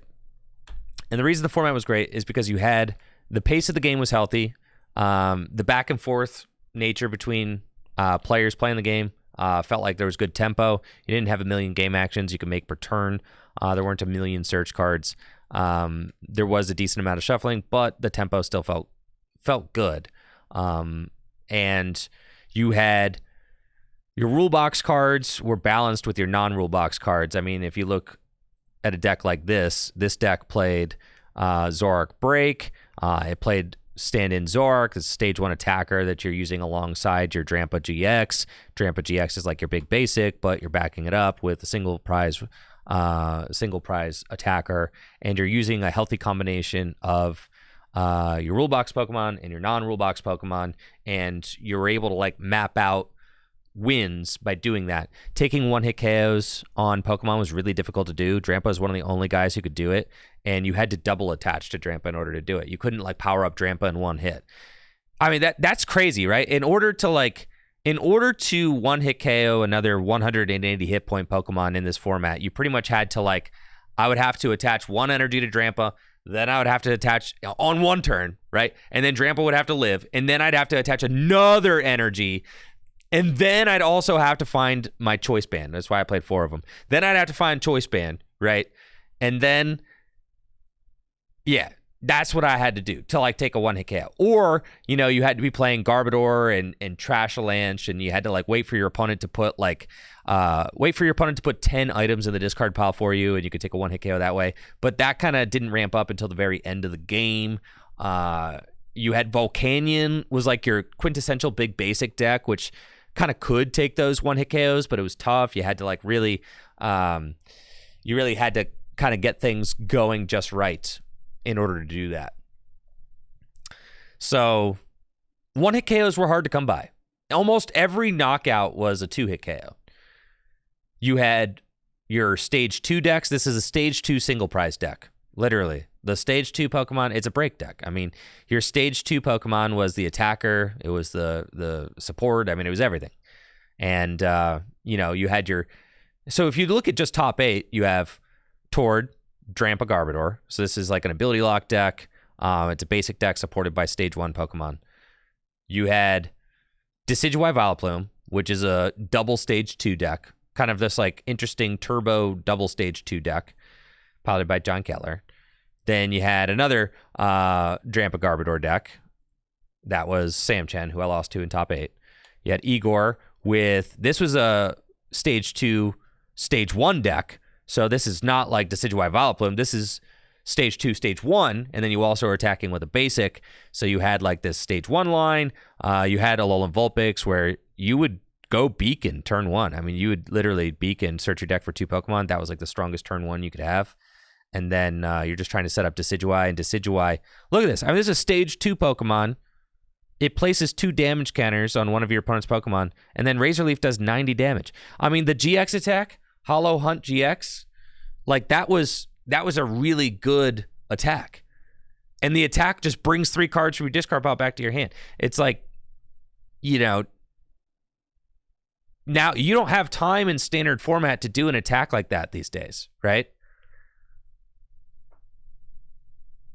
You just don't. This was just a purely stage 1 deck. So that's what I said. So far, we've seen a basic stage 1 deck. We've seen a stage 2 deck, 2 stage 2s. We've seen a stage 2 stage 1 deck. We've seen a stage 1 deck, so 2 different stage 1s. We've seen a big basic deck with a stage 1 support Pokemon in it. We've seen a basic stage 1 deck with the stage 1 being a break that was not, you know, this is the only one of these in top 8. And we've seen a stage 2 break deck with 2 different stage 2s in it. You had the Talonflame with a Talonflame break, and then you had the Greninja with a Greninja break. I mean, like, look at that. Look at all of those different kinds of decks. And then if you go even further down, you've got Tapu Bulu Vikavolt, which is a basic stage 2 deck where you have a basic attacker, Tapu Bulu, supported by Vikavolt, which is a stage 2.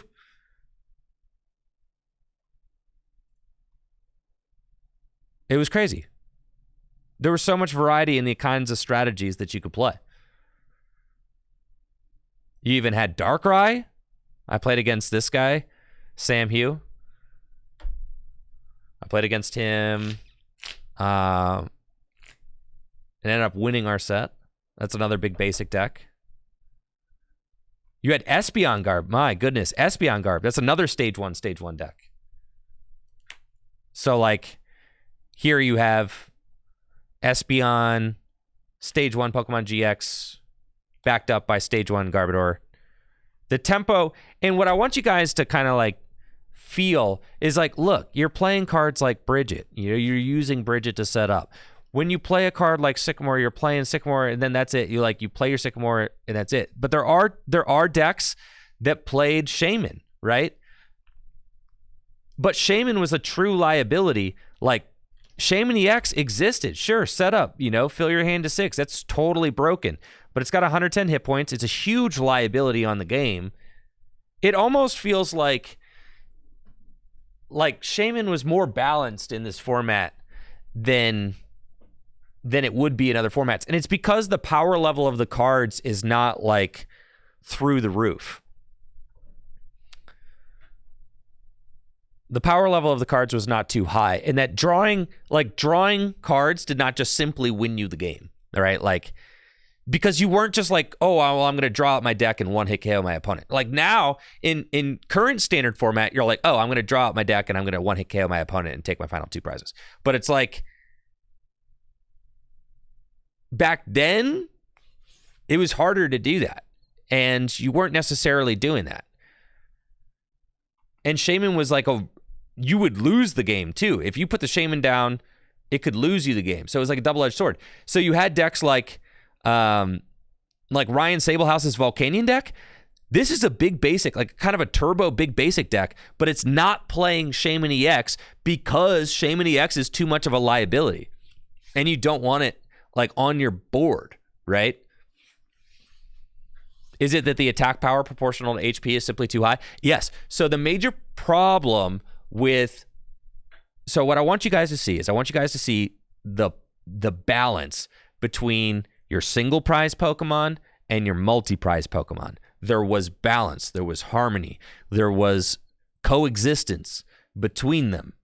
They interacted together in a way that was fun, and where you could play your rule box Pokemon, you could play your non-rule box Pokemon, you could play them next to each other, and they interacted in a way where the non-rule box Pokemon felt like they were really playing an impact in the game,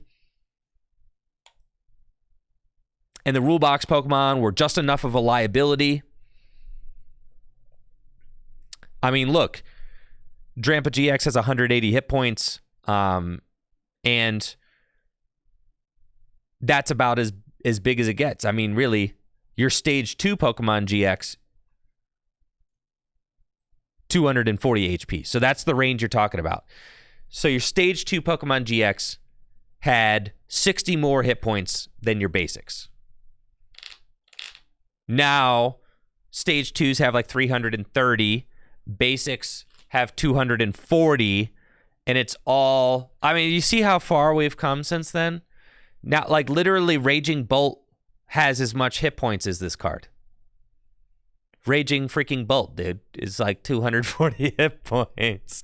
You know what I mean? And, like, Raging Bolt can do 280 damage on the first turn of the game. So, yeah, things started to really go off the rails with, like, tag teams. Because tag teams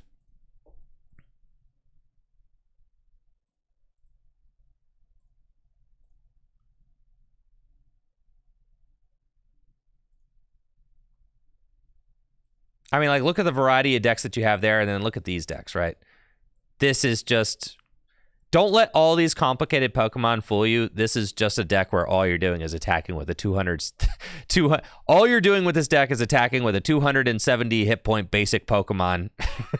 Okay, that's all you're doing. You are attacking with a 270 hit point basic Pokemon. You're not evolving any of these Pokemon into play. Okay, this is a Stage 2 Pokemon. You're not evolving that. No, there's no evolving happening. This is just the most broken tag team deck you could possibly play. This was also a big basic deck, and I know it might look like, oh, there's a Stage 1 in here. Yeah, kinda, okay? It's just here to get energy into play so that you can blow up massive things with your Blacephalon GX. I mean, it really is just, your big basics are just absolutely annihilating things. You've got this, absolutely, nope, just turbo, big basics. That's it. You've got this, turbo, big basics. That's it. No evolving, nothing. You've got this, turbo, big basics, no evolving. That's it. This, turbo, big basic, no evolving. That's it. You've got, yep, turbo, big basics, no evolving. Yep. Okay. This deck literally is just 4 basics. Like, look at, all right. So when you talk about game design, like, people like to think like, oh, you're being a boomer, Mahone. Like, no, look at this. Like, look at it. Like, look at it. Okay. Tag teams like ruined the game. They did. This doesn't even look like Pokemon cards anymore. Like, what the heck are these, dude? Like, what the heck are these, man? Like, this isn't Pokemon. Like, what the heck is this? Like, I thought Pokemon was a game of pace where you like, where you have back and forth and then you evolve and then there's like, you don't just win in 3 turns. Like, I thought that's what Pokemon was. But no, now we're like, you're hitting the turn 1.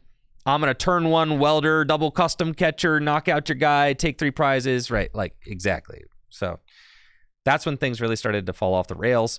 And then we didn't play, like, honestly, 2019. And then like the game just got worse because then that's when Sword and Shield came out and you had Zashi and V, and then you had Arceus, Dialga, and Palkia with Zashi and V, and that deck was like so toxic and made it like so that you could not play any other strategies realistically. And then they printed, like, this is just so indicative of where the game has come to. Like, you're not playing stage 1 Pokemon anymore. Like, dude, no, you're playing like these insanely bloated, you're just playing big guys that evolve into bigger guys, right? You've got VMAX Pokemon, you've got V-Stars. None of this feels like Pokemon. The only reason you'd ever play a single prize Pokemon is to like draw cards or something. You're not actually, or Inteleon, right? Inteleon with the most broken ability, but you're like, you're just using them as like a supporting cast to just do like the most broken things in the world with like your V-Stars and your Pokemon V.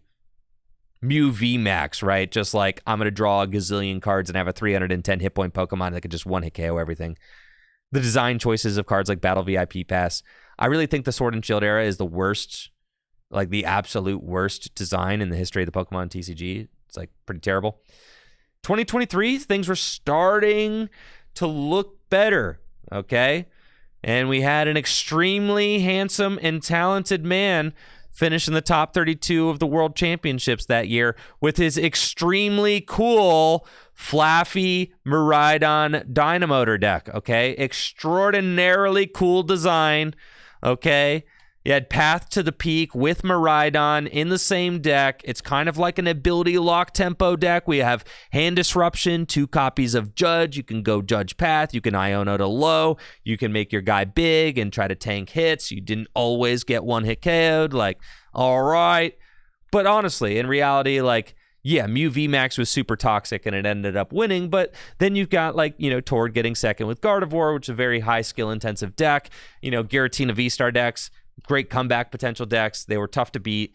They had that ability lock, hand disruption kind of essence to them. There was like the give and go of saying like, all right, I'm going to draw cards with Radiant Greninja. All right, I'm going to turn off my own abilities and I'm going to disrupt your hand and I'm going to try and mount a comeback. Like that kind of stuff, in the Lost Zone engine in general, like that kind of stuff like made the game interesting.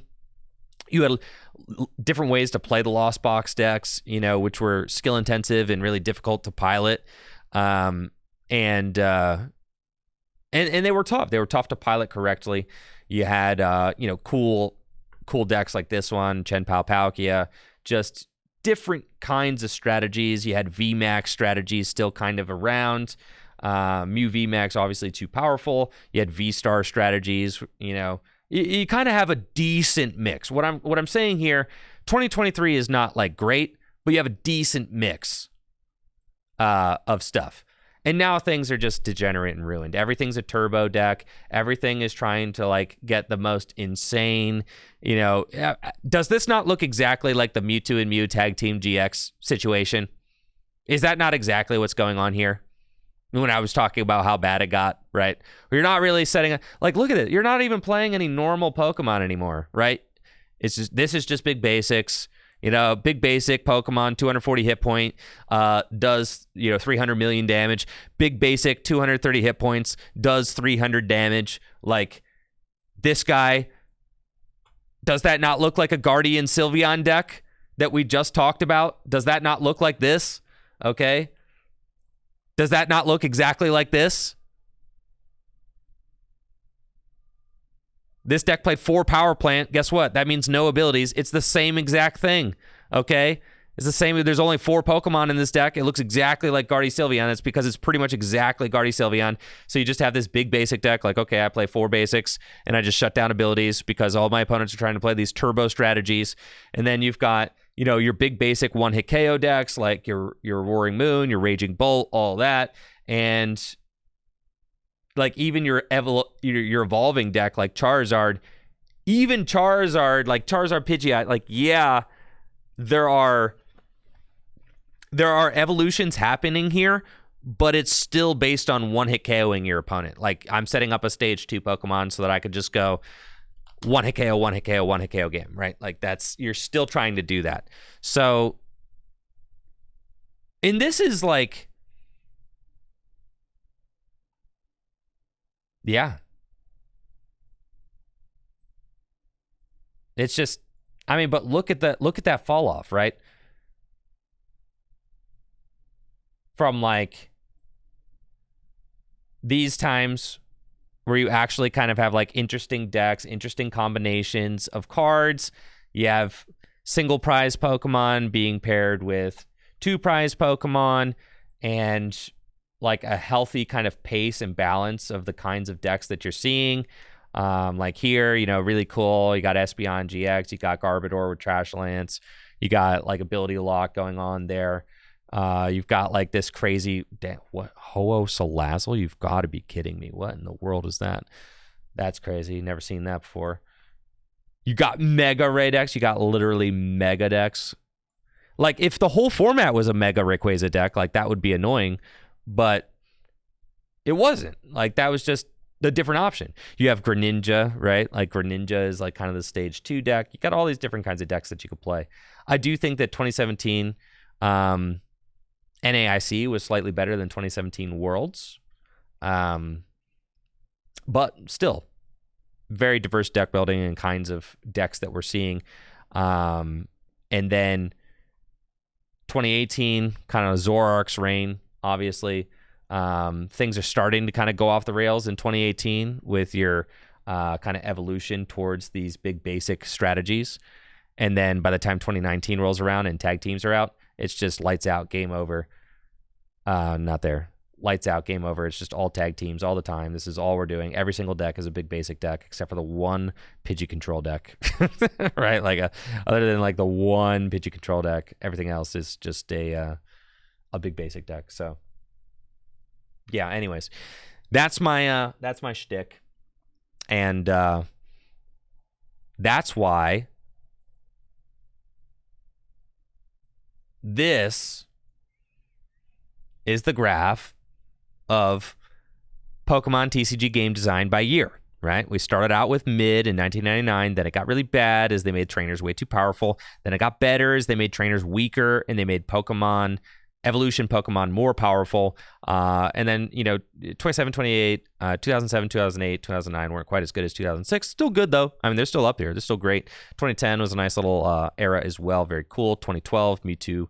Pokemon Catcher without a flip. You literally had item-based Gus without a flip. Horrendous. 2013, 14, and 15, more mid. Not as mid as it was back then, but still mid. 2016 was bad. 2017, good. And then down here in the pits, things got really bad. And then things got pretty good again. I mean, I'd call it mid, right around the same mid that like 2013, 2015. Like, yeah, Scarlet and Violet, like not terrible. That was certainly like certainly a move in the right direction. And then now that we're here in 2024, not the worst it's ever been, but some of the worst it's ever been, certainly. And it's disappointing because we were just at like kind of a recent peak, but it does seem like, I don't think that we'll ever get back to, I don't think we'll get back to as bad as the game was here, but I do hope that maybe rotation will help save things. As we get these degenerate cards out, I do think that, because we have to get the Sword and Shield cards out. They have to leave. It's part of what makes the game so bad right now. is that decks are too broken. There's too many cards that don't seem like they were designed to be played together. So, yeah. So these cards all have to leave because they are the worst design cards in the history of the Pokemon TCG. But I do think that still, but what makes me really kind of nervous for the future of the game, though, is that, like, it's not just the Sword and Shield cards that are the most broken cards. We still have Raging Bolt EX. Like, dude, you have Raging Bolt EX and Teal Mask Ogerpon. Like, what? Both in the Scarlet and Violet block? Like, what? Like, are you serious? Okay. I mean, and you have Squawkabilly, and you have Pheasantipity. None of this stuff's rotating. Like, who cares? You got a 240 hit point basic Pokemon that can one-hit KO everything starting turn 1.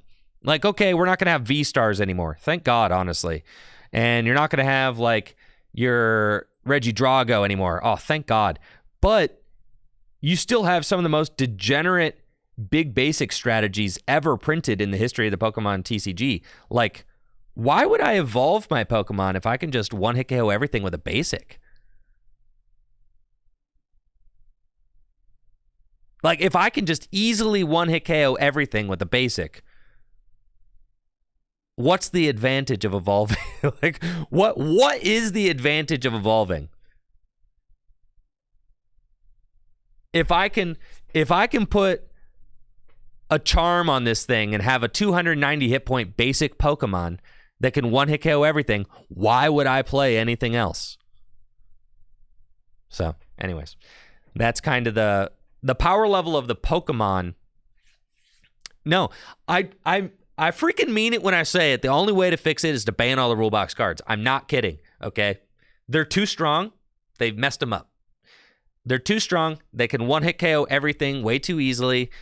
You got to come back to a point where the cards are not one-hit KOing each other. That's what you got to get to. You got to get to that. So anyways, I'm going to leave you guys with that. It's a little bit of tea, a little bit of food for thoughts. I'm getting out of here. I will see you guys tomorrow for some more Pokemon trading card game boomer takes and TCG Live gameplay. Y'all have a wonderful day. I'm out of here. See ya.